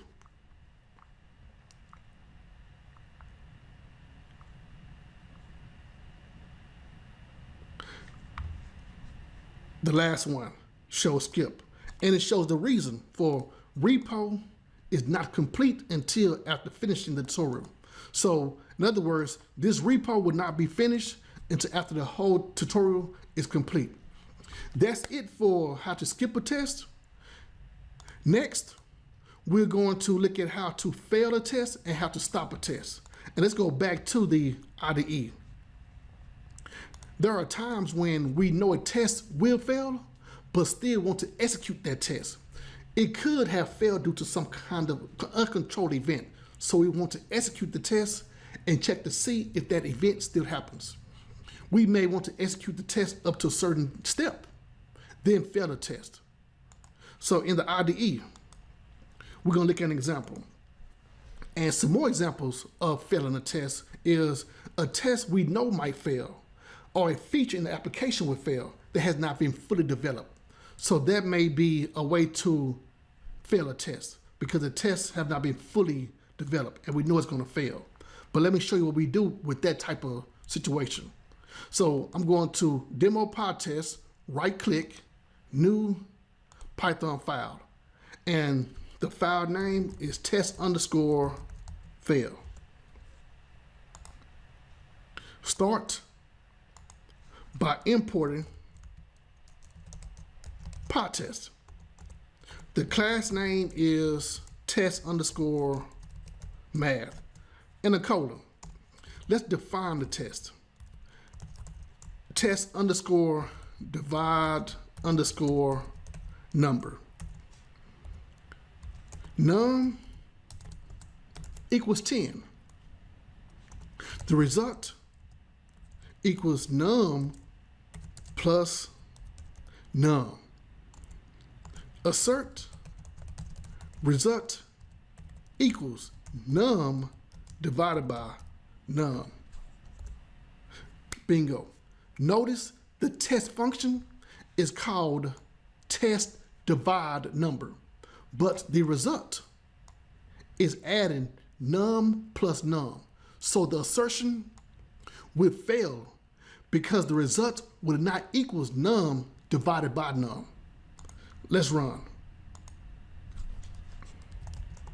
by writing Pytest, demo Pytest, / then the file name test_failed.py. As expected, the terminal shows assertion error. Assert 20 equals 10 divided by 10. The short test summary info shows failed. We can stop the test at a certain step, then report the test as an X failed. Above, how about num equals 10? Let's write pytest.x failed. The reason, need to investigate. Let's run again and watch what the console shows us. It shows X failed. X failed with the reason, need to investigate. X failed indicates that there is an expectation for the test to fail. For the next test, let's use an X fail marker. And we use the X fail marker by writing at Pytest dot mark dot X fail. And we're going to define. How about we defined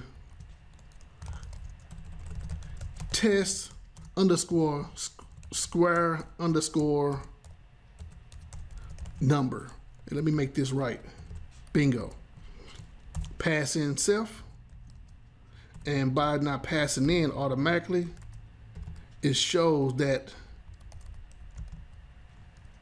let me do this to make sure we get this right. The spaces was not correct. So, bingo, now it automatically passed in self as the parameter. Now, we're gonna make num equals 10 again. How about the same result as the previous one? And that was num plus num. Okay, now, for a square number, it is the product of multiplying a whole number by itself 2 times. The calculation should be 10 times 10 equal to 100. And 10 is a whole number, and we multiply it by itself 2 times. So the assert is result equals num to the power of 2. And let's add a reason. And that reason should say, how about result add numbers and not multiply numbers. Yeah, let's run.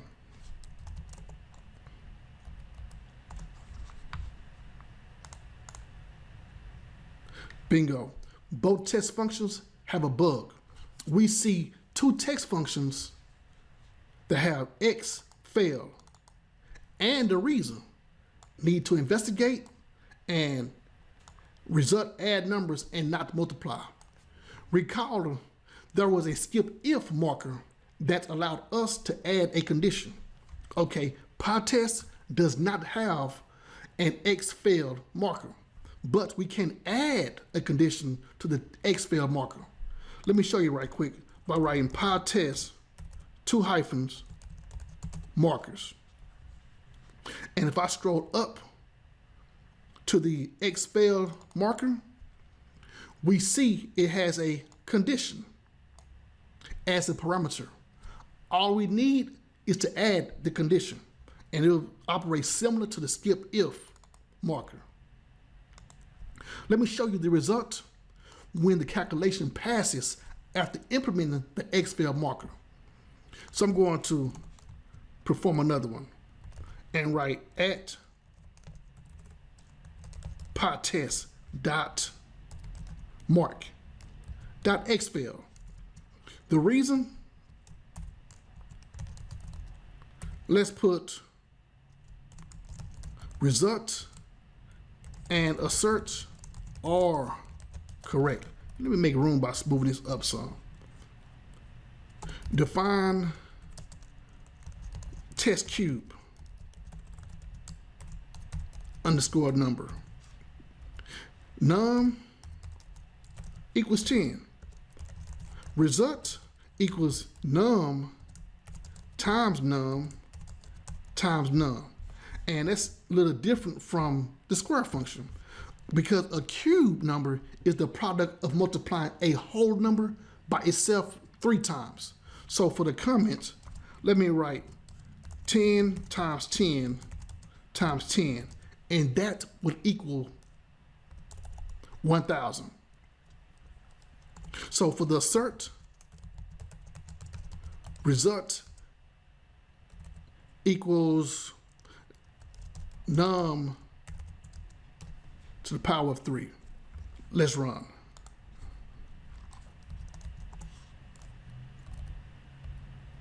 Bingo. This time we see X pass because the test function passed with an X failed decorator. The reason still showed up. Notice it shows result and assert are correct. Let me show you another concept by passing in the run parameter. So I'm going to write at Pytest dot mark dot x failed, but pass in run as the parameter. Equal. Run is a way to skip a test without using the skip marker. We can set the test to true or false. Let's start with true. True means the test will run, and false means the test will not run. So this time the test is going to run. And I'm going to define, how about we define, let's use one of the previous test functions. How about the test square number? I'm going to copy, and this time I'm going to make it pass and change test square number to test number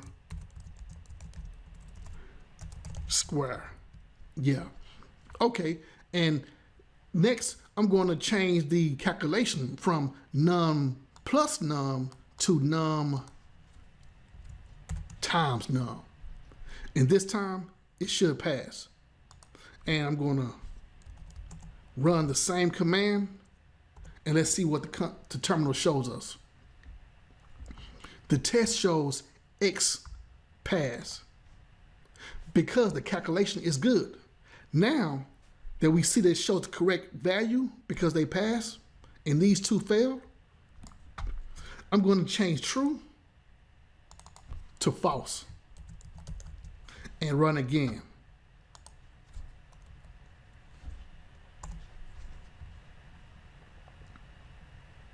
We see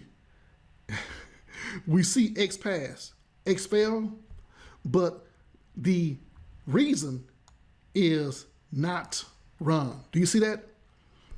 It's not run, so it did not run. That's similar to skipping the test. There's also a way to stop running our test after a certain number of failures. Let me copy this file, test_fail, and paste it in demo Pytest. And I'm going to change the name to test stop.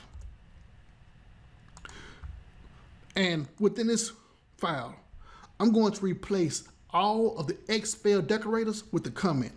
So for this first one, I'm going to write the comment as fail because the calculation was not right. It showed num plus num. For the second one, I'm going to replace this one to also fail.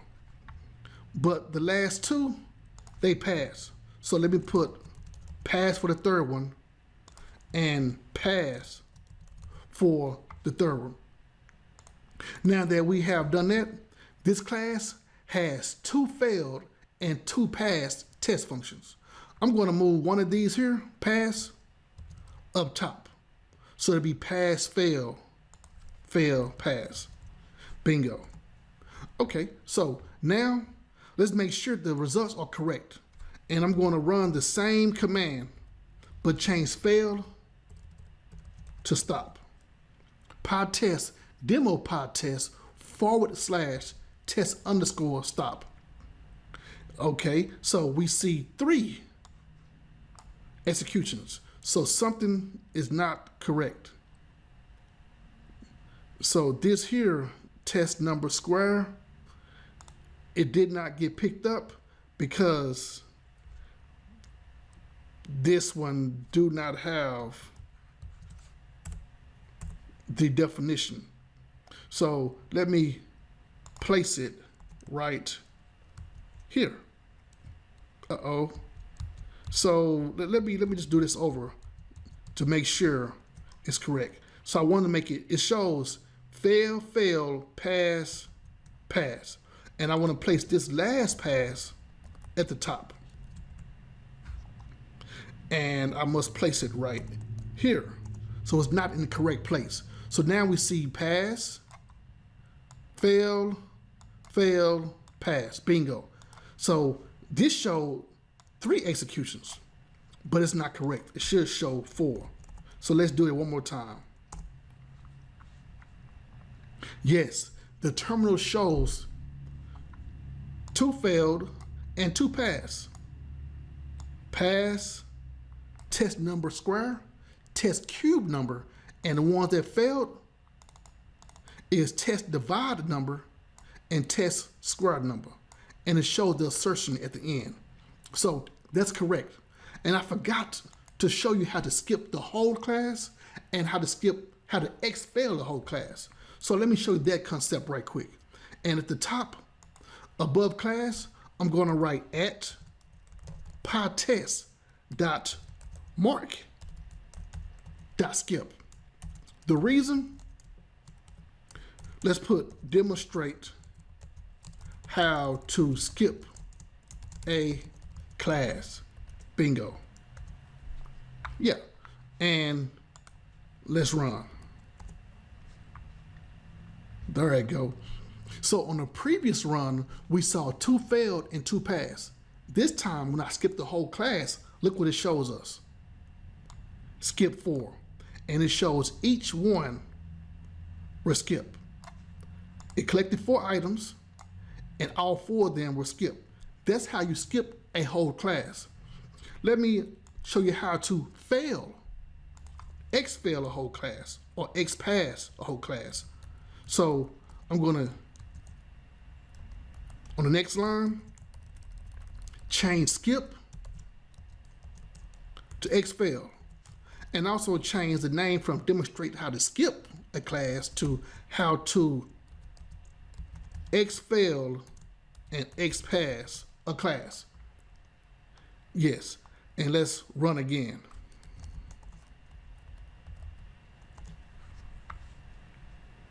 Yes, you see the terminal, the short test summary info, it shows exfil 2 times, and it shows xpass 2 times, and 4 items were collected, the same way we expected. Now, let me show you how to stop execution after a failure. And let me first comment out this line. And to stop execution after failure, in the terminal, I'm going to write Pytest demo Pytest /test_stop, which is the name of the file. And we write 2 hyphens. Max fail equals 1. This command will stop the test after 1 failure. Let's run. Bingo. All right, so you see what the note says? It says stopping after 1 failure. Watch what happens after changing the argument from 1 failure to 2 failures. And also, let me just show you this part right quick. The short test summary info, it shows the test that passed, which is test number square, and it shows the one that failed, test divide number. So let me show you what happens when I change 1 to 2, then run again. This time, it shows 3 executions. 1 passed and 2 failed. That's how we stop a test in Pytest, because we see the one that passed, as expected, test number square, and we see what failed, the 2 that failed. So that's how we stop a test in Pytest. And if we want to change this here to 3, there's not 3 failures. So this time it should execute all of them, all 4 it shows. Bingo. That's it for how to skip a test, fail a test, and stop a test in Pytest. Next, we will create a page object model using Selenium and Pytest. A page object model is a popular design pattern with files that represent each page of an application. In some cases, it is the entire page, and in other cases, it is parts of a page in the application. The purpose of the page object model is to serve as a pattern for the application we plan to test. Our elements and interactions are stored separately from the test scripts. Each web page or section of a page is represented by a page object. In this example, we see two web pages, login page and home page. Both pages have their own page object called login page and home page. By convention, the page object has the same name as the web page. The members inside of a page object are variables and methods. Variables are defined as elements of the page, while methods are implemented as interactions with those elements. When it comes to the test scripts, they have the ability to reuse a page object when it needs to interact with a page. That's why you see all three test scripts with an arrow pointing to each page object. The arrow indicates a call to the login page object and home page object. However, in this diagram, we do not see a base page and we do not see a base test because a base page and base test are not required. In this session, you will learn step by step how to create a base page and how to create a file with test data. After creating test data, we will store the locators. Locators help us to find the elements and perform action on the elements. There is more than one way to store the locators, so I will show you two ways. Then we will transition to creating the page object files. Next is creating our base tests and creating the test files. Last is executing the page object model on 3 browsers, Chrome, Firefox, and Edge. All of the code will be on GitHub. What is and why is the page object model important? It is important because the design pattern helps with the DRY principle. DRY stands for don't repeat yourself. This principle offers support by not repeating the same code over and over. The benefits of a page object model are code reusability, code readability, and code maintainability. You must make sure to not have the WebDriver APIs in your test. If they are in your test, then you are doing it wrong. That is a quote by the creator of Selenium WebDriver, Simon Stewart. Now, let's start by creating the base page. In the IDE, we will create 3 packages: pages, test, and utilities. To create a package, we're going to right-click the package Pytest tutorials. And after right-clicking the Pytest tutorials, we select New, Python package. Now, the name of the package is Pages. We're also going to create test and utilities. But when it comes to the Pages package, it will contain the base page and page object files. Next, let's go ahead and create the package for test. Right-click the project, New, Python package, TESTS. Test will contain our base test and test files. Last for this demo is utilities, New, Python package. And we write UTILITIES for utilities. The base page is created by right-clicking the Pages package, New, Python file. Then write base_page. Now we're going to write class base page and a colon. Define the init method. Pass in self automatically, and we write comma driver. Init is short for initializer, and it is used to initialize a class. We see self because it represents an instance of the class. Driver will control our browser. Therefore, let's write self.driver equals driver. Now that we have the initializer, do you see the yellow line under base page? It is not required, but PyCharm wants us to insert the missing dot string. Let's add a comment that says the purpose of a base page is to contain methods common to all page objects. Every page object needs to find an element. So we're going to write def find self comma asterisk locator, return self dot driver find element, and asterisk locator.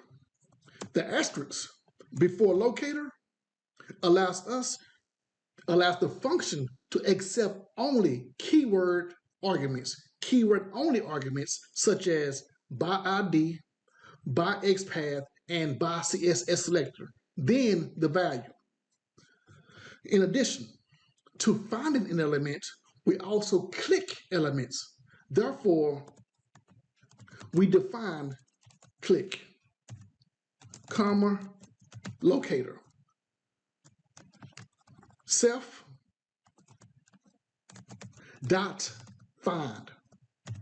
Now that I wrote self dot find, I'm going to write asterisk locator dot click.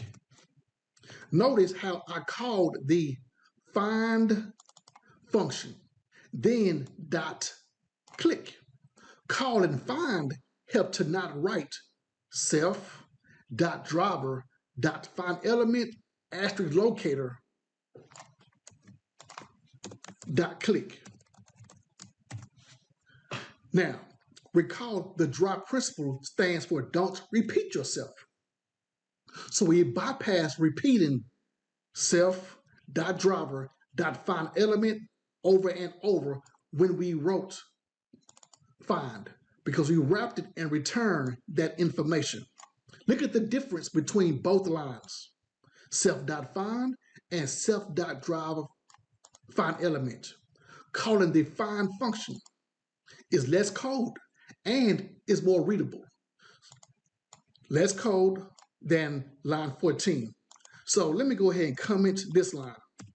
Next is to set the value into a field. That's the same as typing a value. Going to define, let's name this set, and then pass in locator, value.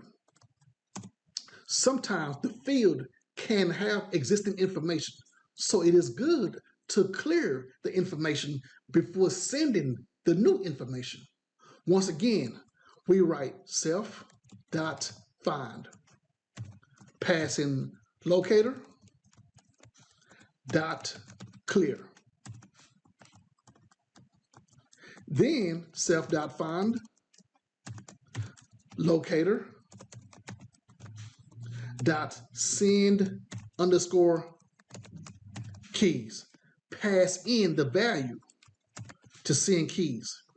If there is no information, then send keys will only type the value. So this line here will not clear information if it's not any information to clear. With Selenium, we also get information, then verify the information. So let's define get underscore text, pass in self, and locator. Return self.find asterisk locator dot text. Text is a method that gets information from the web application. How about we also get the title by writing def get underscore title. And for get title, I'm only going to use self as the parameter, but return self.driver.title. Let me show you more candidates that can be added to the base page. By going to the application, do you see this menu starting with shop by category, home, special, and blog, all the way to my account? These elements are candidates because they are constant on every page in this application. It's the same for the menu on the right side that directs us to a page. Those are candidates because every page has access to these elements, both menus. If I log into the application with Pytest Selenium at gmail.com and the password of @1234 Pytest Selenium, we're going to see at the top the same information, the same menu, and on the right, we also see that same menu. So we can use the base page to include an action for both of these menus because it will prevent us from repeating the same action in all of the page objects. Let me show you by inspecting my account. Expand the A tag and we see my account.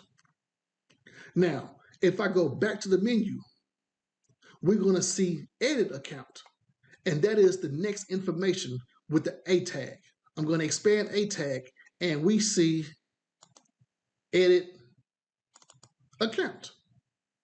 So we can create one method in the base page to click any page in this menu. So let me show you that part.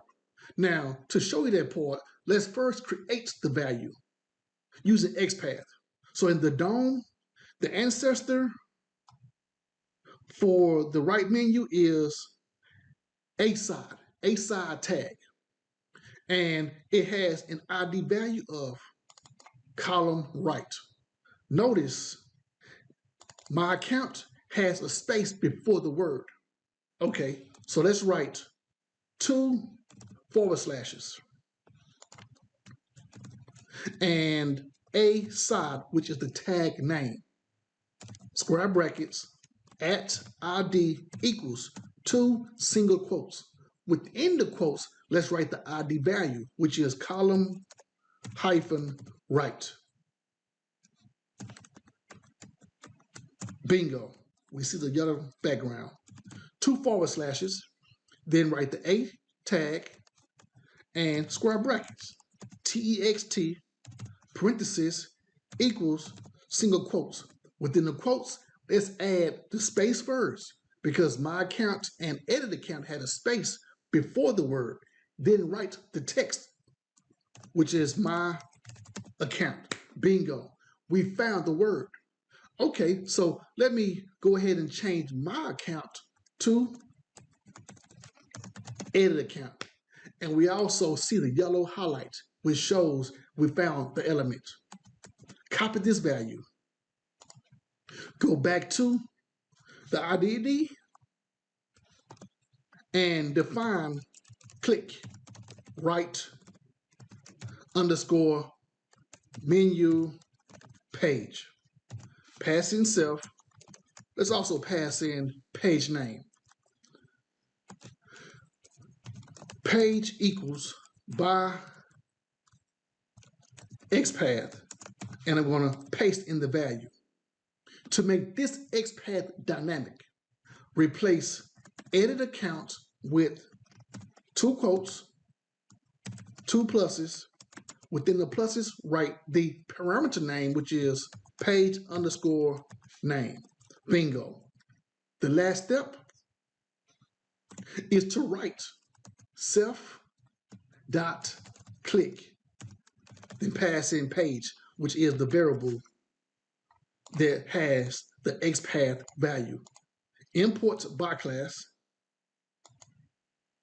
This method will click any page name we pass to the parameter. Now, if you wanted to perform more actions on the page, like checking to see if the page is visible in the rights menu, then it's best to create a method that call the method, then call a method. For example, let me show you that part right quick. I'm going to define page, then pass in page_name. Return this information that we have for a page. Copy and paste. And let me remove the page equals and only return by XPath. Now, in the right-click menu page, we write self.click. Pass in self dot and the page name that we just created a method for. And within that, we write page_name. So what we just did with this row 29, we're calling this method, which is page. So for this demonstration, we are performing only one action, and that is to click the right menu page. So let me comment out this row 29. But what it's doing is calling this row 33. So we could have wrote it this way with only row 29. And that performs the same information. But like I mentioned, we're only performing one action of clicking the method. So we can go ahead and have this other information that I commented out. But I'm going to comment out row 29 because I want to show you another way to do the same thing. And since this is only performing one action, let me make a comment for people who may want to go to GitHub and see this information. The comment is going to say, below method allows us to click the page, check if page is visible, and more actions. So in a project, I would actually call this method because I may perform more than one action on that right side menu. That's it for creating a base page. Next, we're going to create the test data by going to the application. The data will be email, password, and URL. So let me log out of the application. Then click My Account, Login, so I can copy the URL. For the utilities package, we right-click, new Python file. Name is test_data.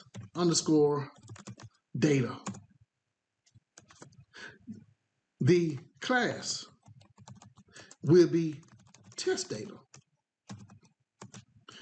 URL equals. So after writing this part, all we need is to paste in the URL information. After URL is the email. And the email is Pytest Selenium at gmail.com. After email is password. Bingo. And the password is at 1234 Pytest Selenium.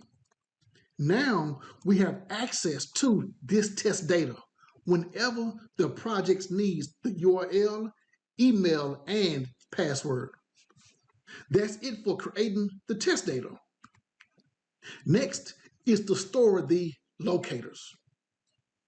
I will show you how to store locators, the traditional way, and the other way of using the utilities package.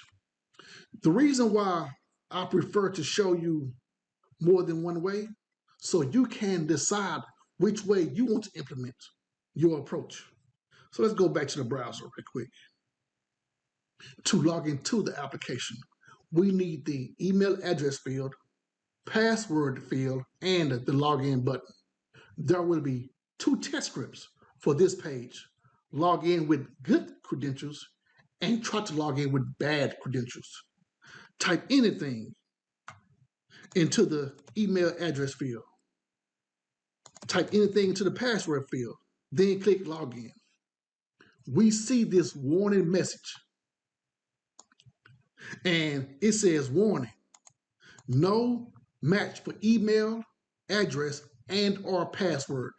With this warning, our login page needs 4 locators: email address, password, login button, and the warning. So let's create the login page object by right-clicking pages, new Python file. The name, login_page.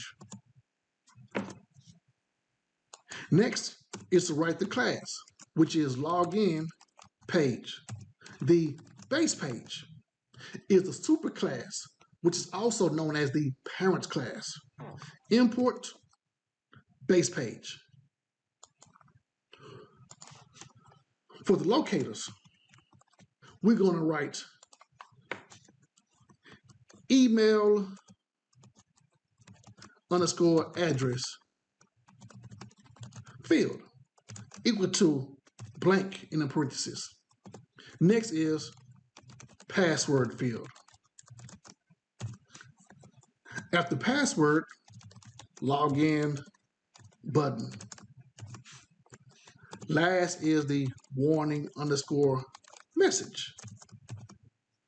Now let's get the values for these locators. Let's start with email. Right click so I can inspect. And the ID value is input hyphen email. Let's inspect password. That ID value is input hyphen password. Cool. Let me scroll and now inspect login button. And it does not have an ID value attribute. So let's use the value attribute which contains login. Let me scroll up the DOM and search for the ancestor. The ancestor has an ID value of content. Okay, so we have that information. Now let's find the element. 2 forward slashes, div at ID equals content. Bingo. Now 2 forward slashes, input at value equals login. Okay, so let me copy this value. Let's also inspect the warning. The warning has no ID attributes, but it only has a class attribute, and a class attribute has more than one value. It has alert, alert-danger, alert-dismissible. I'm going to use alert-danger, but let's also see what the parent tag has. We need that ID value, which is account-login. Let's use CSS selector this time and locate the element with hashtag account-login. Bingo. The hashtag is a shortcut symbol for ID. The shortcut for class is the dot. And we are going to look for alert-danger. Okay, now we found the element. In Python, the email address field is located by ID. And a value that it had was input email. Import output, the by locator. Now, for the password field, it's located by ID with a value of input hyphen password. The login button was located by XPath. And let me paste in that value. Bingo. Last is the warning message, and it was located by CSS selector with a value of hashtag accounts hyphen login dot alert hyphen, I believe there was danger, and I believe that's the right information. Okay, so now, okay, this is the traditional way to store locators inside of the page object file. Let me show you another way of storing the locators inside of a utilities package. First, we're going to walk through the third test script so we know which locators to store. Log into the application with a good email of Pytest Selenium. Let me copy this first information of Pytest Selenium at 1234 Pytest Selenium. After logging into the application, the test script will click password.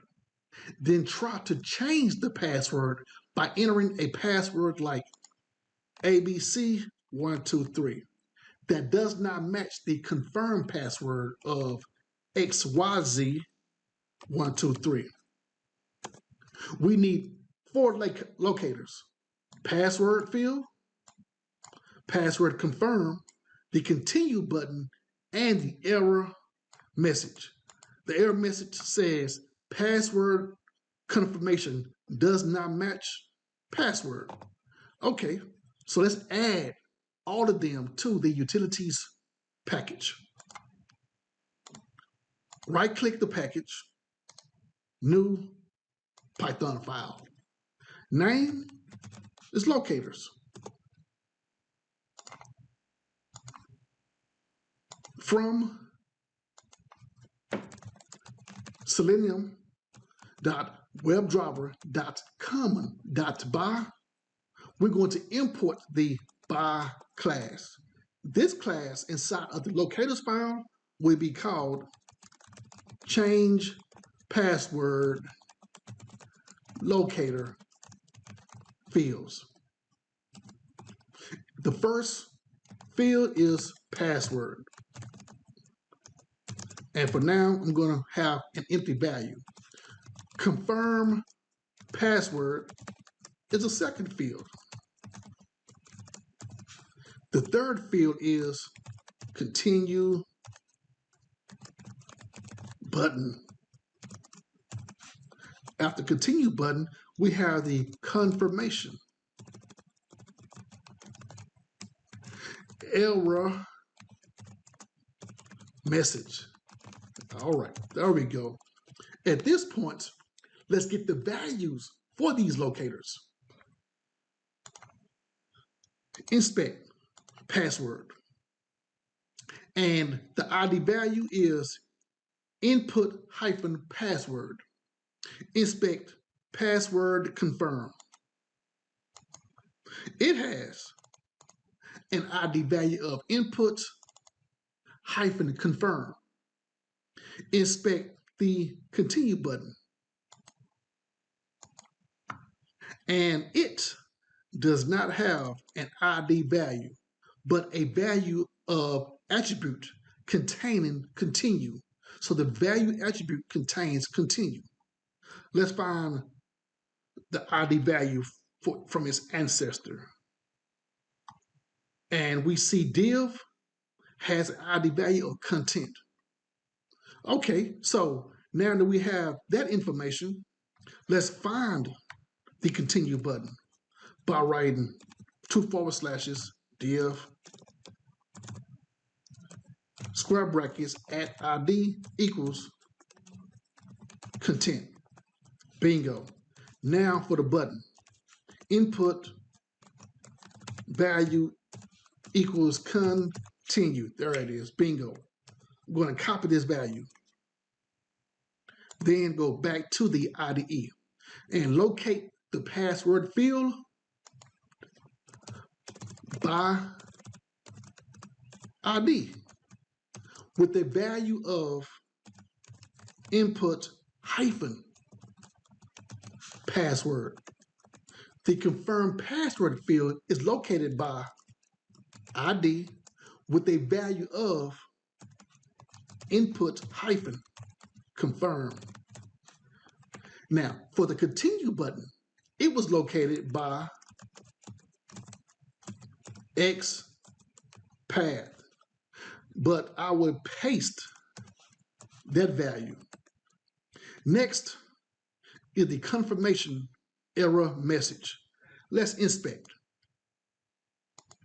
And the div tag does not have an ID attribute, but it has text danger as the value for the class attribute, as the only class value.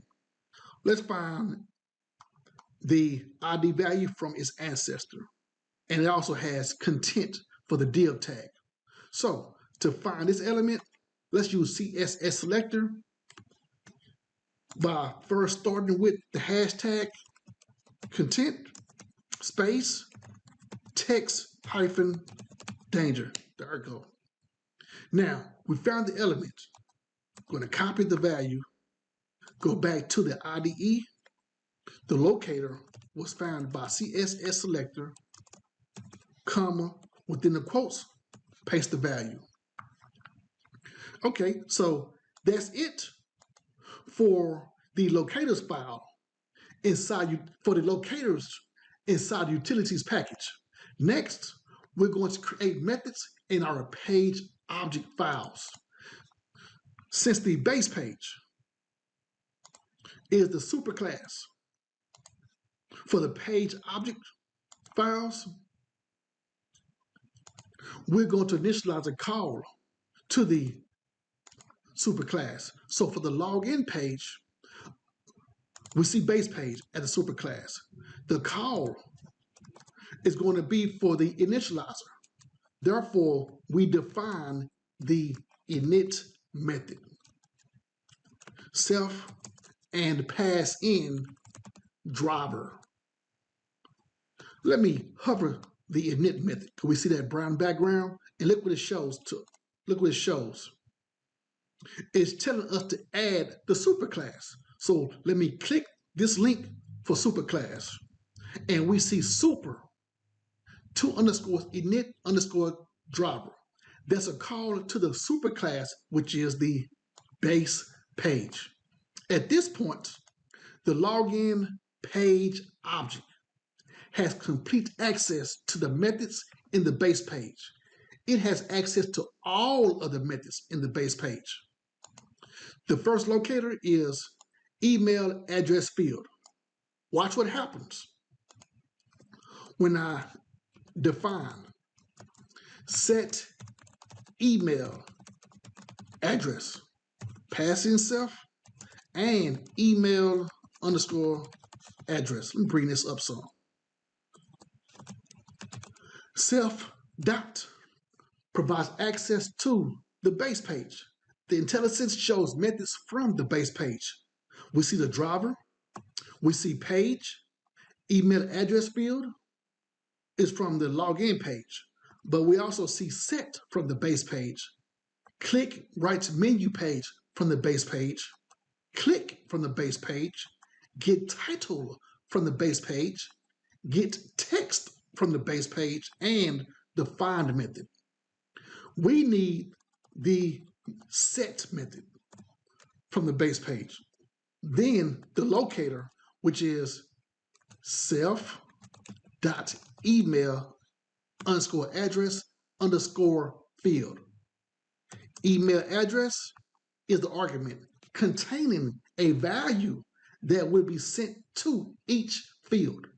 This statement saves us from typing more characters, and the code is more readable. Recall, I said the base page is not required, but look at the statement without using the base page.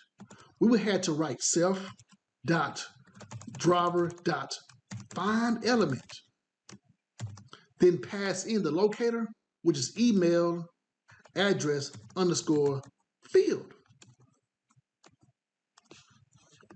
Dot send underscore keys, then pass in email address. Do you see how this statement in line 17 is so much longer? That's why I use the base page, because it helps our code to be more readable and it's shorter. Okay, so let me comment line 17. I just use it here as a reference, and you can see and compare it to both to the other statement. Next is the password. So let's define set underscore password, pass in self and password. Let's write self.set. In the self.password field, we entered the password. So far, we have set the email address and we have set the password. Now we click the button by defining click login button. Self dot click, then pass in the locator, which is login button. Let me show you a statement that is missing from many page object design patterns. Clicking the login button is a transition method because the page transitions from one page to another. In the application, let me first log out. Then I'm going to my account, log in. When clicking the login button, you're going to see what happens. When I enter an email address, password of @1234 Pytest Selenium. Soon as I click the login button, the page transitions from the login page to the My Account page. Therefore, our page object model file should reflect the same change in our project by creating a class file called My Account. And let me show you how we create a transition method. I'm going to first right-click the pages package, new Python file, and create a file called my_account_page. It's going to have a class called my account page, and it will also inherit base page. So let me import base page. We are not performing any actions on the my account page, so let's write pass, which means the class will not have any code. Therefore, it is empty. So going back to the login page object, we saw how clicking the login button transitions to my account.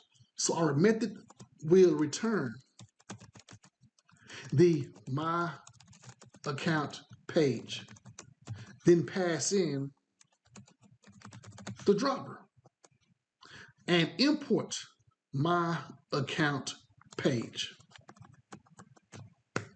In this page object, we can log into the application because it has methods to set the password, set the email, and click the login button. If you want to, you can also create a convenience method which combines more than one action into one method. For example, let's define log into application. And we're going to pass in self, email, and password. Then call all three methods. The first method is self.set email address. Then pass in email. Next is self.set password. And to pass in password.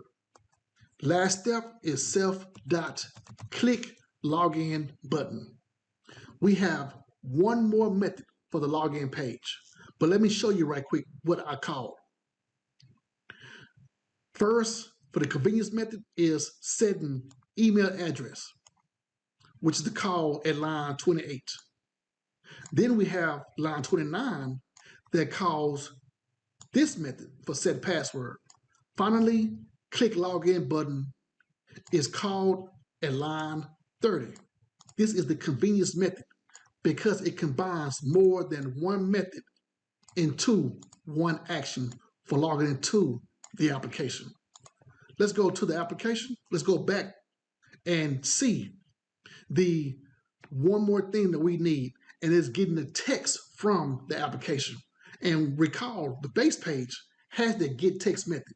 And you know what? Rather than going back to the application, let me just go ahead and create the method because we went over that already. And I'm going to define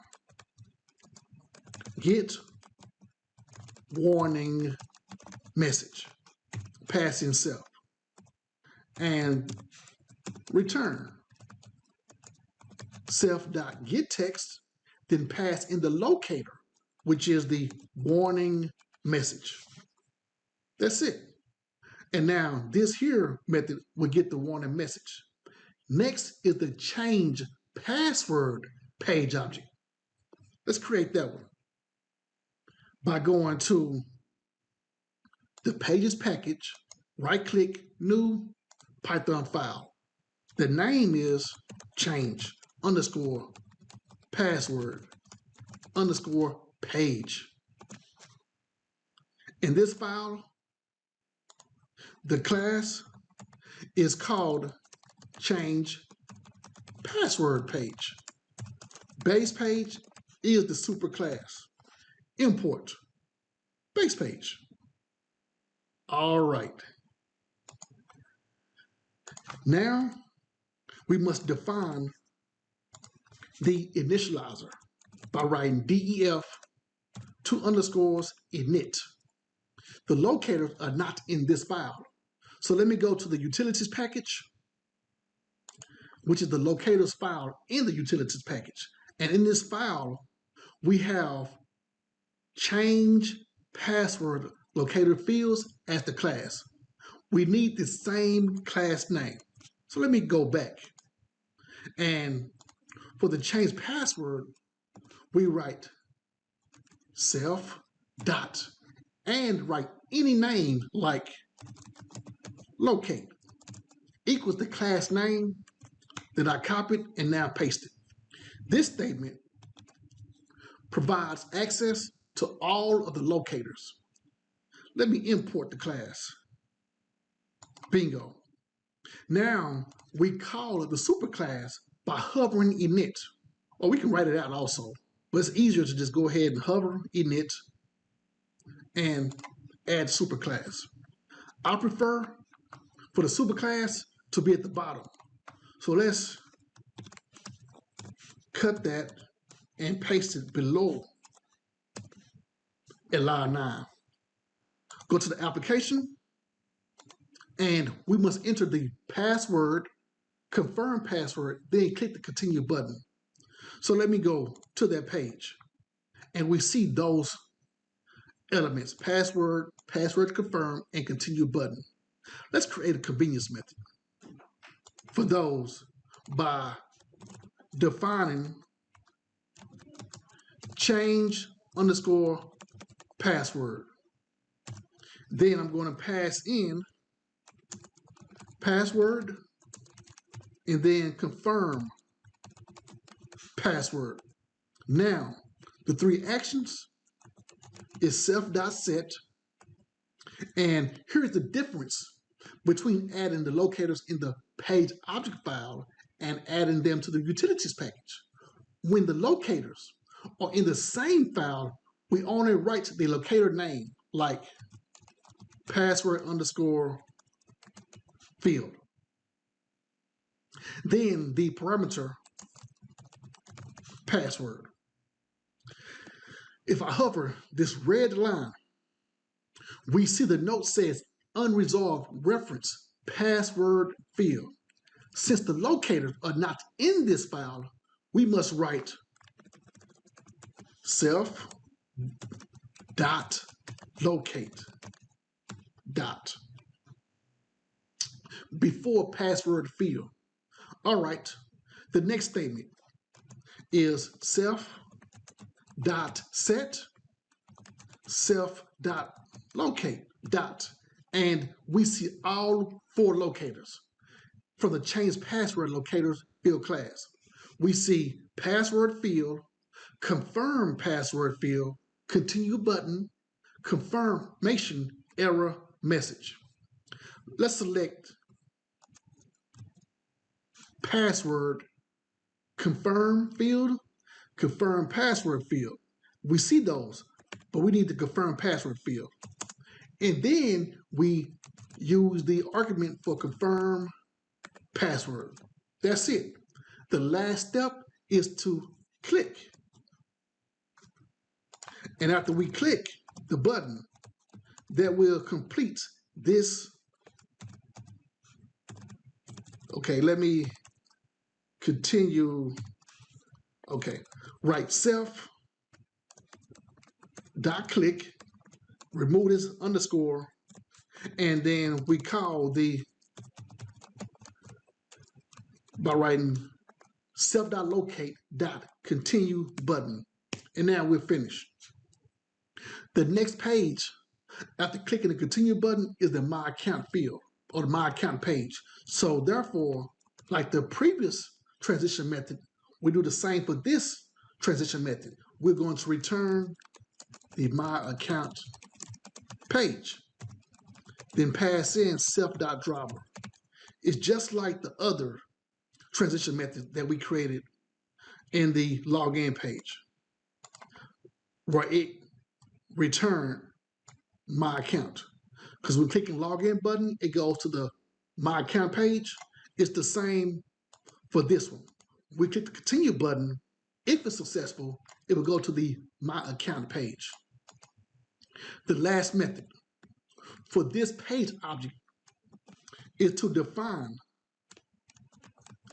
get confirmation error message.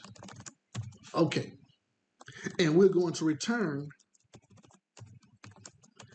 self.getText, then pass in confirmation error message. That's it for changing the password page object. We have finished creating all 3 page object files: login page object, My Account page object, and change password page object. Next, we're going to create the base test. Now, for the base test, we must go to the test package. Right-click, new Python file. The name is base_test. The class is base test. In this base test, we need to set up each test and tear down each test. A Pytest fixture is perfect because it provides a way to execute generic steps over and over. Every test would have access to the Pytest fixture because it will be in the conftest.py file. So let's go to the conftest.py file right quick.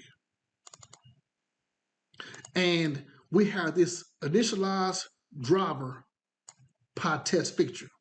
It was created in video 6.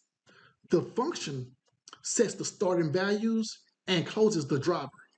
It accesses Chrome, Firefox, or Edge if the request param is Chrome, Firefox, or Edge.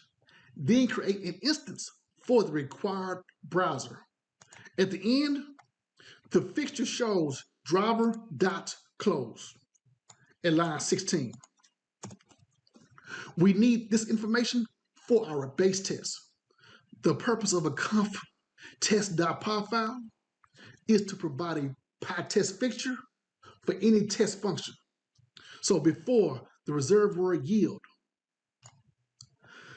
let's load the application by writing driver.get, then call testdata.url.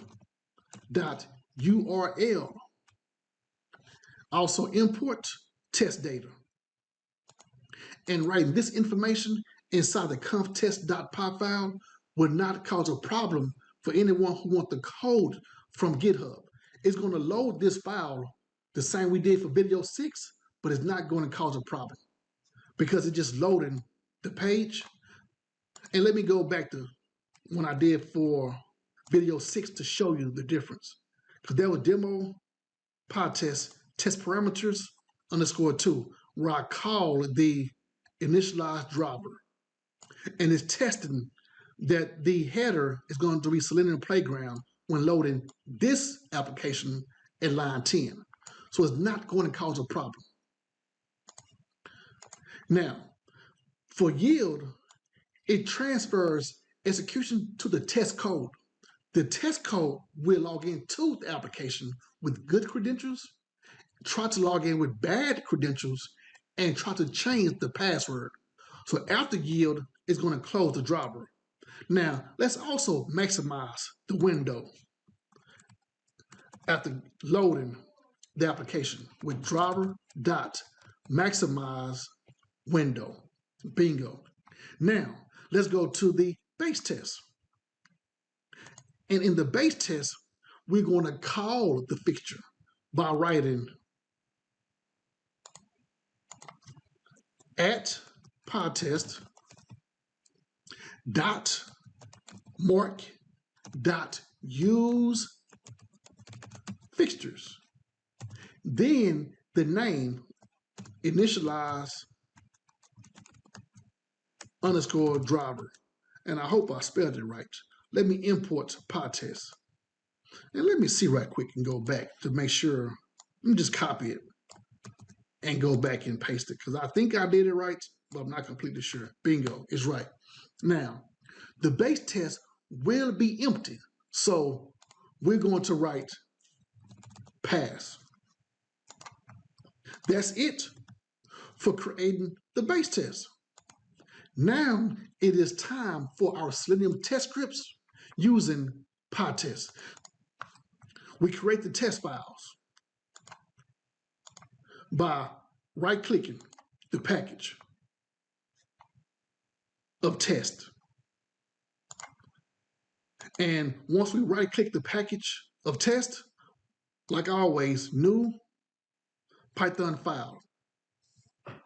This file will have two test functions. Test_login is the name of the file, which is called a module.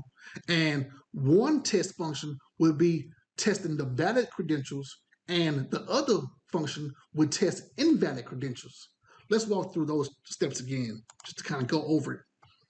In the application, AUT, we're going to log out right quick. And on this login page, we're going to enter email address pytestselenium@gmail.com. Then a password. Once I click the login button, our test is going to verify if the title is my account. Let's log out and log back in. Because the second test is going to enter an email and a password that are not good. Then assert the warning message. No match for email address and or password. So that's it for our test script for logging into the application. Let's start with the class called test login. Base test is the parent class. Import base test. Define test for valid credentials. Let's create an instance for the login page. Then pass in self.driver and assign it to login_page. Import login page. At this point, we implement each step. So on the login page, we set the email address with information from the test data file by calling email. Let me also import test data. Next, from the login page is to set the password called test data password. To complete the process from the login page is click login button. Now we have logged into the application. Our test script has logged into. The last two steps must get the title and assert the title. So we write login page dot get title, then assign the value to actual title. Assert actual title equals my account. Let's run from the editor and see what the run window shows us, because we'll finish with the first test. The console should show 3 passed, even though it's one function to test. It shows 3 because we're testing on Chrome, Firefox, and Edge. Chrome has finished with the green check mark. Firefox has finished with the green check mark. Now we see Edge has finished with a green check mark. The console shows 3 passed with print statements for each browser. We see browser Chrome, browser Firefox, and browser Edge for each browser. For the next test script, let's write DEF to define testing invalid credentials.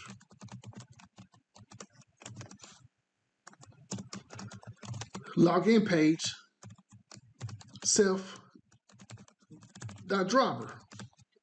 and also assign this to login page. The login page allows us to use the convention method. So we write login page and login to application is what we're going to call from the login page object.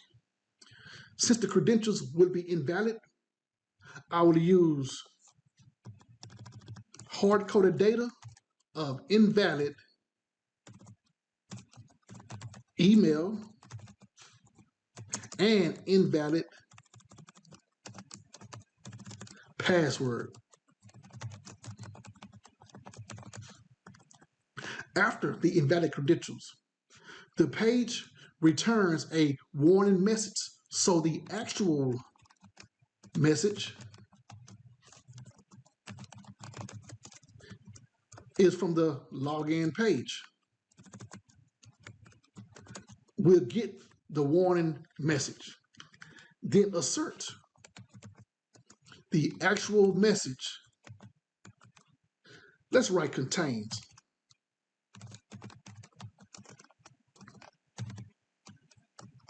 Warning.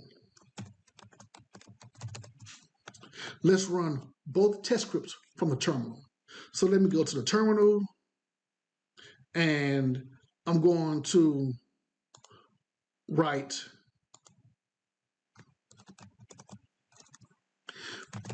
Pytest test and run.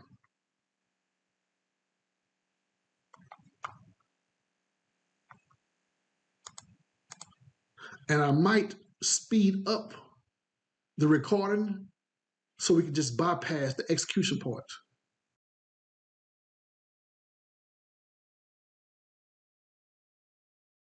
This command that we wrote for Pytest test execute every test script in the test package.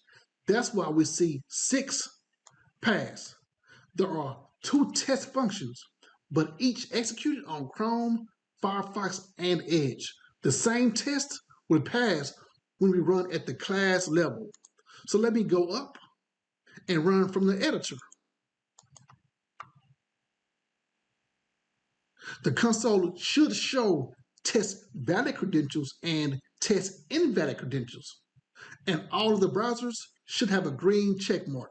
And once again, I may speed up the recording so we can go ahead and get to the test results.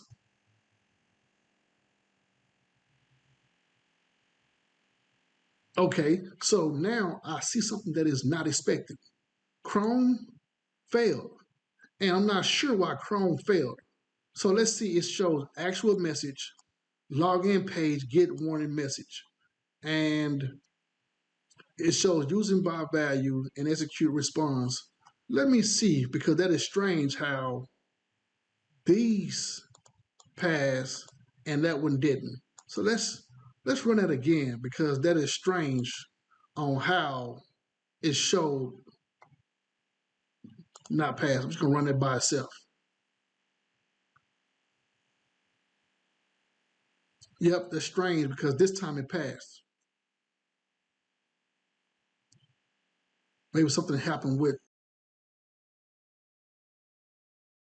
Okay, so you know what? I'm gonna run it again from the class level.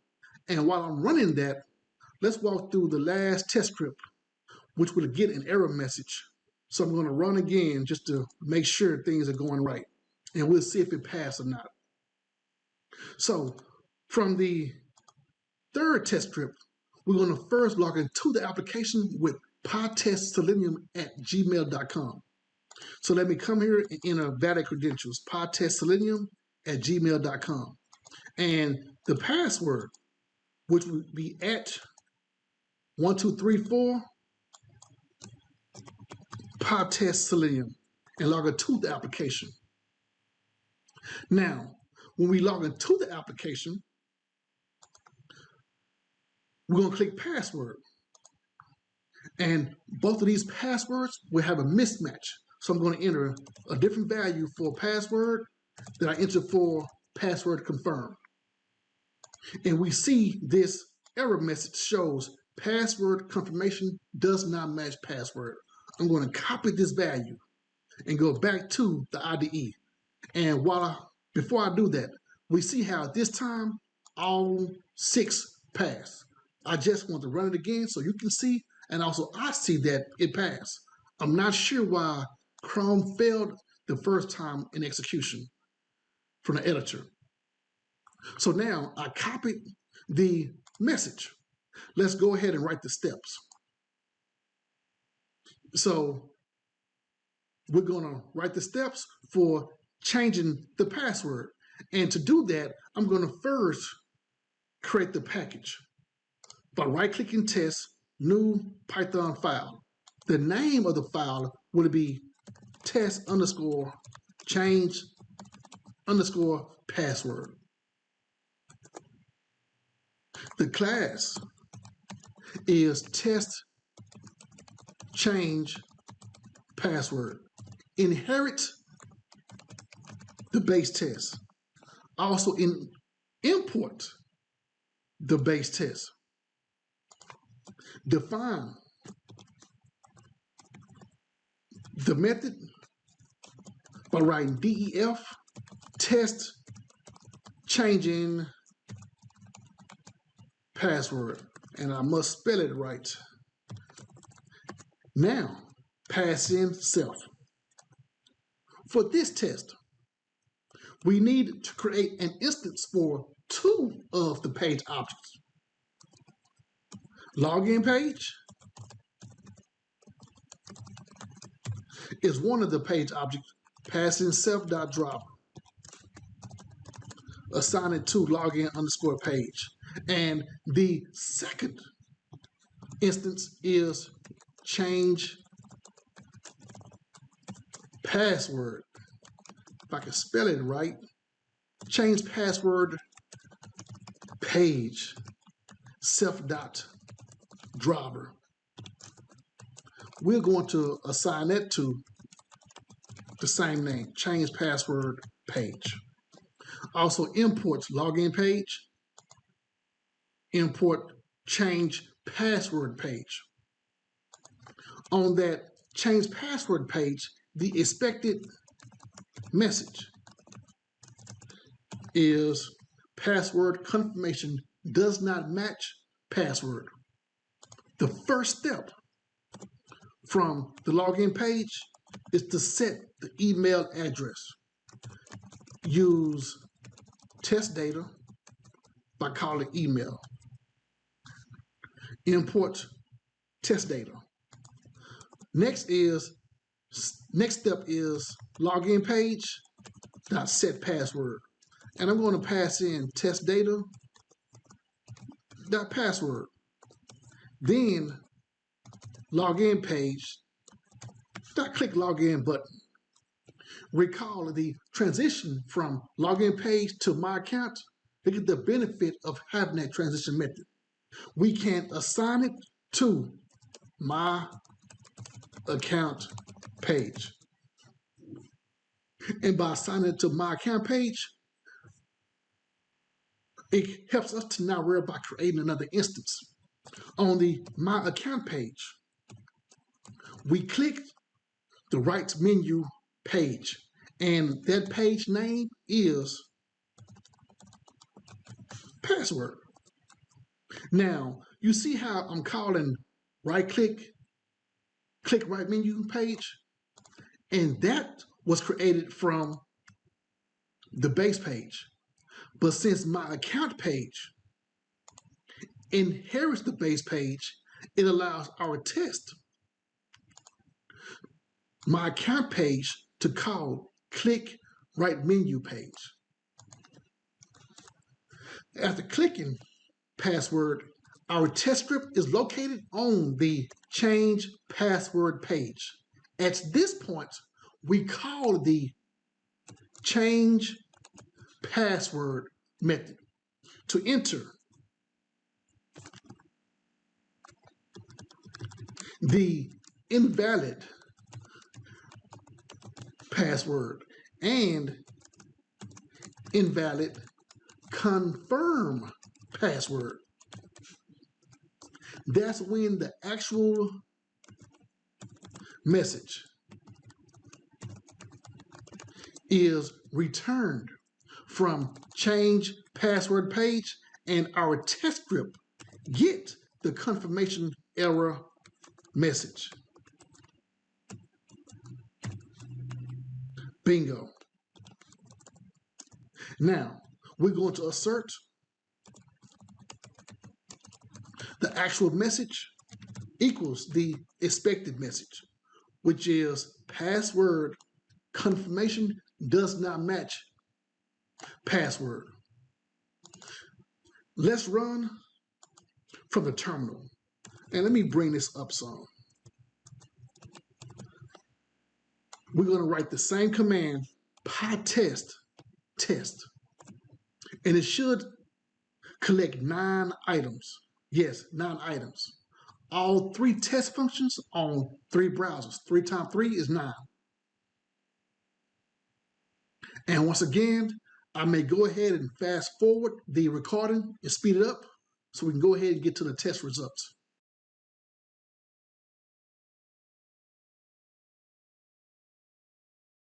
Bingo. That's how you implement the page object model using Selenium with Pytest step by step. We have created a base page, we created a test data file, and created 3 page object files.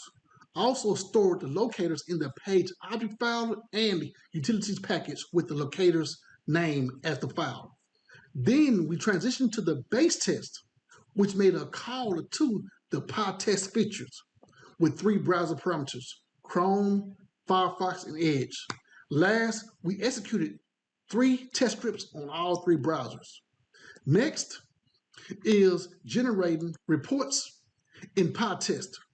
A test report is important because it organizes a summary of our activities and results.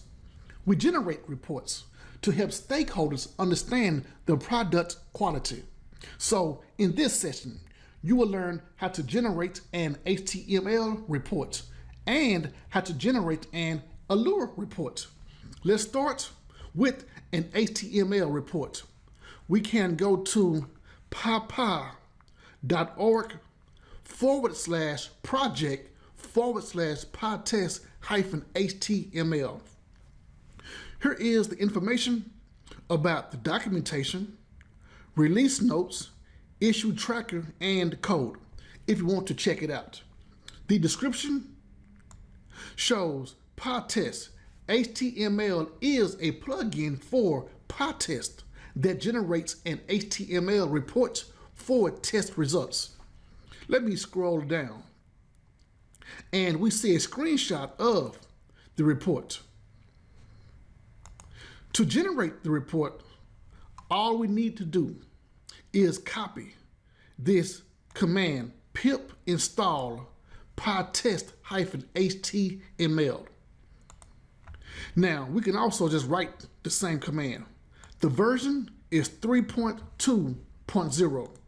Now, let's go to PyCharm. And the terminal, we can paste the command, but I did not copy the command. So let me write Pytest pip install Pytest-HTML. I believe that's the command. Let me go back and just make sure. Yes, pip install Pytest-HTML. And once you write that command, you wait a few seconds and the terminal should show you successfully installed if it's your first time. If not your first time, then you will see requirement already installed. I have this already installed, so let me just go ahead to the next part and start showing you how we can write the command to generate the report. There are a lot of functions in this project, so let's generate the HTML report for only the page object model test scripts. That is the project we did in the last tutorial session. And for that, we can write Pytest followed by test, which is the package that contains the page object model test scripts, followed by 2 hyphens HTML equals, then the name of the HTML file we plan to generate. Make sure there is no space between HTML and the equal sign, and no space between the equal sign and the file name. How about for the file name, we write automation page object report .html. Now, execution has collected 9 items. When this finishes, the project should show the report automation page object report.html. And I may go ahead and speed up the recording so we do not have to see all of the test scripts execute.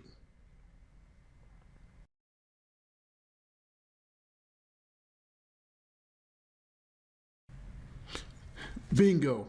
It shows 9 pass in 67 seconds, 1 minute. Now, let's go to the report. And I'm going to open up the report by going to automation page object report.html. Right click, open in the browser. The browser will be Chrome. It shows the environment, which includes the versions for packages, platform, plugins, and Python.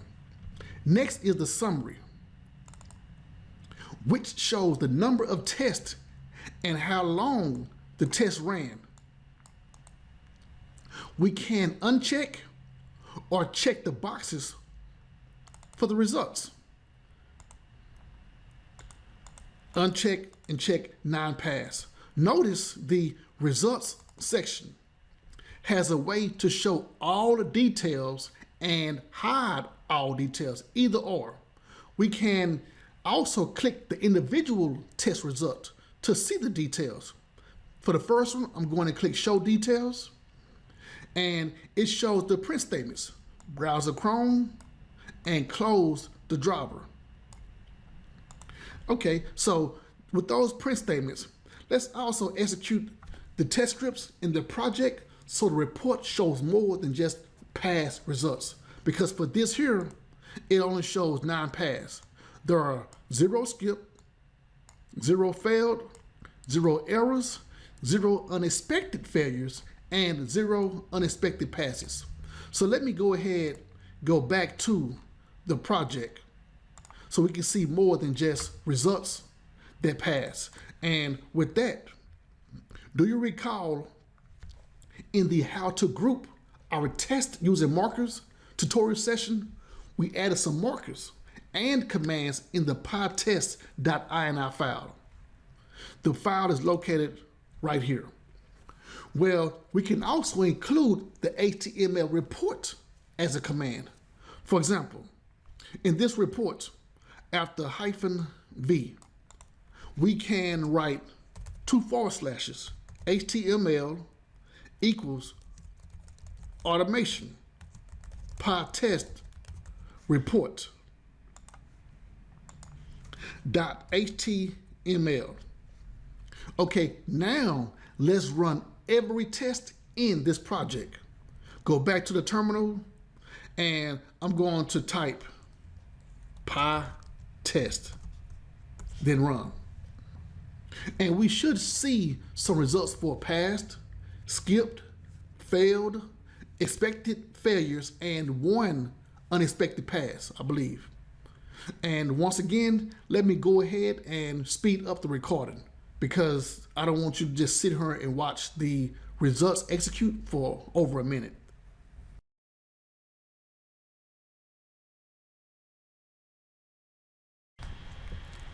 Okay, so in the terminal, we see 7 failed, 37 pass, 4 skip, 3 X failed, and 1 X path. And it ran for over 154 seconds. That's more than 2 minutes, like 2.5 minutes. Now, let's go ahead and open up the report by going to our project and clicking automation Pytest report.html. Right click, open in browser Chrome. And as expected, we see 37 pass, 4 skipped, 7 failed, 0 errors, 3 expected failures, and 1 unexpected pass. Let me go ahead and do show all the details and scroll down, and we see the details for this report for all of the results. Just keep on scrolling, and this here information can be sent to the stakeholders. X passed, we see this ones that are skipped. Keep on scrolling, and this is the information that passed. Okay, so now that's it for generating an HTML report. Next, we will generate an Allure report. For Allure, We can also go to pypy.org to see some information about the report. We can copy or write the command pip install allure-pytest for version 2.13.0. In Python, we paste the command pip install allure-pytest, and it should install successfully. That's the first step, which is to install Allure. We have the packages to produce the Allure reports, but there is one more step. To see the report, we must download the Allure command line from Maven. Watch what happens if we do not download the Allure command line. In the terminal, let's run all of the test scripts by writing Pytest, 2 hyphens, allure dir equals. The purpose of allure.dir is to enable the Allure listener to collect the results when executing our test. It also allows us to provide a path to the folder by containing our results. So we can also provide the path for our results. This here, let's name the folder Allure report. Then hit enter. And we're gonna see the report generate with 2 types of files. It's gonna show JSON files and TXT files in the folder called Allure report.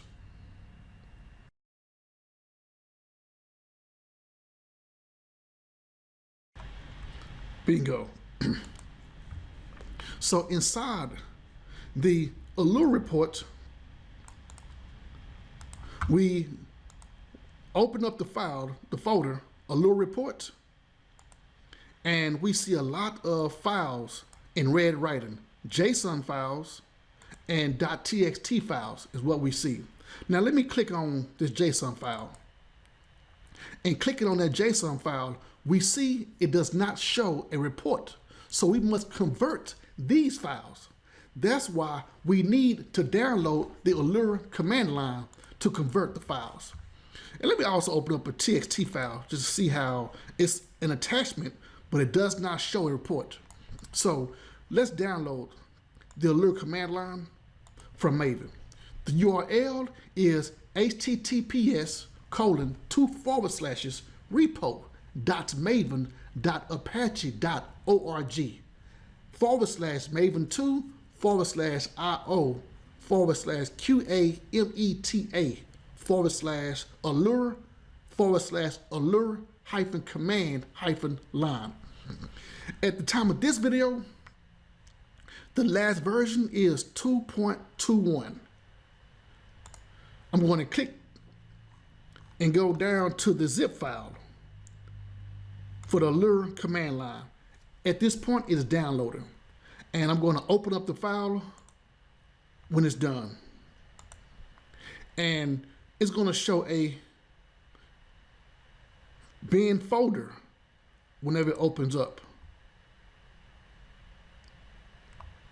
And let me just go ahead and bring up the downloads folder so we can unzip the file. So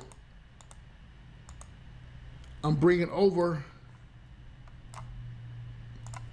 and we see the zip file. So to extract it, we right click and do extract, open, which will open up all of them. And I have it already done, but I'm just going to show you the process so you can also do the same. Now, this is the file folder, and the plan is to go to the bin folder and copy this path. Now we must paste this path inside of environment variables. So click the Windows key, then type environment variables, and it shows up right here. Now that I open up the environment variables, we're going to click Environment Variables button. And for this section called System Variables, we're going to select Path, then New. I apologize, Path, and we're going to edit.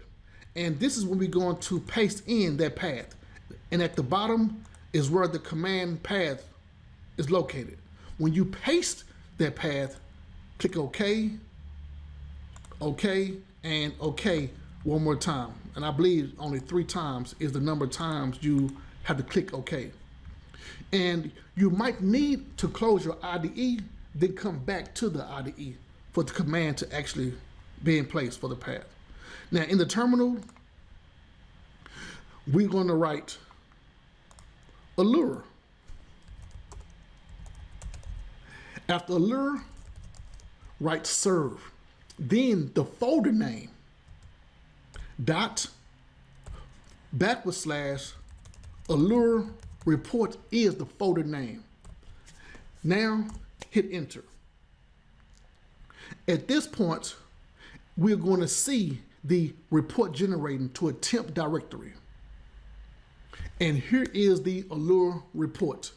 We have the overview page, which shows the total number of tests, percentage, the suites, and the categories. If I select categories next, then the report shows report product defects, which is 6. And also, we can scroll down to see what they consider as defects, the ones that fail. We see some assertion errors here for the product defects. Select suites, then it shows all 3 packages: demo first test, demo Pytest, and test, which is the page object model from the previous session. Demo Pytest and demo first test. Okay, so now that we have that part, let's look at the graphs. The graphs shows the same percentage of 75%. Severity and the duration. We also have timeline for allure report. We have behaviors, and we have packages. That's it for generating an HTML report and allure report. Next is cross-browser testing on Lambda test. Cross-browser testing is a test type that allows us to compare and analyze our application in different browsers. We can run the same test on Chrome, Firefox, and Edge. In this session, you will learn how to set up the online Selenium grid on Lambda test. Also view the automation capabilities generator. Last is to execute the test scripts using Lambda test online Selenium grid. The first step is to create an account on Lambda test. It's free to create an account. After creating the account, we can sign in with our email and password. My email is rex.jones@testforsuccess.org, then the password. After entering the password, we log in. Now, when we log in, we can regenerate the access token or proceed with copying the access token. For the access token, we click the right icon in the corner, then select Profile. And at the bottom, we see click to regenerate and this option to copy. I'm going to copy the access token. Then we're going to proceed with going to set up Lambda test on Selenium grid. And that's the next step, is to set up Selenium grid on Lambda test. Now, for that part, there are 3 steps that we're going to do for setting up Selenium grid in the 𝐭𝐮𝐭𝐻.py file. So let me go to PyCharm, open up 𝐭𝐮𝐻.test.py file. This was an existing Pytest fixture from a previous tutorial session.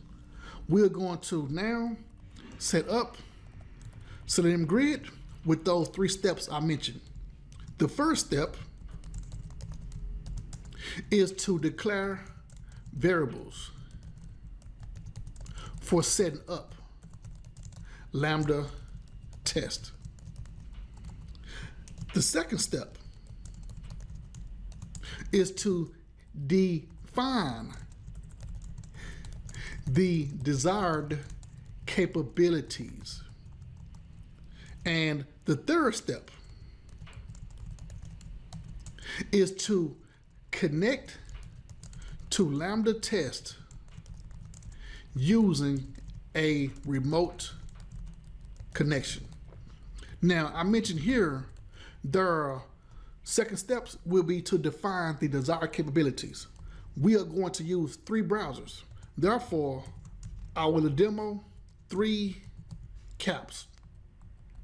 For the first step, I'm going to use the username, which is equal to my name, rex.jones. Second is the access token. And for that information, I'm going to paste the access token. After access token, I'm going to enter the remote URL. The remote URL will use the username and access token, starting with https://2/. After the // that's when we use the username. Between username and access token is a colon. After access token, that's when we complete the URL with @hub.lambdatest.com /WD/hub. Now we are finished declaring the variables for setting up Lambda test. After that, we're going to continue with the second step, which is defining the desired capabilities. Chrome caps is the first desired capability. And within that part, we're going to enter some of these properties, starting with build, colon. The build is going to be 1.0. Add a comma. After build is the name. And for name, let's make that Lambda test grid on Chrome. Add a comma. The third property is going to be platform. My platform is Windows 10. After platform, that's when we're going to enter the browser name. And the browser is going to be Chrome. After browser name is when we're going to enter the browser version. And let's just write latest for the browser version. Okay, so we're finished with the first cap. I'm going to copy and paste the first cap. So the second cap is going to be Firefox. Change build from 1.0 to 2.0. Change the name from Lambda Test Grid on Chrome to Lambda Test Grid on Firefox. And also change the browser name from Chrome to Firefox. Copy Firefox caps, and we're going to paste that information for Edge caps. And also change the build from 2.0 to 3.0. Change the name from Firefox to Edge, and do the same for browser name. Now, we are finished defining the desired caps. The final step is to connect to Lambda test using a remote connection. Start by creating a Pytest fixture. The params are Chrome,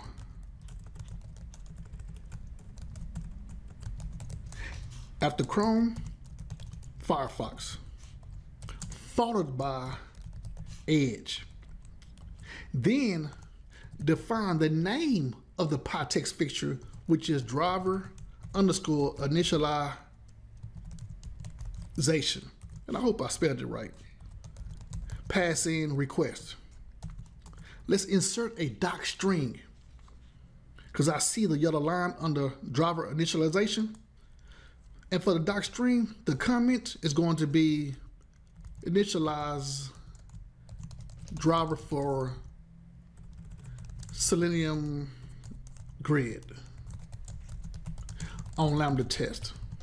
Okay, now we're going to declare the desired caps. For the desired caps, if request.param equals Chrome, then desired caps update Chrome caps. Bingo. Now, update is a built-in function from Python to update the current set by adding items from a different set. Chrome caps is the other set. When I scroll up,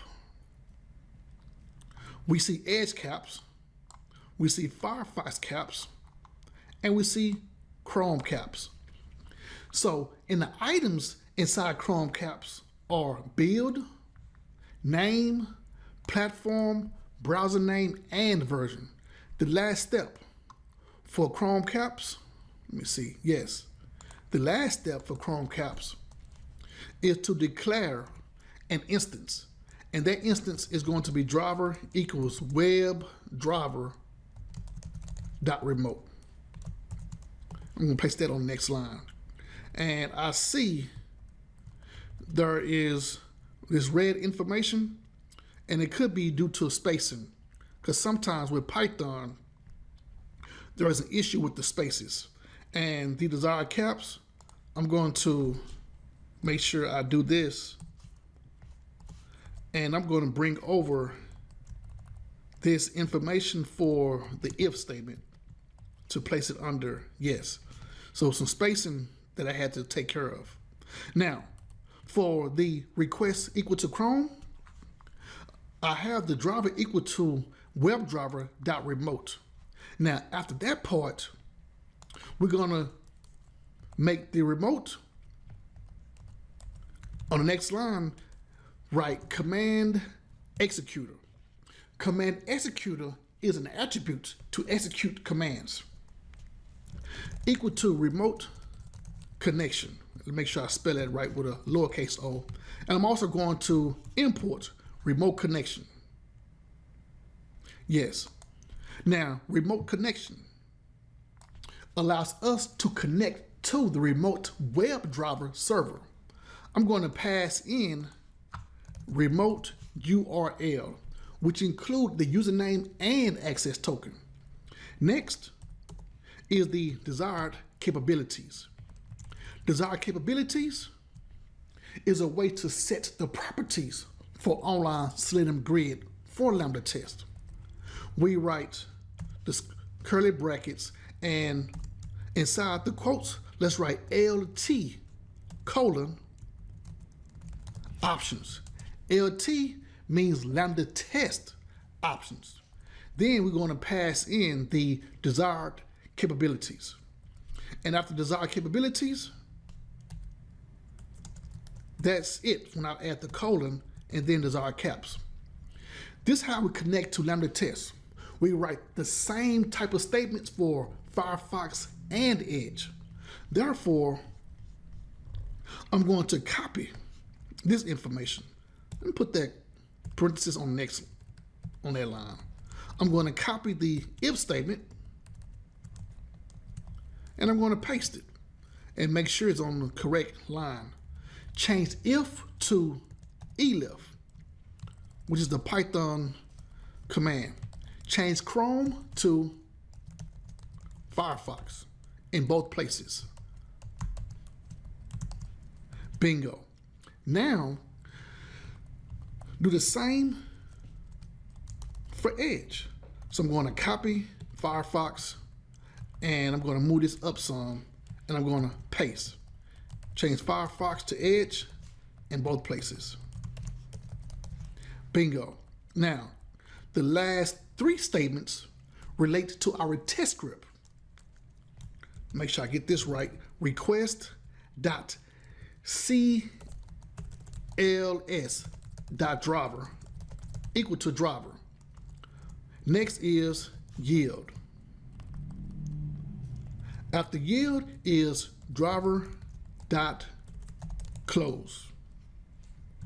Bingo. Now, request.cls is a test class. The purpose is to collect our test script. Yield transfer execution to our test script, and driver.close is the finalizer for our test script. It's going to close. We are finished connecting to Lambda test using remote connection for all three browsers. The three browsers are Firefox, Chrome, and Edge. Now Selenium Grid is set up. Next is to view the automation capabilities generator. And for the generator, let's go to the website. And on the browser, we're going to look at the automation capabilities by going to this tab. And by default, we see the language is Java. And it allows us to select a framework. The frameworks that we see are JUnit, TestNG, and Selenium. We have the option of choosing a different language: Node.js, C#, PHP, Python, and Ruby. Let's select Python. And it shows how the frameworks update to Pytest, Behave, and Lettuce. Now, when it comes to the automation capabilities generator, we see on the right side of this page are set up instructions and a code sample for Pytest running on cloud. Rather than creating our step-by-step code for all three browsers, we could have copied this code and set up Selenium Grid. But I prefer to do it step-by-step for all three browsers. It allows us to configure our capabilities, the build settings, and it have test configuration. We could have done that. Now, that's it for the automation capability generator. Now let's create and execute our test scripts on Lambda Test Selenium Grid. And we do that by going to PyCharm. And in PyCharm, I'm going to create another module by right-clicking the package demo Pytest, new Python file. And the name is going to be test_cross_browser, test cross browser. Now, in this file, from Selenium, we're going to import WebDriver. From Selenium.WebDriver, we're going to have the common by import the by class. Also import Pytest. After importing Pytest, we use the marker by writing at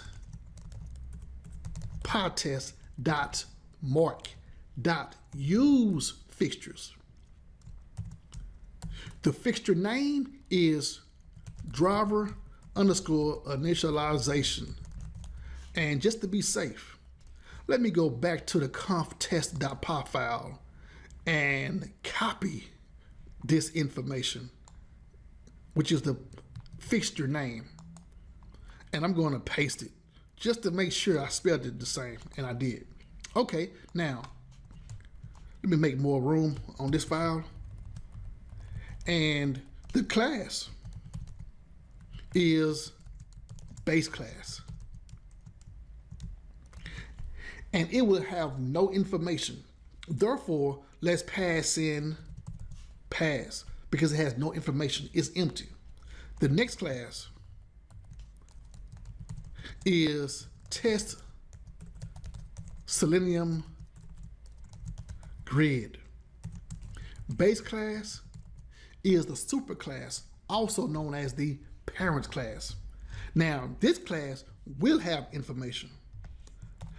And before we write this information, let's walk through the test script to see what that information is going to be. On this Lambda test sample app, we're going to click an item, like the third item. And after clicking the item, we're going to verify the note says 4 of 5 remaining.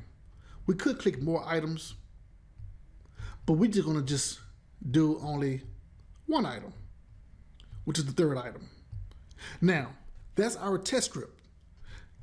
Copy the URL and go back to our test. And for this here, we're going to start by defining the test for Lambda test. Remaining checkboxes. Now, the driver is equal to webdriver.chrome. And we're also going to load the application with driver.get. Paste the URL. The next step is to find the element. So let's find the element by inspecting the third item. And it does not have an ID attribute, but it has a name attribute, li3, with the value. Okay, so that's the value. We can find it by writing 2/ input, which is the tag name, square brackets, at name. Name is the attribute, and the value is li3. Bingo, we found the element. So let me copy the value. And after copying the value, I'm going back to PyCharm and write driver.findElement.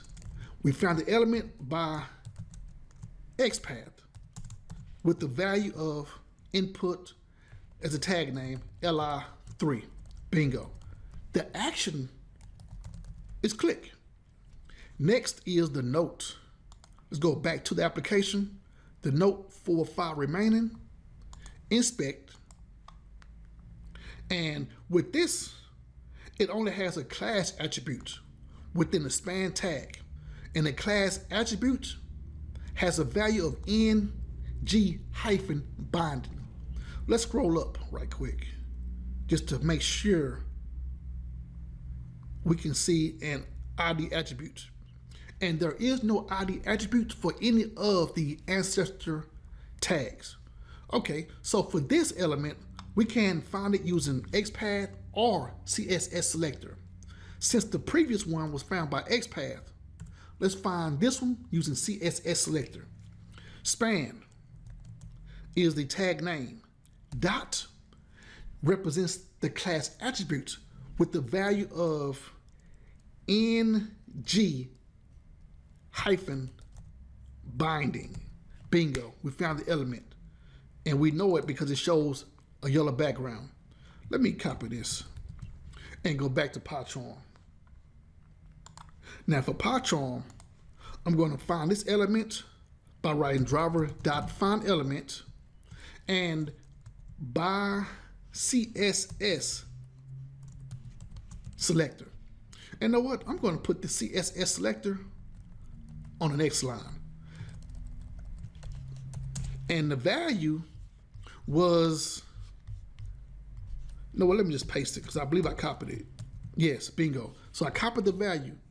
And with this CSS selector, span.ng-binding is the value we need one more thing because we need to verify the information. So we get that information from the application with .txt. Text will return the value. So let's assign the value to remaining checkboxes will be the name. Bingo.